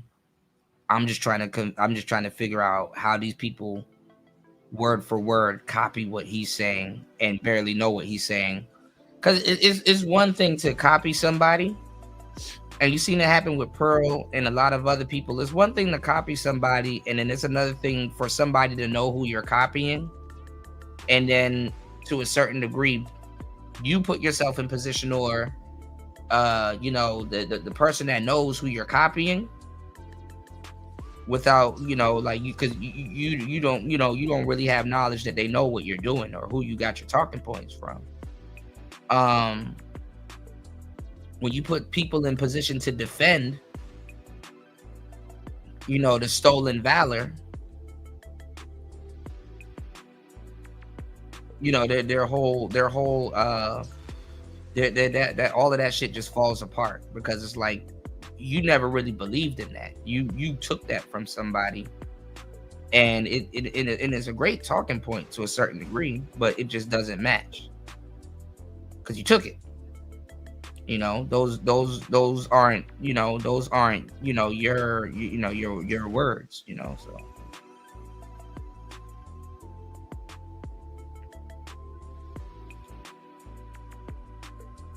So the shit gets really, goofy after a while. So it's player talk. Please hit the like button, y'all. Please support the show at $PTV 888. That's $PTV 888. Been dropping gems. Let's go. With the family. Let's do a poll. Now, I'm assuming most of you have seen the altercation that's on the 5150 show on YouTube. Who do you side with? Well, who do you think was in the wrong in that altercation? Who do you think was in the wrong? What's up, Dr. Nirvana? Who do you think was in the wrong? All right. Who was in the wrong in that situation? Is it Javen Bullets, you said?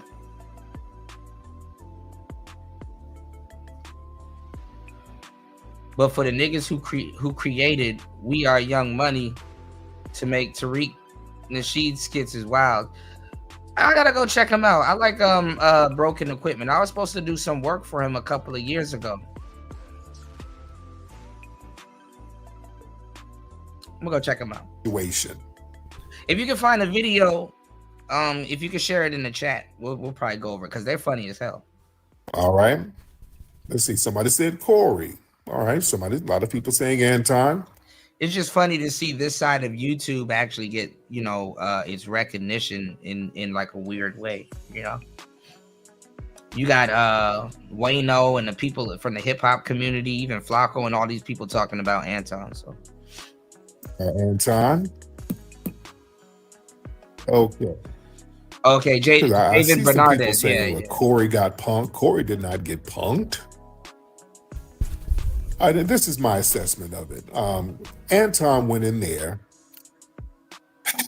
kind of sarcastic and snarky and trying to provoke a little bit. And but damn sure.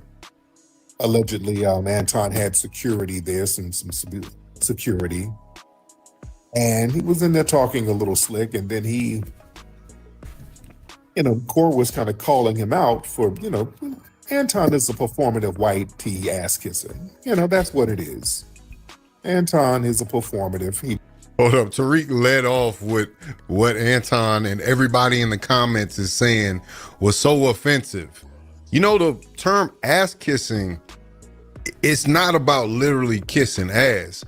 But when you tell somebody the S, the D of the black community, well, I guess you could say that's not real. Shout outs to King. Thanks, bro.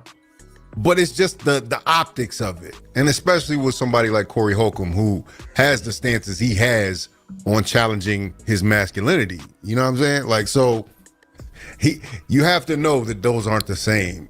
They're not. You could say you kissing somebody's ass on TV in the 80s. You understand what I'm saying? On the 90s, for sure.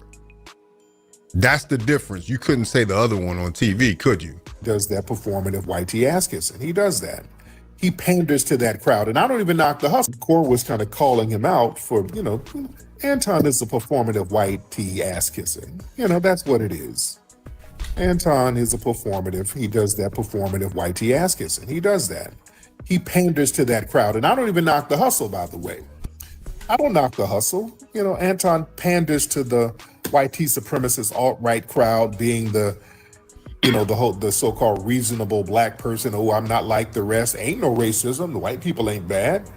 We don't need reparations. He's on that. Anton has explicitly said we shouldn't get reparations, and he's actively against it. Oh, he's went out of his way to say we shouldn't get reparations. And a lot of it is performative. Many people say he's a tether. Nobody knows exactly where his background is. I know he carries himself like a tether. Now, I will say he said the other day that he confirmed that his father's people are from South Carolina, but he didn't say where his mother's people were from. So I can't say definitively either way. You know what I'm saying? If depends on who you ask, how we're defining what. And this is the goofy shit that black people get themselves into. They cornhole themselves into this. Because why does this even matter? And let me tell y'all something, since people be just stealing talking points. Let me tell you why it matters, because I already know. It matters to a lot of brothers because guess what? They're so obvious, right? They're gonna, you know, paint it like, okay, Anton is a tether because he's somewhat foreign, and they want to make it seem like it, you know, he feels that he doesn't have a connection to foundational black Americans, that he's just going to he just has this mindset that just undermines black people because he says that they shouldn't get reparations. When in reality, you have a bunch of foundational black Americans that's like, reparations? No, we don't need nothing from the YT man.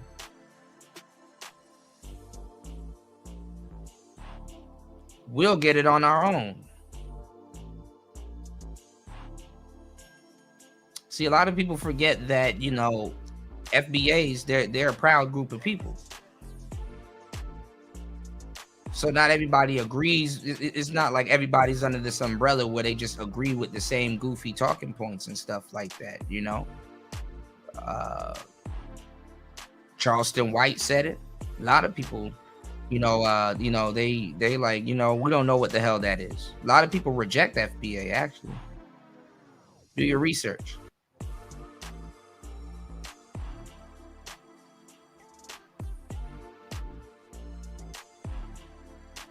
Got a lot of brothers that's like, bro, I don't know any of that shit. All I know is that I'm from this country and I'm American. Nothing more, nothing less. Respect it, you know? But a black American is, or a foundational black American is. He claims to be from Detroit. I know many of the people in Detroit. This is the thing, though, degenerate. It gets into some weird shit because, like, in American culture, you have niggas that's obsessed with trying to be exotic, you know, and that's really the undertones of some of it too. You know, when I see it coming from the sisters, you know, it's like they want to go out of their way to be some type of like just exotic. You know, it gets into some weird shit. It's like, oh, okay, like this is another way to attempt to be somewhat exotic, you know. It's like, oh, okay, you know. Do not rock with them. Detroit really rock with them. I think some people think he's Nigerian. And then that's another thing. Tariq Nasheed actually has roots in Detroit too. Like, once again, another person that is in LA. Party says in their mind, there's no way FBA will say fuck reparations. Right. When I've seen a lot of the FBAs I know, it's like a dice roll. By way of Detroit, by way of Alabama. So you see how the cities are connected? Detroit really rock with them. I think some people think he's Nigerian. It's not definitive. I mean, if like I said, I don't know if Fawcett Media is a tether. I don't know if anybody around this motherfucker a tether. Like, why even talk about this? Like, how are we here guessing if someone's a tether? Like, there, like I said, there should be a damn blockchain. There should be a blockchain where you should easily go and look up who's who. How are you a part of a lineage and you don't even know the main families of that lineage?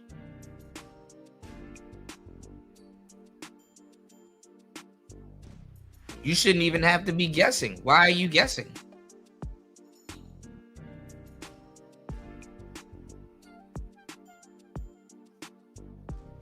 Why is there guessing work to see? Oh man, we don't know what they say that he's from here. They say that he's from there. Well, no. If you had a directory, you can know who's a part of y'all. You know what I'm saying? But see, the reason why they don't want to have that directory, because all of these people that's preaching to you that they're FBA, they're really not.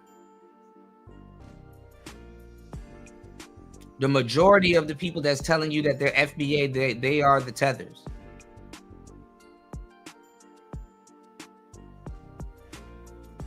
I guarantee it.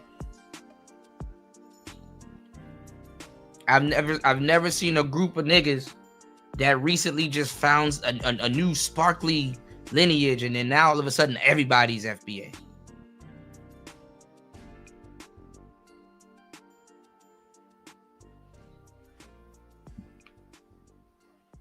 Overnight. You said, I mean, I understand that, but the thing is that white people try to so-called delineate like a century, or like, well, they do the little $5 Indian thing, man.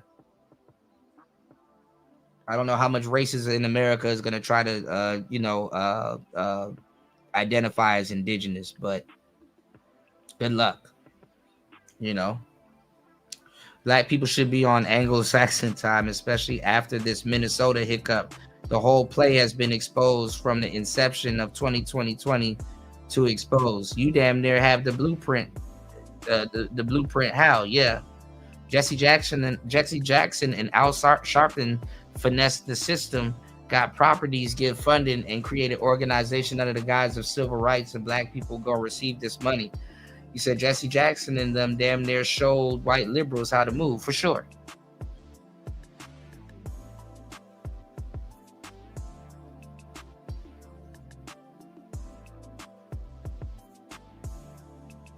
It got so big and lucrative off of ambulance chasing and Black Death that George Soros and all the people had to step in. And right now, these liberal Karens, the only people that's gonna protect them is if they steal from the Black Chapter book, because the people that usually that they're going after, they'll go after black people.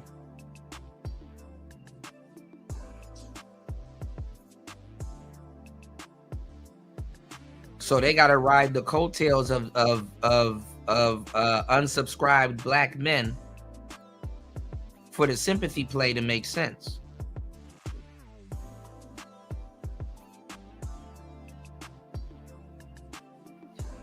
Because that's the only people that's really going to care about them. Because they can't really gas up too much on the El Gibbet side of the game.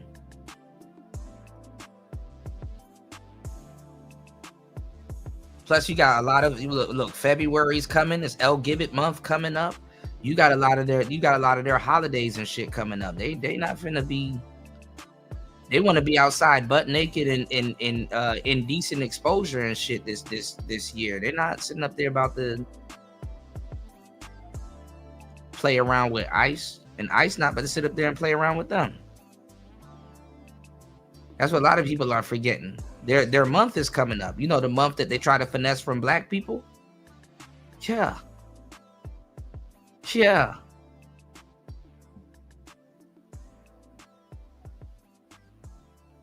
Yeah, like when the last time you seen the real Panthers? Like, who are these niggas?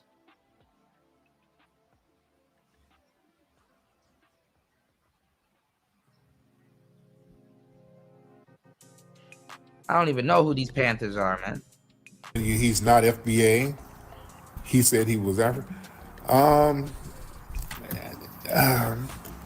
You thought he was Nigerian. Yeah, nobody can give any definitive answer on where his background is from.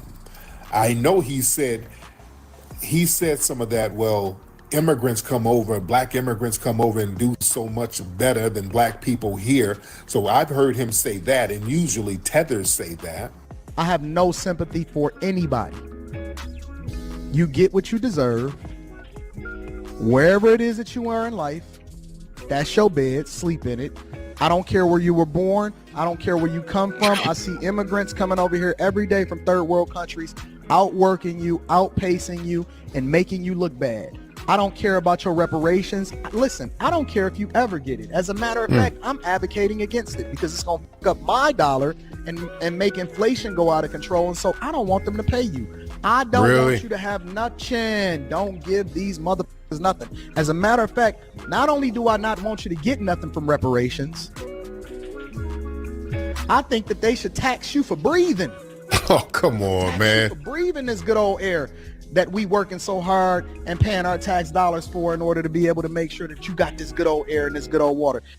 Well, I mean, I think that's clear. That kind of runs in line with his conservative politics, but I don't. I mean, this is the thing, though. Black people claim that they want to get rich and shit like that, but black people don't understand rich people. They don't understand, how rich people move, how to,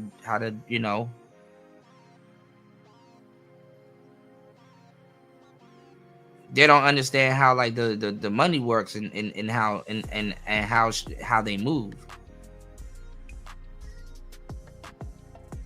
I hate to say it like that, but it's the truth. For example, go look at the Fresh Prince of Bel-Air.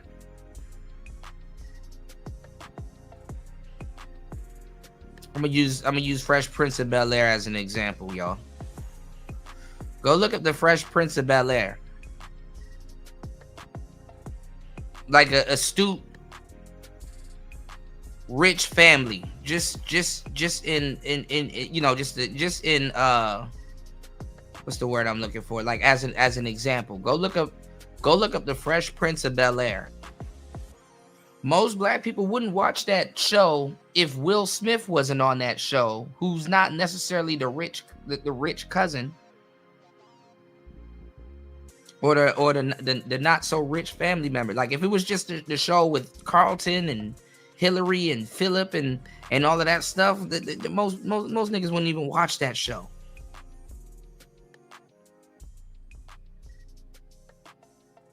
Because you don't really feel a connection with actual wealthy, quote unquote black wealth. That's still a foreign concept, to black people. So you needed a different character that's not necessarily in on the damn money like that, which is Will Smith. He still got to ask Philip for some money to do something,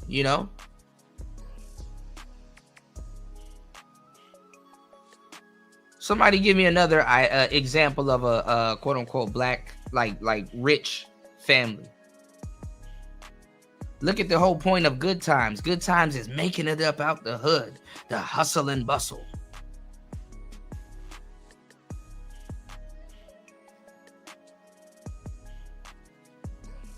Niggas don't want to hear about people that have already made it. The grind is more interesting than the destination.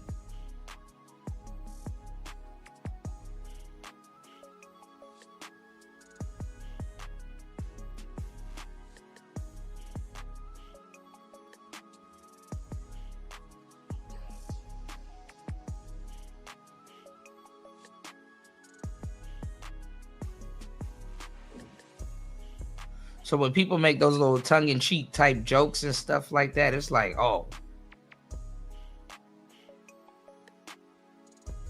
But they sit here and try to tell you, oh, well, the whole thing's about making it out the hood. Okay. Yeah, okay. Agree with it, obviously, you know. And he's right. It sounds like somebody who might not be entitled to it would have that mentality. You know what I'm saying? So I'm not sure. You understand? All right, you said you're in Detroit and he's FBA. Yeah. He what, Lexi? Okay, but he's okay. All right. His mother's Jamaican. Okay, I don't know. It's up in the air. No, I don't know about that. I don't know about his mother's Jamaican, Panamanian. I've never heard him say he's Nigerian. So I don't know. But, you know, he could be a tether. He talks like a tether, acts like a tether. But, you know, he does that performative, you know, whitey ass kissing thing. All right, that's your hustle, that's your bag. But all of that being... And honestly, I'll be just seeing Anton on regular panels. I don't see him kissing white ass like that. I know he's been on a couple of Fox shows and stuff like that, but like, can somebody show me a video of Anton kissing white ass? Like, I don't even really see him around white people like that.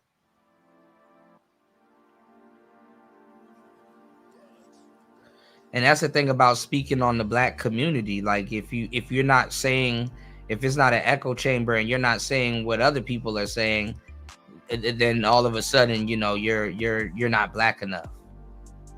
Whatever that means.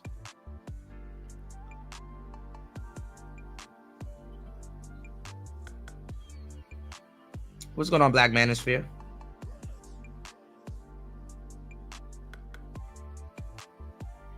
You know, so this shit just been keeping us in the fucking same rut year after year, bro. From the D, being from Detroit, yeah, he's probably in the suburbs of Detroit somewhere, but he's not a Detroit cat. The Detroit don't really rock with him. Detroit don't really rock with that dude. It is. And Tariq is from Alabama. Y'all. Shouts to Flex. He's from Alabama. All right, let's get it. He said he's Haitian. I never heard him say that. And, you know, a lot of his stuff, he tries to say the criticism of him is because he's a conservative. He said he's Nigerian. Okay, I haven't heard that. I haven't heard that. So again, there's a lot of mystery, Southfield. There's a lot of mystery. What's up, T? On his background. So anyway, during the confrontation, you know, him and Corey were going back and forth. You know, he was pushing back on Corey. Corey was pushing back, and Corey was like, hey, you kissing, you know, you got all this criticism for black people. You don't never say anything about white people. And Anton said, you suck black people's D. And Corey was like, hey, hold on now. Hey, wait a minute now. You talking like that? No, Corey tried to walk him down to a weak mute point and said that you kiss white ass. And Anton responded, you suck black Johnson. Like, you don't have to lie on people to get your point across, but let's go. And that's the weirdest thing to say in that moment. Like, that's what I'm saying. Like, the turn of phrase, I get it. It's the brinksmanship. It's the one-upness that he wants to do. He wants to go to the next level, but that sentence doesn't make any sense. Like, how can you ask the D of the black community? Because you on they nuts. You know what I'm saying? Like, that don't even... You overtly on black people. You're overtly on black people's nuts to the point that, like, it's a dead horse at this point. You know, and it would behoove some of the people who they're talking to and where you're at. Like, if you're quote unquote pro-black right now, like, there's nothing wrong with being pro-black. I would consider myself pro-black, but I'm talking about like Ungawa, Black Power, Hotep, you know, Like you missed the train. You understand what I'm saying? Your information is dated.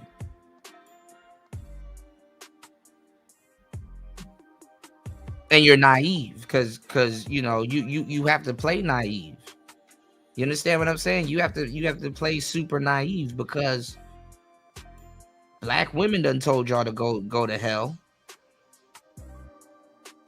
Bitches that got unks tattooed on their forehead, they straight up they're dating the Glacier Man.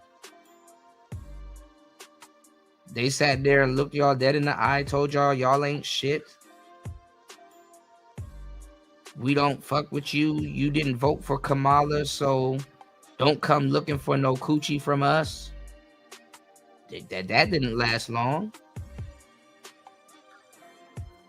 And see, if you ain't somewhere messing with a tether or some of those exotic people that y'all like to have sex with, you got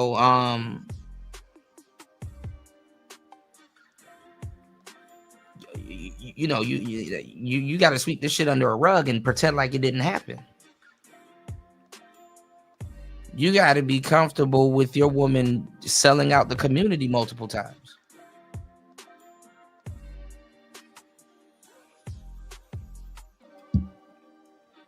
So if you ain't somewhere worshiping a black woman, man, ain't nobody trying to hear that shit.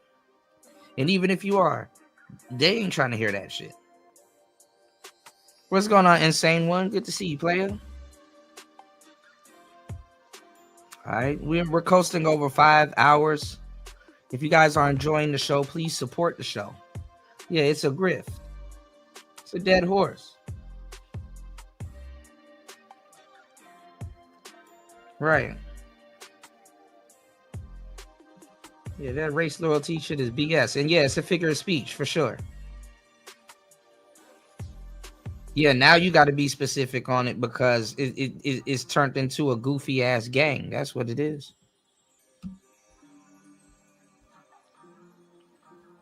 And if you're not in the know, you be surprised. Niggas still don't know what FBA is. You'd be surprised. You know what I'm saying? Because a lot of cats, they're not necessarily biting off of Tariq Nasheed. But if you do, most of your talking points is coming from Tariq Nasheed. He patented it.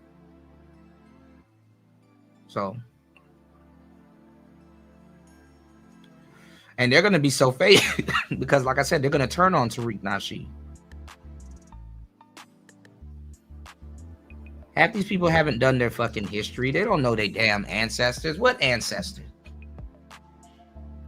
Niggas be from Trinidad and in fucking Guatemala and shit. Like nigga, what ancestors?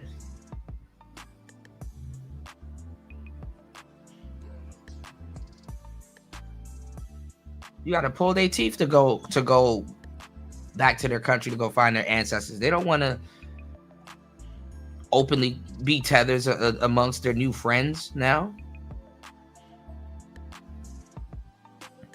They got to weave it into their identity, and ain't nobody ready to change their identity like that. Like these people, they got to wait till the next app, the next grift pack come out.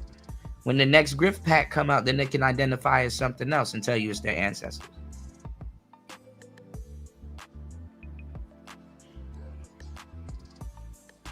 Because just the other day, Tariq Nasheed was trying to claim Anthony Joshua when he beat up Jake Paul? And they got off in his ass because they were like, no, don't do that. Because just a couple of years ago, you were calling him a tether. Now, all of a sudden, Anthony Joshua is our brother. Shit crazy, man.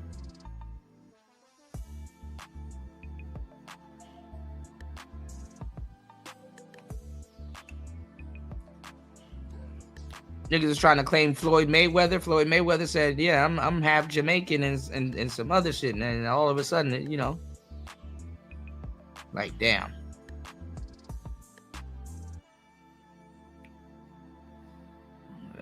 You know, that grift didn't last long. You know, and like I said, I fucks with Flex. You know, I fucks with Flex, but I don't know, man. That's not even something people say, right? That don't sound right. For some reason, it just rings wrong in my ear, linguistically. You talking like that? You know, we might have to. Pro Black really starts and ends when I see your kids beside character smarts, for sure. Somewhere with this thing. So Darlene was there. That's my homegirl. Darlene was there. So he's like, Corey's like, Darlene, move out the way. So we sat right in front of Anton. It was like, hey man, say all that sucking D stuff again. Say that again, man. It's gonna be up. And pretty much, you know, Anton was like, yeah, Corey, you ain't gonna do nothing, and I'm saying this to your face. And then Anton, later on in the broadcast, Anton was like, yeah, we can go outside. And Corey's like, no, we're gonna sit here and, you know, chop it up or whatever. No, he didn't say that. And he never said it again. He never said it again. And that's a fact. That never came out again. That was a clear and distinct line. And a lot of people want to try to say it's that's childish. That's like knock the stick off my shoulder or something. But you have to look at the body language that was happening in that moment. And you have to look at the fact that Corey had a line and he was like, if you cross this line, it's up. He's like, I'm not going to put hands on you until that moment happens. He didn't do all of that. So he goes there. But let me get face to face with you and ask you one more time if you really mean that. And when he had the opportunity, because if you... No, he was just saying, say it again.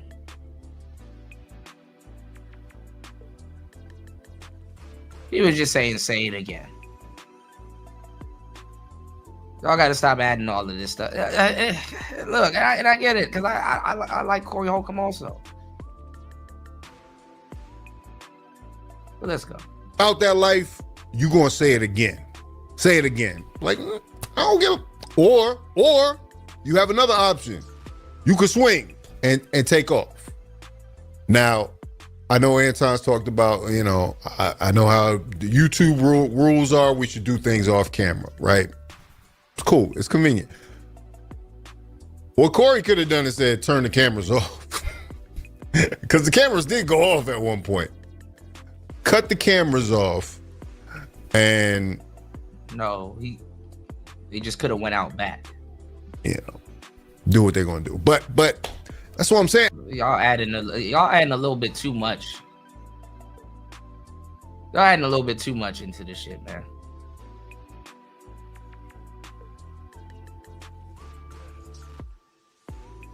I don't think that's why Corey at that point says, when Anton says, don't try to act like you bossing up on me, Corey says, I already did. Yeah. So Corey is satisfied at that moment, doesn't need to escalate to the next thing and the next thing. When Corey was in his face. Yeah, like, why you gotta lie on him? Yeah, there was a lot of back and forth going on there. It didn't go to blows. It almost went to going to blows. Right. Anton kept saying something to the let's effect go out the of, back yeah, door I and said fight. something to your face. So, because that's what Anton wanted to do. He wanted to be able to go back to his platform and say, yeah, I went on Corey's show and I said whoop, whoop, whoop to his face and nothing happened. So he wanted to kind of sell those whoop tickets. It's a brilliant plan, but he did. You know, some people are like, well, Corey backed down because Anton got up and said, hey, we can go outside. Let's be very clear. Anton wasn't going to do nothing. Corey wasn't going to do nothing. Let's be clear. Anton wasn't going to do nothing. I saw a video of Anton, I think he made it today, talking about how he would have beat Corey up and all that. No, he wasn't. No, he wasn't. Yeah, he had security with him. I don't think he's going to talk. That's the thing. I don't think he's going to talk about it, though. On the broadcast that let me know Corey, or at least not Anton wasn't about to swing or do nothing. When he was right, because like I said, there was equal opportunity there. Anton was animated, and aside from Corey Holcomb standing up and towering over him, why would Anton swing? when he didn't take it to the level of fighting.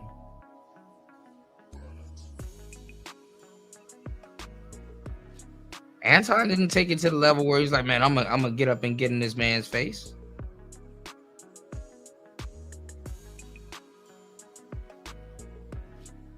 Anton didn't take it to no damn violent level. Anton was trying to have the conversation. Y'all gotta stop. Y'all gotta stop making up alternate stories and universes and stuff like that. I think we've all seen the videos multiple times. We've all seen multiple people's takes on it. Why are y'all adding extras to it?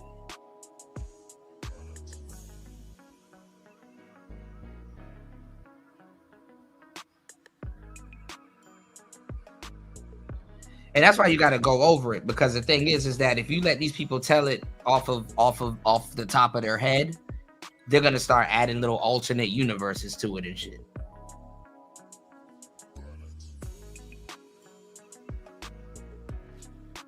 Yeah, it's telephone. Yeah, and also offended. So if you all are saying kiss the ass of white men is as bad as STD in the black community, you're mad too. You have an opportunity to swing. You have an opportunity to take the first shot. You could take off. You could take. Yeah. And it's good that you have YouTubers like myself that are thorough and really giving y'all the proper breakdown to it, not adding no alternate universe to it.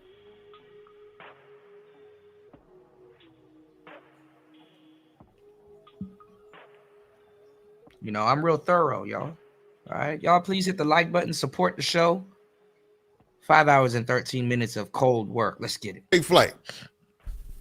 But it didn't happen. It didn't happen that way. That's all I'm pointing out to y'all. Y'all automatically gonna say, oh, Fawcett Media's in the bag for Corey Holcomb. I'm cool with Corey Holcomb. You are. I'm also cool with Anton. That's what y'all don't know. But the fact of the matter is, I'm reading this just how the situation is. You know, like, there's a lot of things in play right now. There's a lot of things in play right here. But it's really not. There's really not a lot of things in play. Let's go. It seems like Tariq actually agrees with me. And Tariq is known to take off on somebody.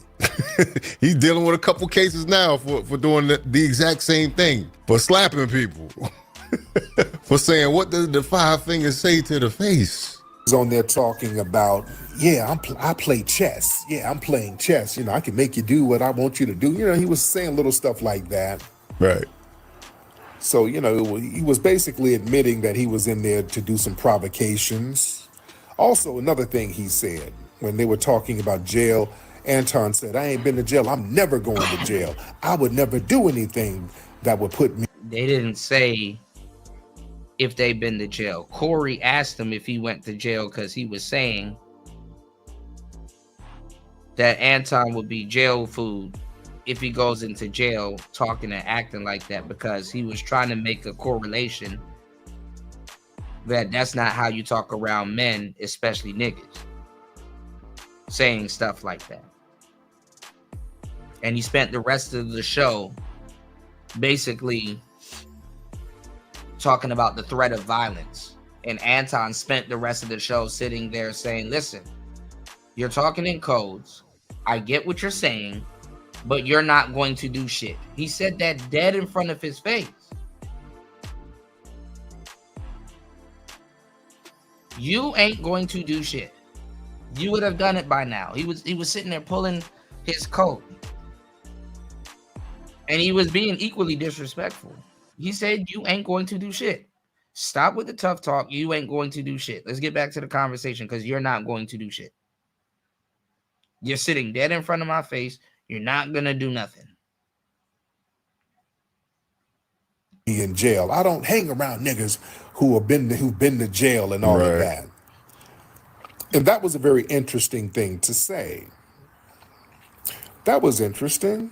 That right there, in the backyard. He wasn't about to do. Anton wasn't about to swing or do nothing. Right, fighting in the backyard can get you in jail. Anton wasn't going to do nothing. Right there, he's letting you know Yeah, you get into a physical fight. Yeah, there's a possibility you go to jail. Go to jail. Yeah, right. we don't want to go to jail, but some people. Anton didn't put fighting on the table. Corey put fighting on the table. Bruh, I don't like, bro. I don't get niggas' interpretation of some straight up shit, man. Let's go. Like, we're not scared of jails, but when people say they're never going to jail, that means a lot of these cats, and you don't want to go to jail, by the way, but you're scared of jail. You're scared of it because you wouldn't really survive in there because white men can't protect you. You understand? Actually, you got the Aryan Nation in jail. Believe it or not, you got some jails where black people are clicked up with the Aryan Nation.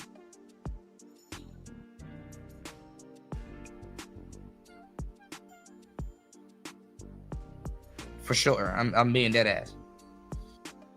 The Sambo class, they rely on white male protection. You understand that? They rely on white male protection. And Corey, I'm glad he didn't swing on it. He was about to. I think if Anton had said that little slick shit again about sucking this and sucking that, Corey would have just swung on him and said, hey man, I'm just gonna have to deal with the consequences. That's sad. I mean, that's this. I don't know. I don't like when like niggas do shit like this. Even if I was Corey, I would have been like, bro, don't speak like this on my behalf because it actually makes me look bad.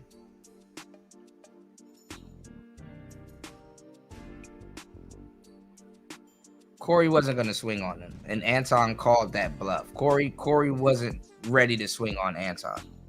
Corey basically was bluffing, and I get it because usually, you know, Corey a big dude. Usually, people, you know, they let it be. And as a comedian, you let it be also because comedians, they deal with hecklers all the time. So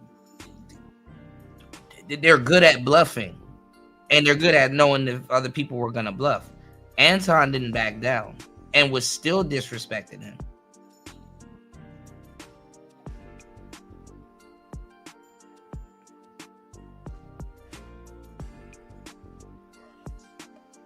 So the fact that you guys got to get on here and tell lies on Corey's behalf just to make it seem like he was tougher than what he presented himself is actually, it actually does the opposite.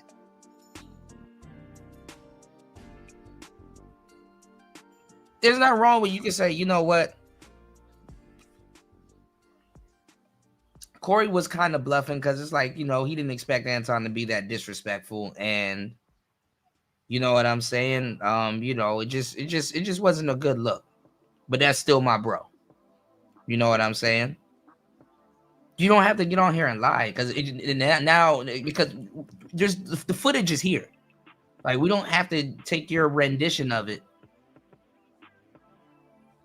Right now, it makes your bro look even bad. Like, niggas are human. You can be like, bro, I don't think he expecting Anton to come up there clout chasing like that.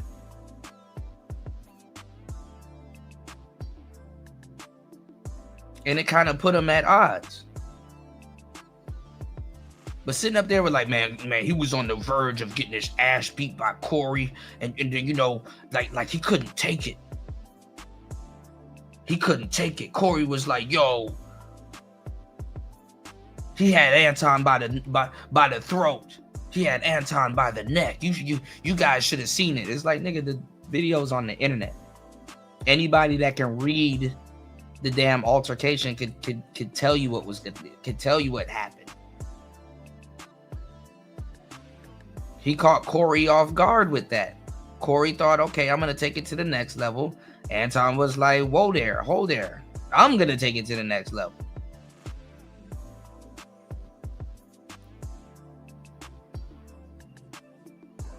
Call me that shit again. I'm gonna use this knife. Oh, you don't have to use no damn knife. We can use this gun. You know what? I'm good. That's literally what happened. Hey, let's fight. You know, say something again. We can fight right here. We don't have to fight right here. We can go outside. How bad do you want to fight? It's called reframing it.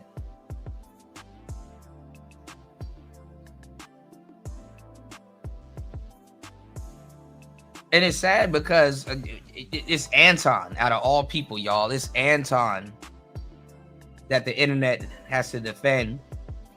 And it's like, damn, give that man his props. He sat there in Corey's face and said, you ain't going to do shit. You are not going to do shit. Now, could he been juiced up because the security was there? And probably. Some niggas, when they got some fine shit sitting in the corner, oh, you'd be surprised what you'll say to another nigga.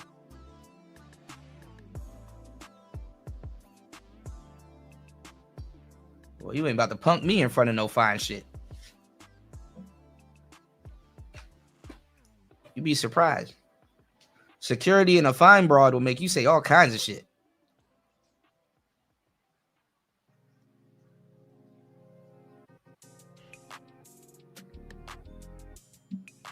But you don't got to lie for Corey, bro. You know, it just wasn't a good look, you know. Much respect to Corey and the 5150, you know, podcast. You know.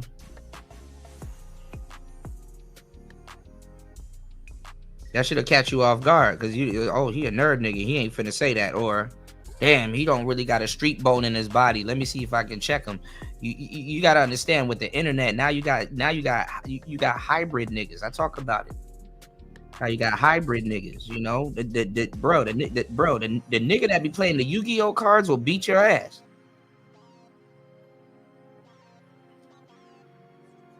That nigga will go from nerd to obelisk to tormentor so quick. And niggas getting their ass whipped by Yu-Gi-Oh players these days, bro. Like you gotta go outside, my boy.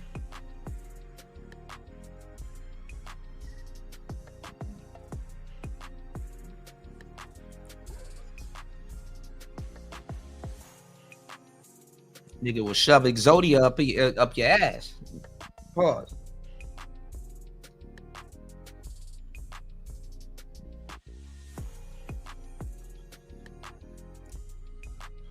Nigga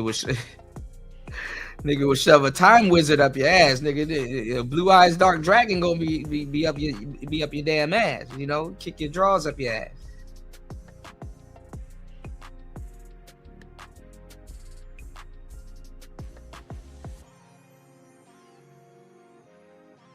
Yeah, try to fight that nigga. You done activated his trap card. Y'all gotta stop playing, bro.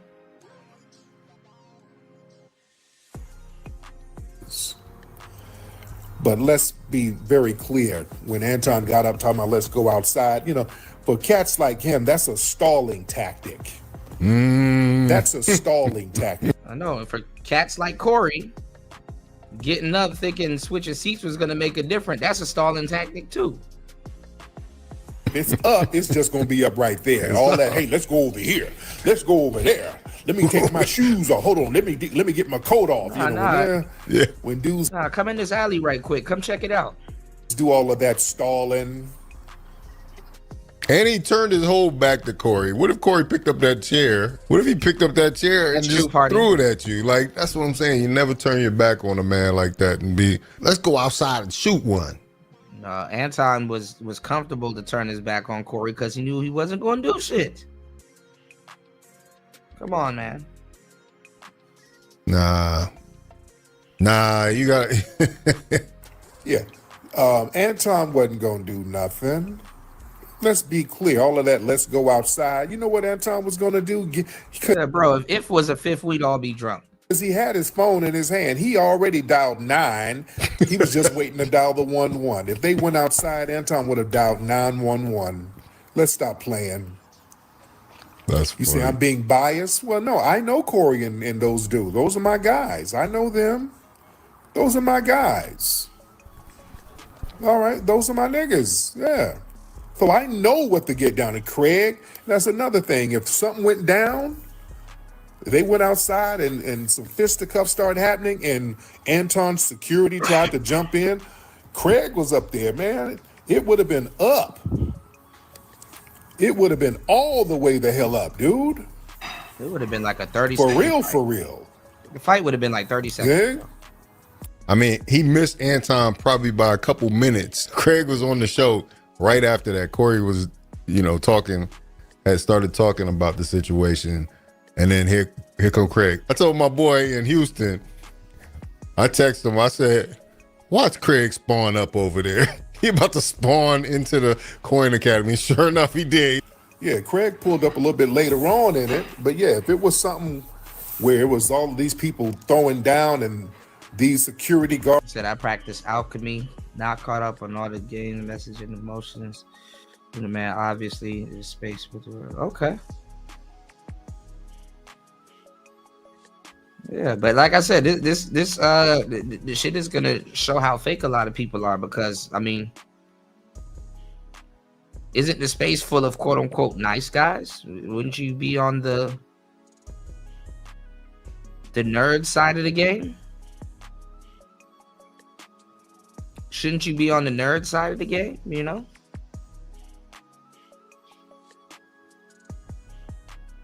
But hey. Guards jumping in and, man, please.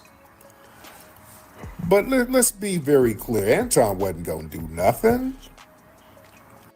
Yeah, because let's think about this. Let's think about the moment of squaring up with somebody, but you got your armed security right there with you. Yeah, but he didn't introduce violence to the bro, y'all are doing too much. Anton did not introduce the threat of violence in the conversation. Corey introduced the threat of violence.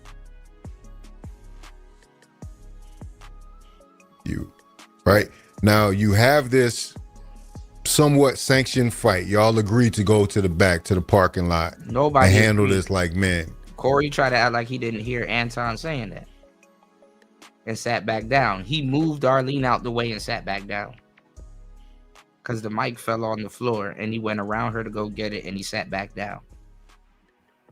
If you start getting your ass beat and you have a security guard there, what is he supposed to do? A bodyguard there. You got a bodyguard there who's supposed to guard your body. What are you supposed to do? What is he supposed to do? He's literally probably not going to get paid if he doesn't intervene. If Corey starts getting the best of you. But there's some other factors that I could tell Anton wasn't situationally aware of, but why Corey Holcomb was trying to remain calm in that situation. And a lot of people who, and this is why I think this was a dangerous situation to let it go that way, to let the disrespect get this out of control, and to start doing a fade, because Corey Holcomb is a man of a certain age, and he stated on many occasions, at this age, I don't really like fighting. Those of us who know. All right, but don't use your words. You're a comedian. He could have used his words. He didn't have to try to get in Anton's personal space. Corey incited the violence. And say it again. Say it again or what? If you were gonna pop off, then you would have popped off. Corey had more chances to pop off than Anton. If Anton, anybody knows, if Anton would have popped off, it would have been in response because Corey was, like I said, if Corey was on the way over to me, he said he was going to sit down. I'm like, shit, I don't know if that nigga going to sit down. I'm going to stand up.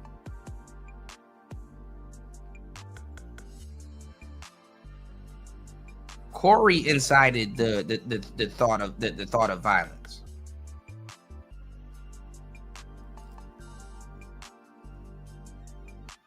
So I hate when unaware niggas always trying to tell somebody that, bro, you're not hip, and it's like, no, actually I am. You're not sharp. I'm closer to a YN than a OG. Trust me.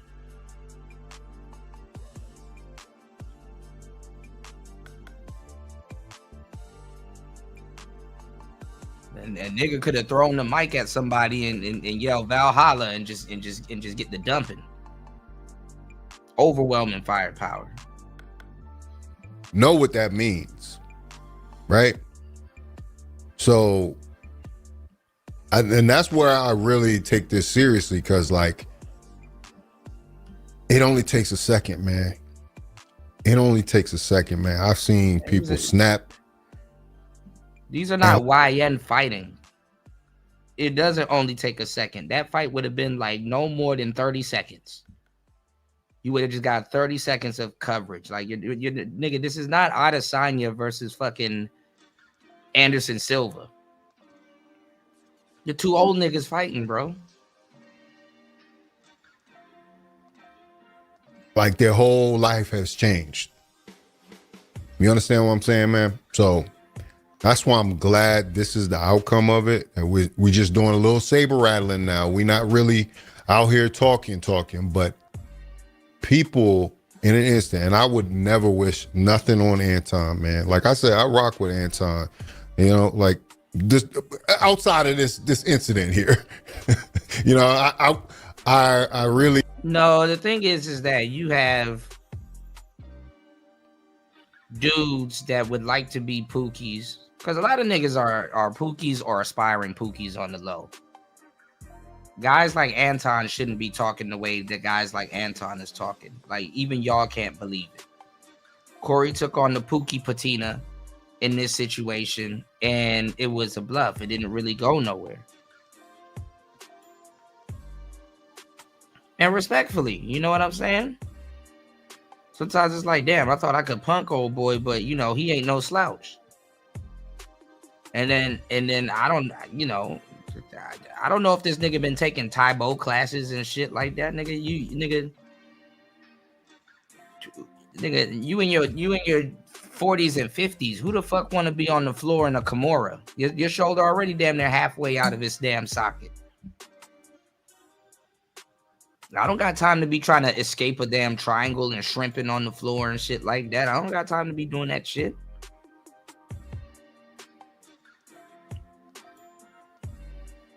Nigga, I don't got time to be trying to get out of a full Nelson and shit. Like, what the fuck? On camera and shit.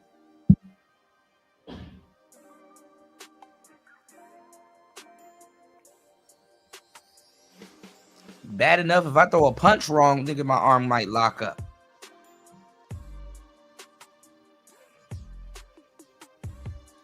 But Corey took the Pookie patina in this situation, and it didn't turn out the way he thought it was going to turn out. That's just really what happened. You know, bigger men accept their L's, man. Like, damn, I didn't expect them to do that, but you know, whatever. On to the next. You know, it already happened. He don't like how he displayed himself at this moment, especially being a guest in somebody else's space. But I don't want to see nothing happen. Yeah, but you don't. But what y'all are leaving out is that you don't invite a guest in your space and then you insult them. When you could have said it tactfully. It's like, bro, you know what? But I don't really see you saying anything about, you know, the white boys and stuff like that. Like, kind of, do you think that you might be caping for them? He could have said caping. You know, would you consider yourself a black MAGA? Like, is there a such thing as a black MAGA? Like, give me an understanding, because I rarely ever hear you say anything about black people, anything good about black people. I just want to know, you know, like what's really your thoughts on the community and blah blah blah. It's called being tactful. Y'all niggas ain't podcasters. That's another problem. Y'all are in our space, to tell you the truth. Doing comedy and interviewing people and stuff like that, two completely different things. So a lot of people, they look up to you guys because y'all have an audience that y'all can bring to your show. Y'all are well established and stuff like that. But when it comes down to like interviewing people and learning how to be tactful and stuff like that, man, come on now.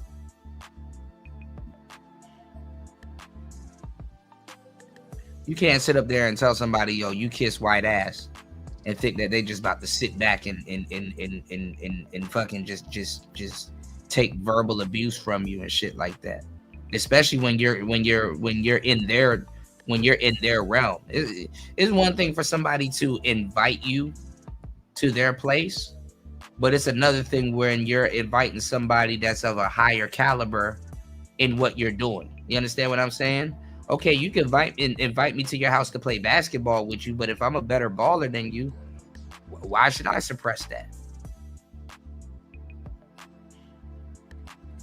Invite me to your house to play ball, and I know how to do things on your court that you don't know how to do.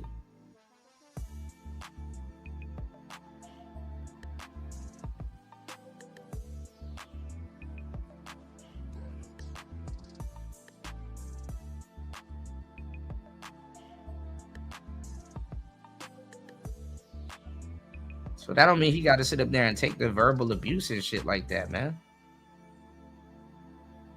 And just say you didn't think he would do that, you know? Shit, I got cursed out by some nerd niggas before in my life too, and I'm like, God damn, I should really slap this nigga, but I'm like, fuck it. Nerd niggas are feisty nowadays, man.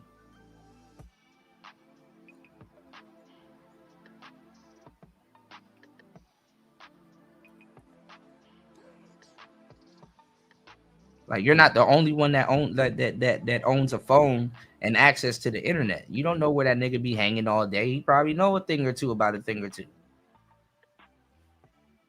Let's go. Anton, like, that's all. He wasn't gonna do nothing at all. We know his type. I know these types, dude. I deal with these dudes. I done been to court with them. Those types, these little talking dudes. And listen, Corey had already had a situation up there where hands were thrown, people up there running their mouth, saying slick elbows. stuff. Hands got thrown, and then they ran and sued. Yeah.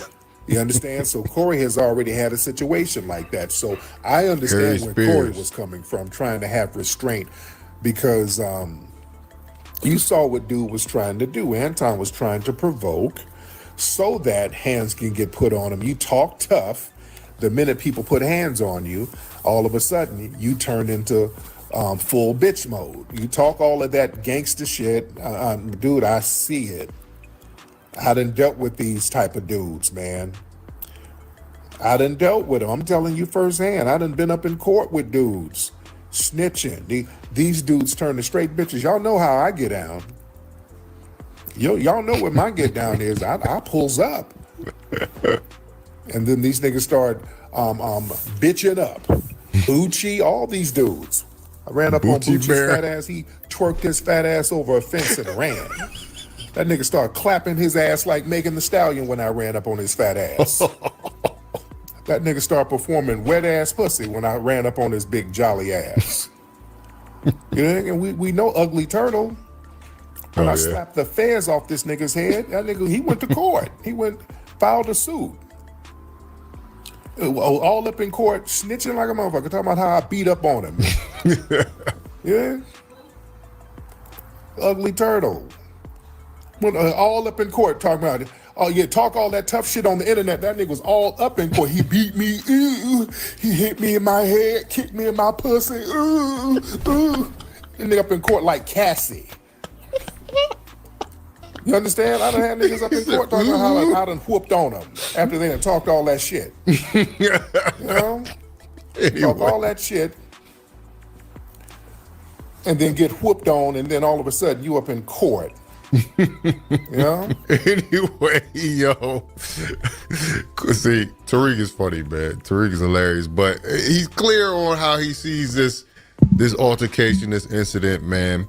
All y'all out there that I mean, to the tune of, I got 11,000 comments on the first video I did on this subject. Like, a lot of y'all out there really don't understand how these things work, and I'm just gonna maintain that, because I mean, y'all playing internet games. Y'all think something's supposed to go one way, and if it doesn't go exactly how it's planned, then somehow I'm in the bag for Corey, and everybody that sees this is in the bag for Corey. No, I mean, you are in the bag for Corey, man. You know, you got, you don't have to You know, you don't have to add extras onto something that we can clearly see.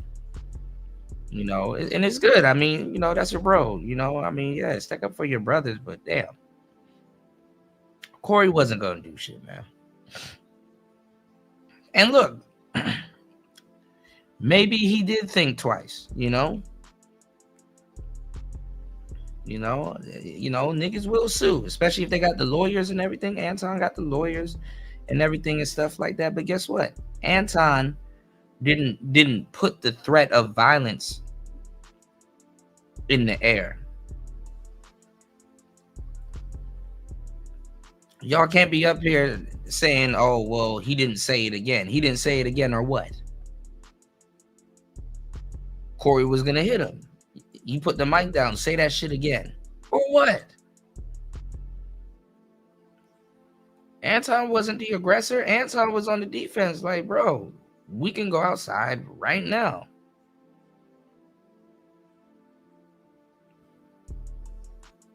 If you really wanted to put hands on somebody or incite some type of mutual combat, like, I'm in Asia, bro. I'm in Asia. There's damn near a fight here every night. You just gotta go find it, or it finds you. There's a fight here almost every night, bro. I've seen niggas get jumped. I've seen niggas get busted open the head with bottles, all kinds of shit. There is no fair ones out here.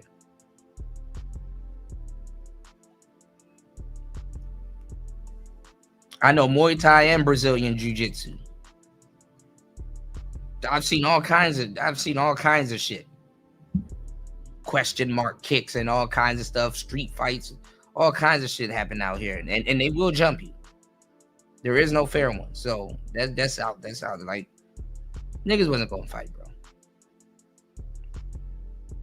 And it wasn't gonna be no explosive oh my god, it wasn't gonna be none of that shit, man. Go get your little 30 seconds over with and then go sit down. Niggas always overhyping some goofy ass shit. Like it was about to be some big title belt fight and shit like that. Nigga. Wasn't none of that shit finna happen, bro. Like, it's like, bro, okay, both of y'all are bluffing, bro. Both of y'all got egos.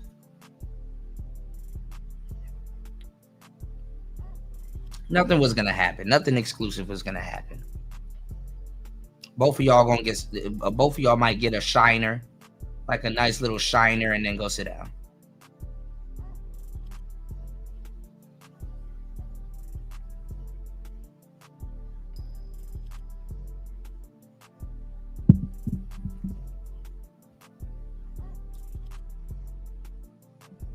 All right, y'all hit the like button, support the show. I do want to keep the show going. If you guys would like to, we can open up the panel. Try to get like 1 or 2 more supporters, and then we just open up the panel, man. What's your thoughts? So wasn't nothing gonna happen.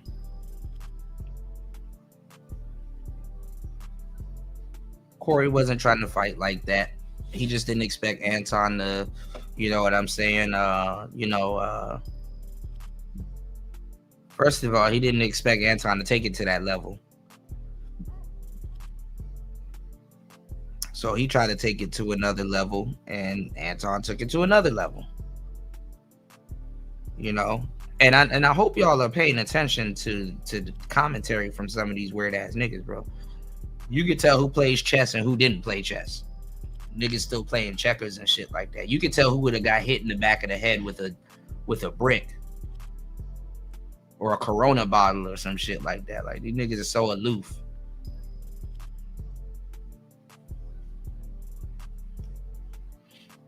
That's the thing. When you get older, it only takes somebody to have the drop on you. See, when you fighting a YN, you can have the drop on a nigga. That don't mean something gonna happen to him. It's just okay. He recover from it and can fight back. Old nigga, you get the drop on the old nigga, it's damn near game over, dog.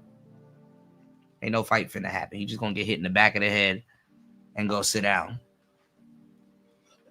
Get a nice little shiner. These niggas ain't fight experts. They don't know what the hell they talking about. And they wouldn't see it coming. You know what I'm saying? Like I said, if Corey was walking over to me, I would have stood up.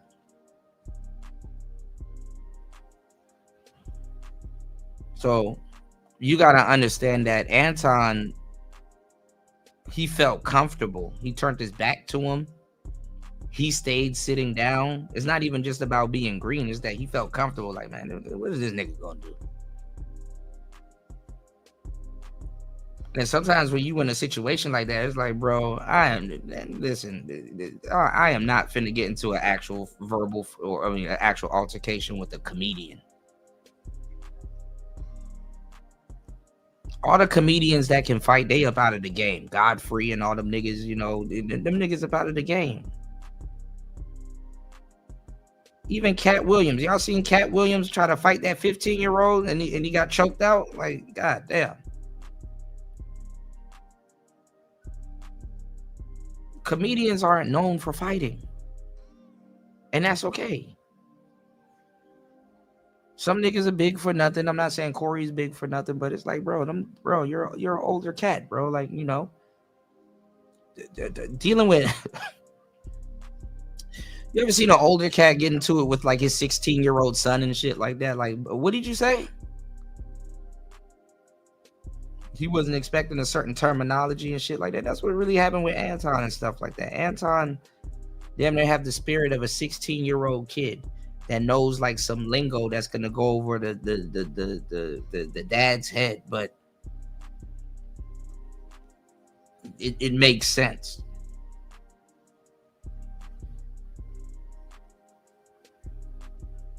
And when you really can't defend it, you know, when you overly,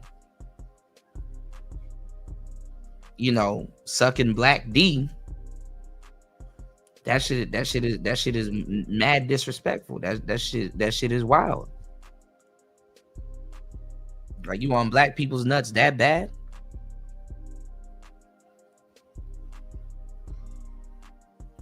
Even if you're pro-black, it don't make sense to be on black people's nuts that bad.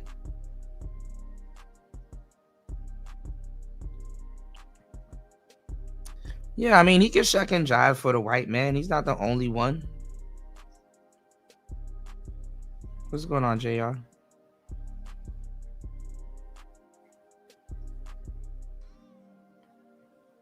But if you're gonna call somebody out for overly shucking and jiving for the white man, you gotta substantiate your claims. Like, you gotta be a little bit more prepared than that.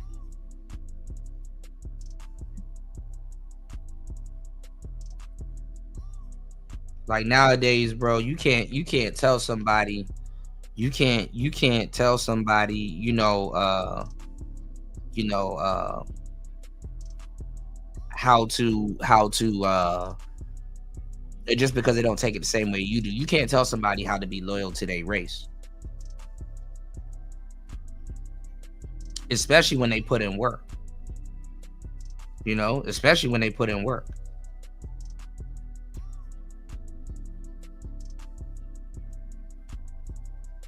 And then now it's not even the fucking climate for that. Like what are you gonna do? What's the line of questioning nowadays, y'all?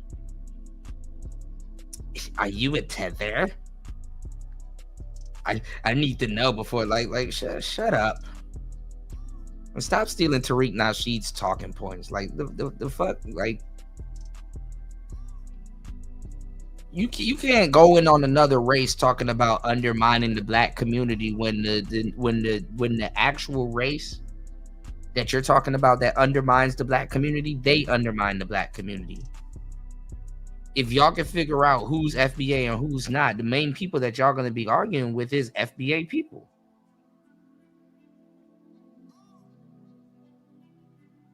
I bet you all of the people that we're talking about in this situation don't even have a black bank. Like they don't have an account at an actual black bank. They don't even talk about that stuff. They don't talk about no damn black banks. Niggas can't name 5 black banks. Even Kevin Samuels, right? What was one of his talking points? Name what, like 5 black or name 5 female inventors, and he would give them one. He would always throw them one. You can't mention Madame Curie. Even feminist black women cannot name 5 black women that invented something. Feminist black women.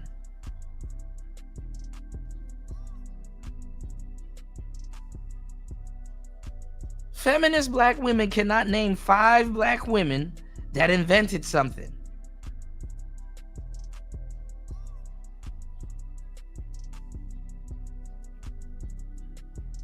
No, it wasn't a lame. It wasn't a lame question. It really gauges, like, listen, y'all niggas want to sit up here, listen, and I know because I do it, but y'all niggas want to sit up here and talk all day. Like I used to listen when I was a little bit less, not even less educated. When I just didn't really give a damn, I would sit there and try to listen to everybody and pick their fucking brain about history and all kinds of shit. Until I realized, like, mid-20s, like, all right, half these niggas don't know what the hell they talking about. I'm not finna sit here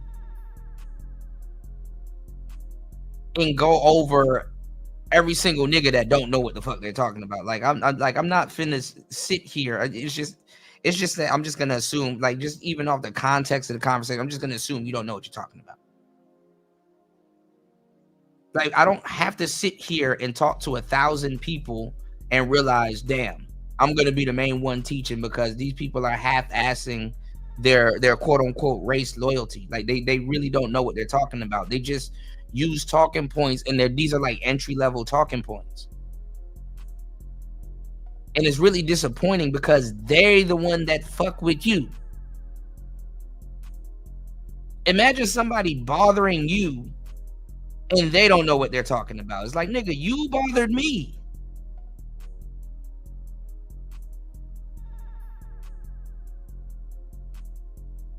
It's really the atheists versus the Christians all over again.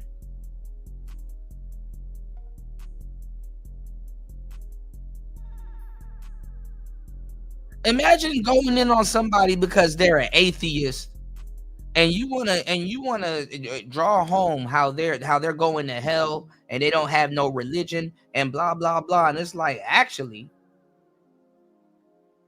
I've read the Bible from back to back. You haven't. I can quote scriptures from back to back. You can't.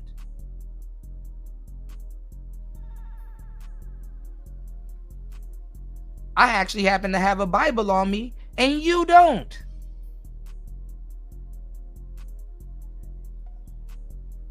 And it's like, damn, are you even a Christian? I know atheists that bludgeoned staunch Christians with their own damn book.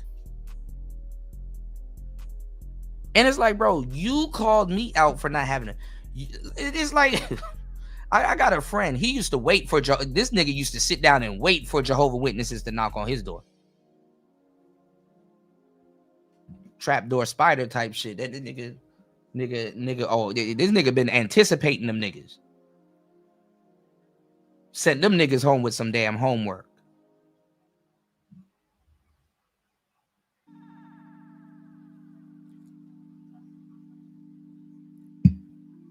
These niggas fucking bother you, and then you got to sit up there and host a fucking educational class.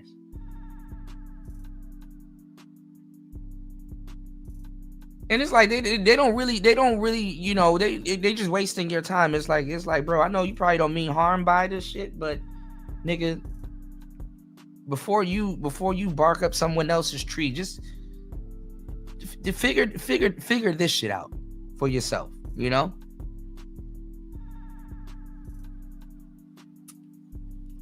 Niggas want to talk to you about slavery all fucking day.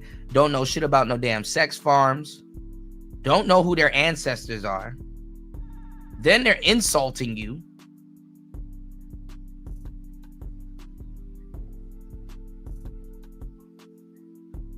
Don't know where the talking points came from. And it's like, bro, why are you even in front of me for real talking, bro? Like, that's your problem. You're talking when you should be listening. You might have an idea of you don't have no compass at all.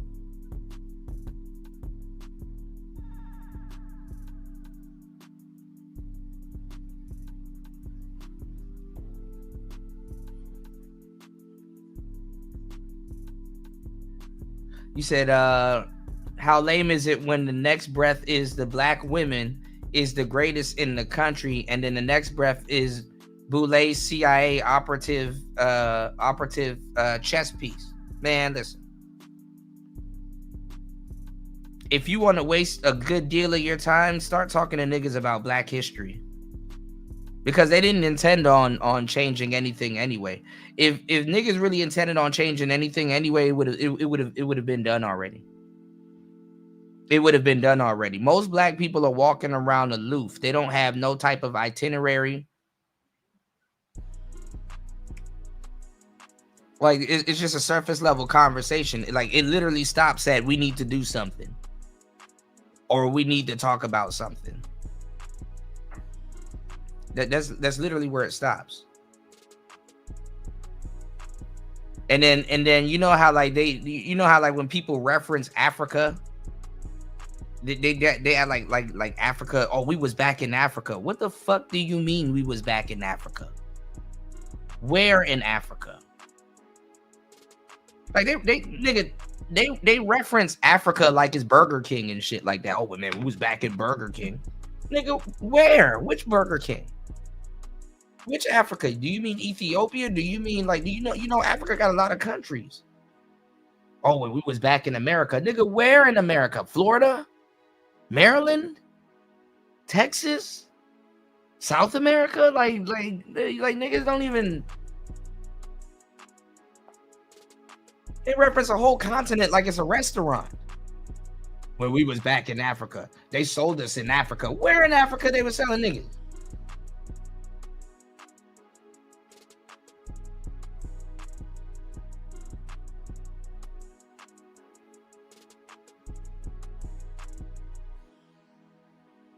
And then niggas can't even get on the same page about quote unquote Africa, because they were like, oh, well, we were stolen from Africa. We were kidnapped from Africa and all this other shit. And it's like, bro. Then the next minute, oh, well, we're indigenous Americans. It's like, nigga, which one? Did you get kidnapped from Africa, or did you come from the Caribbean, or were you indigenous Americans? Were you already over here? Like which one? Niggas ain't even on the same page about their lineage.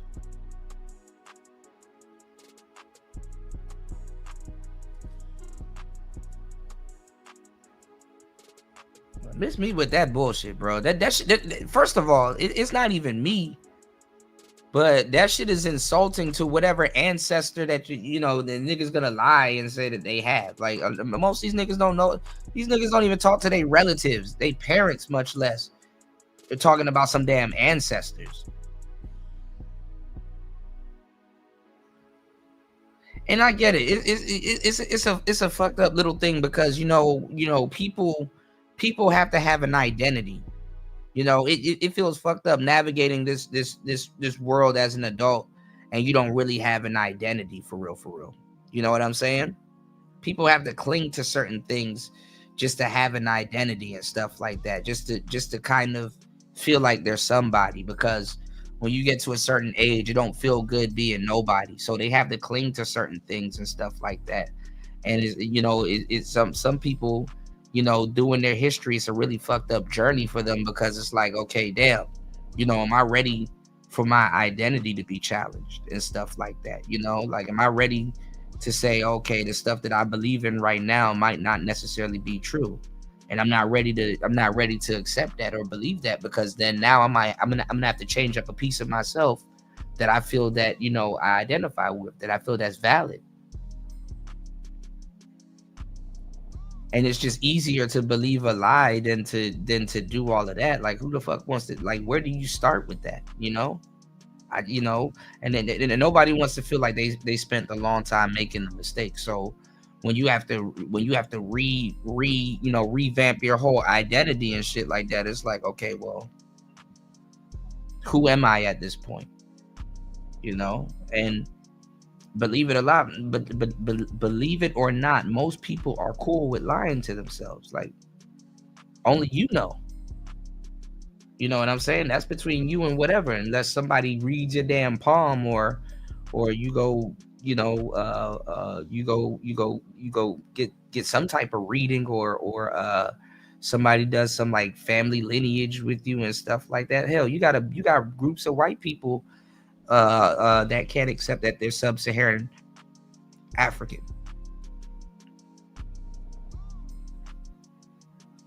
You know?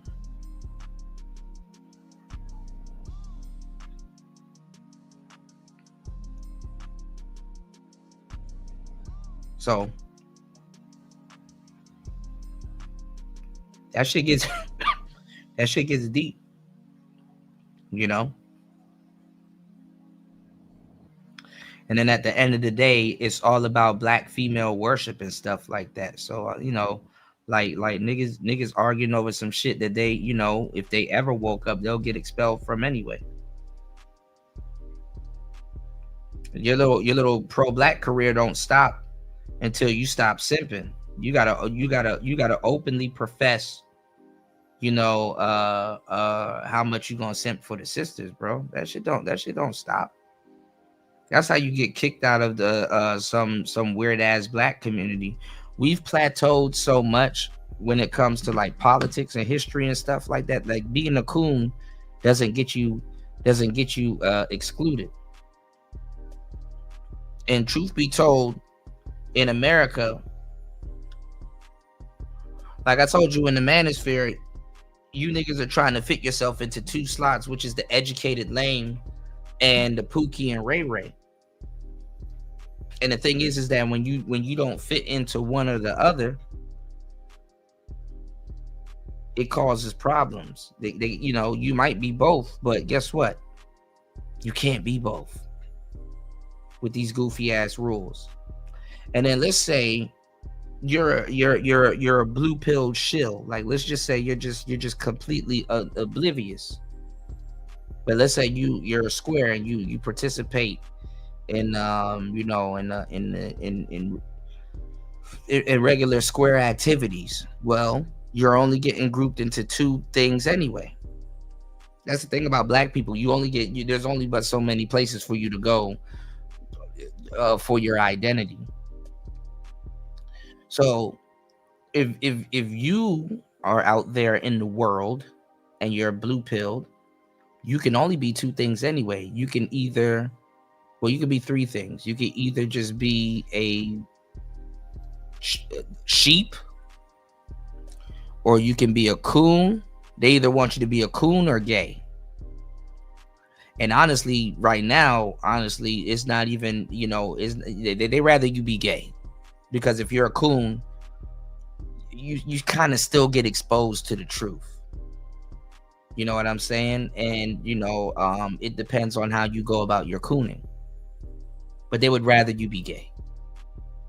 You know what I'm saying? I hate to say it, but they would rather you be gay. This with the whole buck breaking, that's what all of that stuff is. If you're a coon, you kind of know you may know something.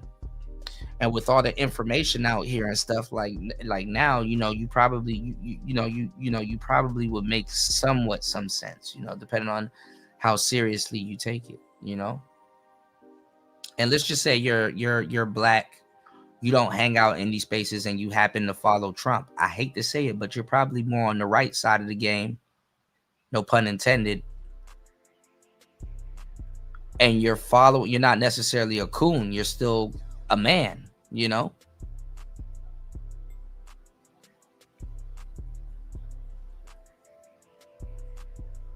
I hate to say it, because Trump is not only just representing politics, he's representing manhood. And that's kind of what they want people to get mad at. Like, you even got some Democrats that's like, yo, I gotta give it to him. That's some man shit.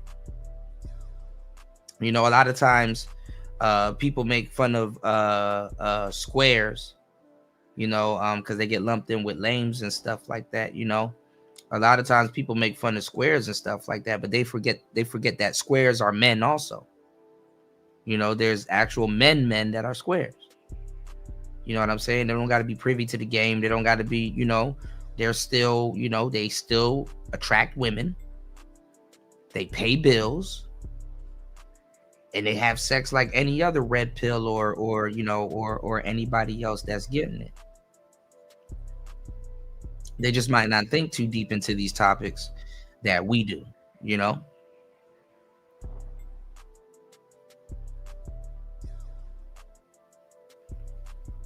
But they are men and they handle their business. They don't have to sit up here and have to try to prove their manhood. They don't need a set of pills to define, you know, what they finna do or what they want to do.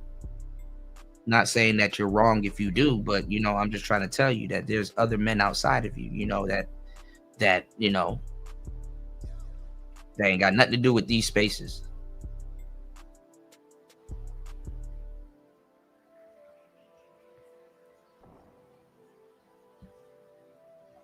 And you got to start looking at some of these people that want to lecture you about this Black history type shit. It's like, you know, okay, well, why are you asking me about some damn woman, you know, that caught a couple of rounds in Minnesota and shit like that, you know? Truth be told, you need to be careful with that bullshit, because this is exactly how people come in and start using the Black community. We've always been the guinea pigs.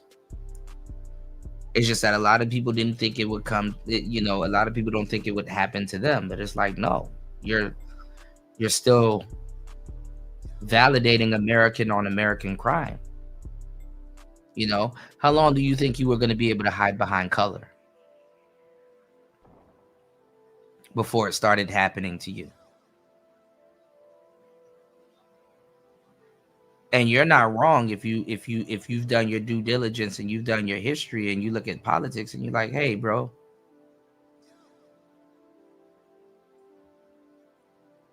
usually it's us getting fired up. But now you have another group of women and stuff out here that's overtly annoying. When you mix in the lifestyle and you mix in feminism with it, it ain't even about them being in uniform. Those women bypass those uniforms mentally, and they're like, no, I'm not going to listen to a man in general. I'm a lesbian. I don't listen to no man. What can a man do for me? I'm not going to listen to a man in general. And then what makes it even worse is that the person has on uniform. And now you got a bunch of entitled women doing a bunch of fuck shit. And they don't really get to hide behind, I'm not going to say Black people hide behind certain things, but technically there's some elements taken off the table when it comes to them.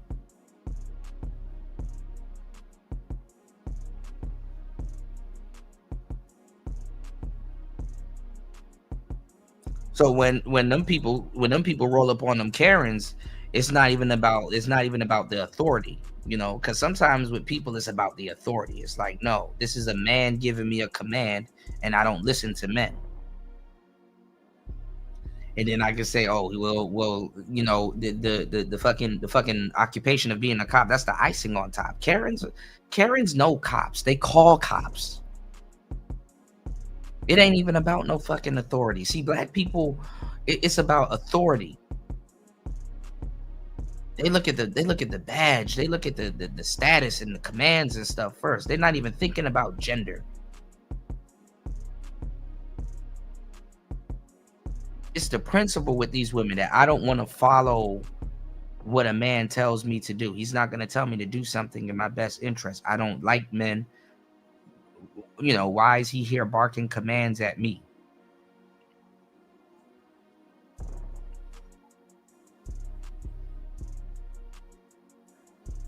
So they're going to indulge in a sense of entitlement that literally it's up to that person's discretion, as if she's falling. You know, the cops ain't thinking like that. Oh, I'm talking to a lesbian woman. She's not going to listen to me because I'm a man. No, he's going to look at them as like, they're not listening to me because I'm ICE. You know, this authority thing. You know, I got I got on all this damn tactical gear. I got motherfucking tear gas and all kinds of stuff. Like, she don't see this whole thing. He not thinking like, oh, she's not gonna listen to me because I'm a man. And she might look weak taking instructions from a man. She already think that I'm on a power trip, and it got nothing to do with you know what I'm saying? It got nothing to do with my authority, but they're not thinking like that. They're thinking that, okay, you're not listening to the authority.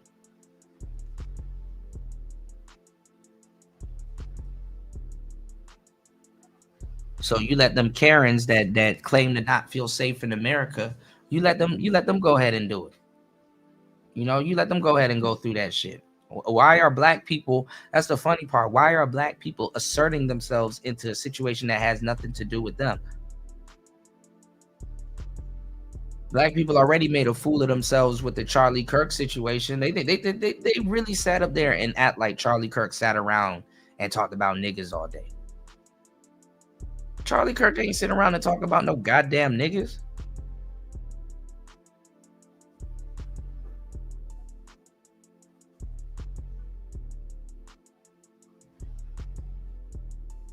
And it's sad because this is men.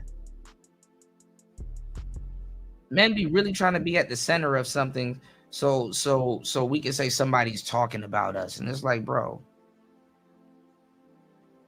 it's bad enough when crime is down in the black community, they start manufacturing crime.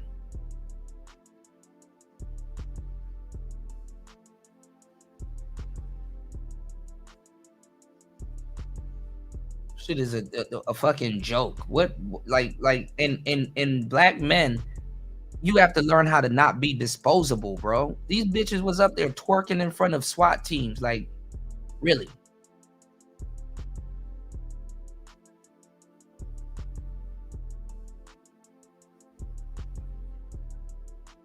I'll show y'all something because y'all gonna think I'm lying.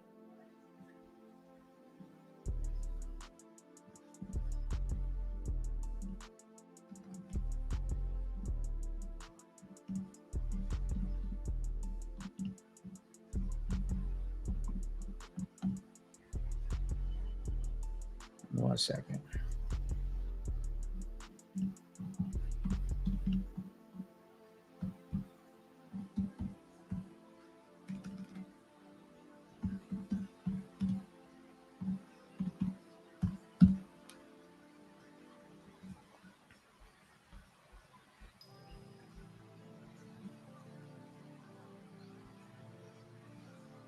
Okay, I can't find the actual video, but guess what? Some of y'all favorite quote unquote coons covered it.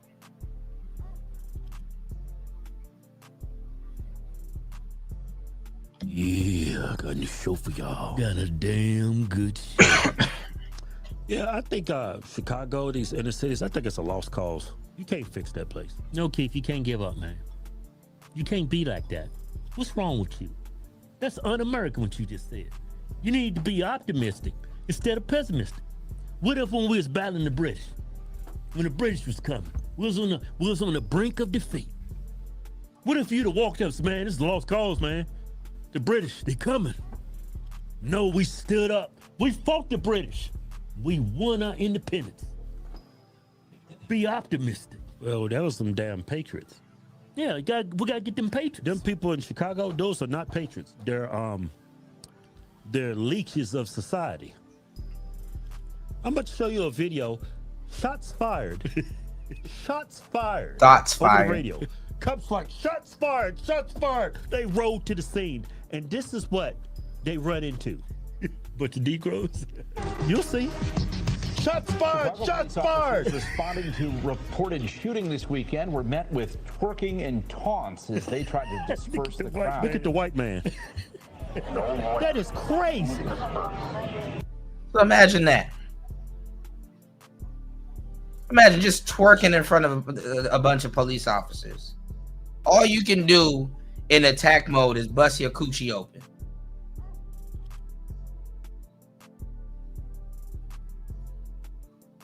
All you can do when it comes down to it is instead of getting militant. You're twerking. You're exposing your genitals. It's turning me on. I don't know about you. Look at the cop over there by the car. WGN investigates. He looking at that ass.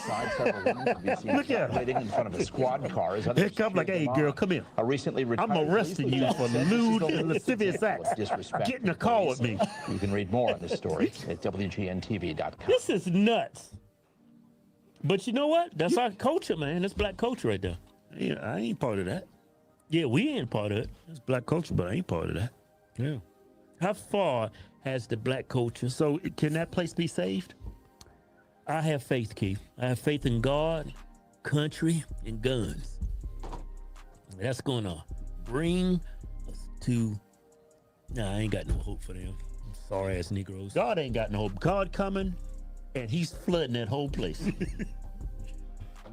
You know that he gonna drown all them Negroes. No, I don't think he's gonna drown. I think he's gonna open up the earth and just everybody gonna fall in and gonna close over. It's gonna be everybody. What's going on? What's going on? They're gonna look up as God coming. You know they say when God comes, you gonna hit that horn, right? You see the earth going on. They're gonna be like,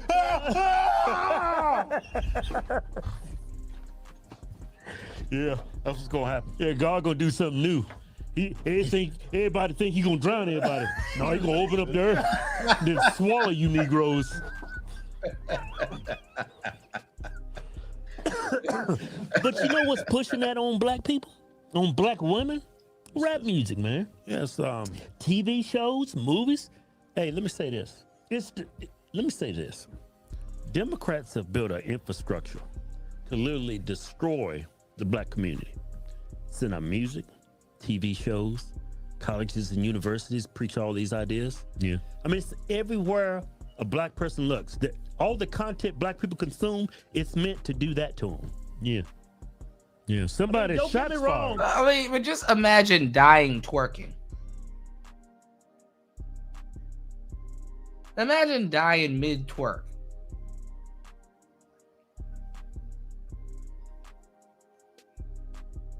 Like, imagine dying shaking ass.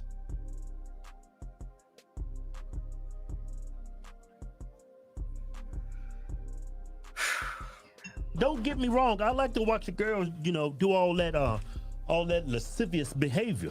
No, you don't. What are you talking about? This is when you wake up as a black man and say, you know what? I don't want to die about that. I don't want to die for this. Bad enough you get cursed out when you don't want to pay for shit. Hey, buy me this $300 makeup so I might have sex with you if you do this for me. No. Oh, you a bitch ass nigga.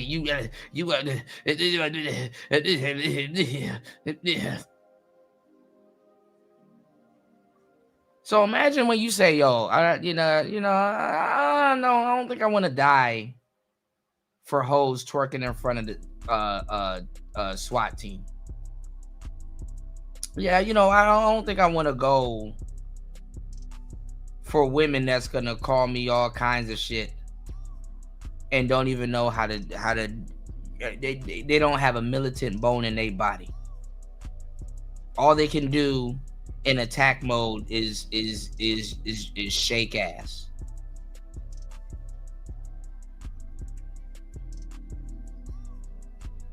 And criticize.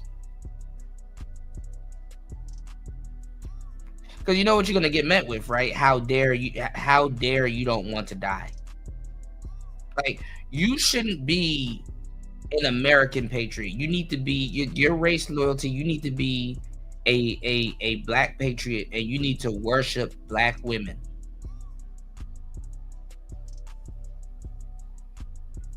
Like, even slaves wasn't out there twerking in front of the fucking SWAT.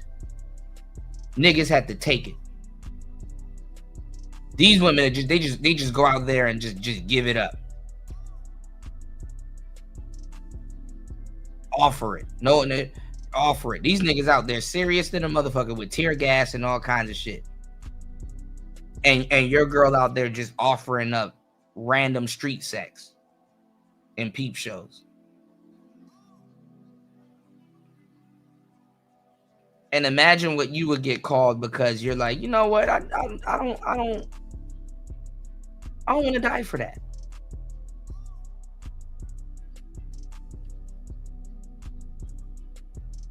Yeah, can you get that out of my shopping cart? I'm not paying for that. God forbid you want to live. You know, God forbid you want to live. Like you have a life actually worth living. And you don't have to twerk in front of SWAT teams. God forbid you live long enough to discover like,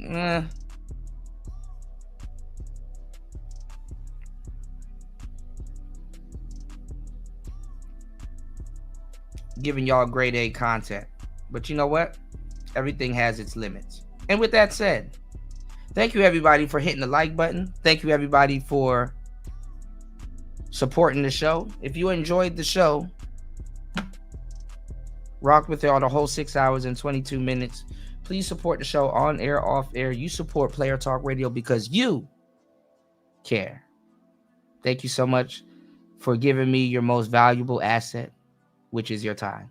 It's Player Talk Radio. I am your gracious host, DJ Kuda, right back at the helm of today's show. See you guys on the next one. It's Player Talk.